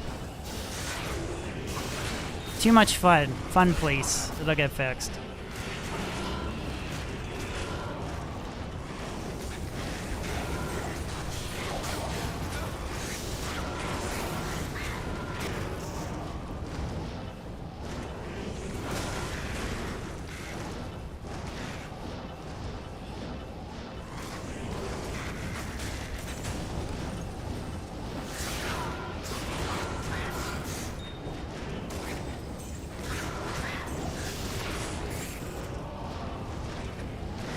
There's hidden damage that I think it's really just 1 point into the Werebear and 1 point into Shockwave, and somehow it jumps up to like 7k damage. Or maybe I'm wrong on that, and maybe it's just the base level of the Werebear. One of the two, I forget. But you basically get like 7k out of your Shockwave with low skill point investment. So you can run around as a bear, you can have high defense, you're hardly hit, really good, you know, life pool, and then you're just doing 7k. Stun control too. Macro did a complete breakdown of the video. I'd have to rewatch it. I know that it's... You need ages to kill a boss. Yeah, I could see it being like a bad boss farming build.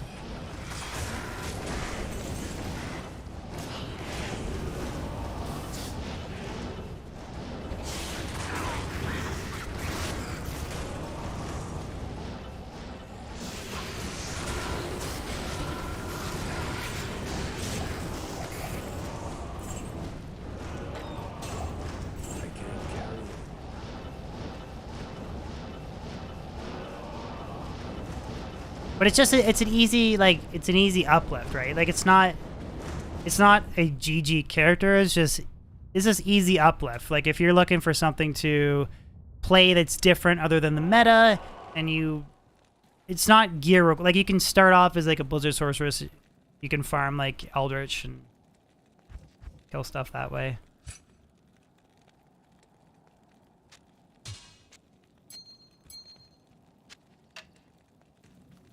Maybe a weapon swap will get us something. I'm not gonna lie, guys. This is like disgusting luck today.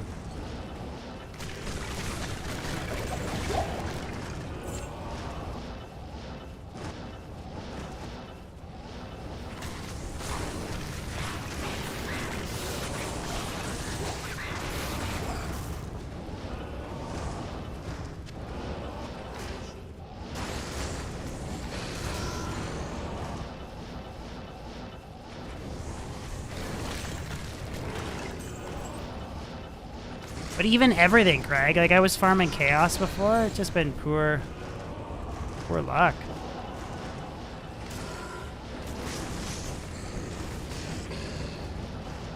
I know some people think that the desecrated tag has something to do with the poorer drops, terror zones.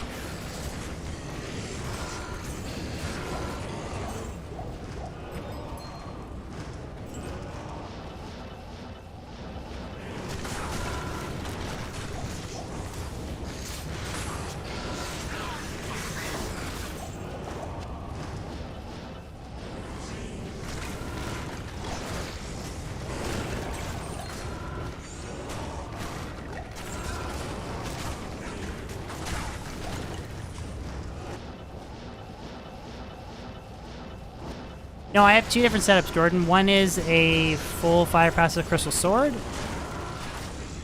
Like the only gear swapping I do, so Ravenlore, this Caster Amulet, 2/5 quad res. Phoenix, BK Ring, Mage or Reckon's Best, Mage Fist, Enigma, Alder's Boots. Inventory is the same. The only swap out is I either use the Faceted Suicide Branch and this FCR ring, or I use the 6 Faceted Crystal Sword and a BK Ring. That's how I jump back and forth between the 30 FCR breakpoint, whatever it is, 32, and 99. So just two little gear piece. If I'm farming a Terra Zone that's a little bit more split up, this lets me teleport around a little bit quicker.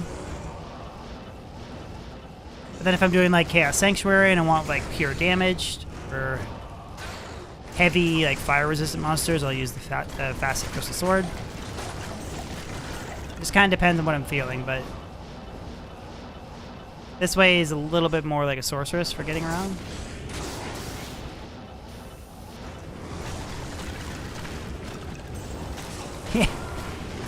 I mean, yeah, that's not true. You do go through massive dry spells, which today is obviously one of them.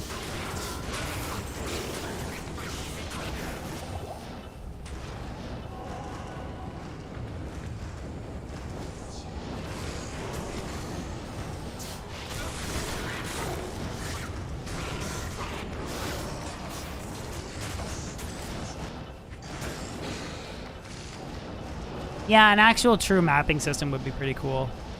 Not gonna lie. Not gonna lie. Okay, I'll block you. I hate this trade. Anyone else irritated by the lobby? It is so annoying. Anyways, guys, I think that's gonna wrap it up for me for today. It's been 4-hour stream today, kind of lackluster drops, but I do want to thank everybody for hanging out in stream today. I really appreciate that. If there's any new subscribers, thank you. Members, everyone hanging out, long-term subscribers, thank you so much. Again, !Discord, or if you guys want to click on the description of stream, I have a Discord link if you guys want to join the Discord, if you're trying to find trades or groups. Yeah, other than that, guys, thank you for hanging out, supporting me through my Twitch switch to YouTube. I think tomorrow I'm going to maybe put out a full breakdown of my Fire Druid, because I've had quite a few questions on like how it's spec'd, so I might put that I do have that turned off, Seymour, but then if I'm playing with other friends, they like to text me during or talk to me via chat, so Anyways, guys, thank you so much for the support as always. Hope you guys had a great weekend. Don't do anything I wouldn't do, and I'll see you guys, I guess, on tomorrow's video, or, yeah, I don't know, Friday or something. Anyways, peace, guys. Thank you so much.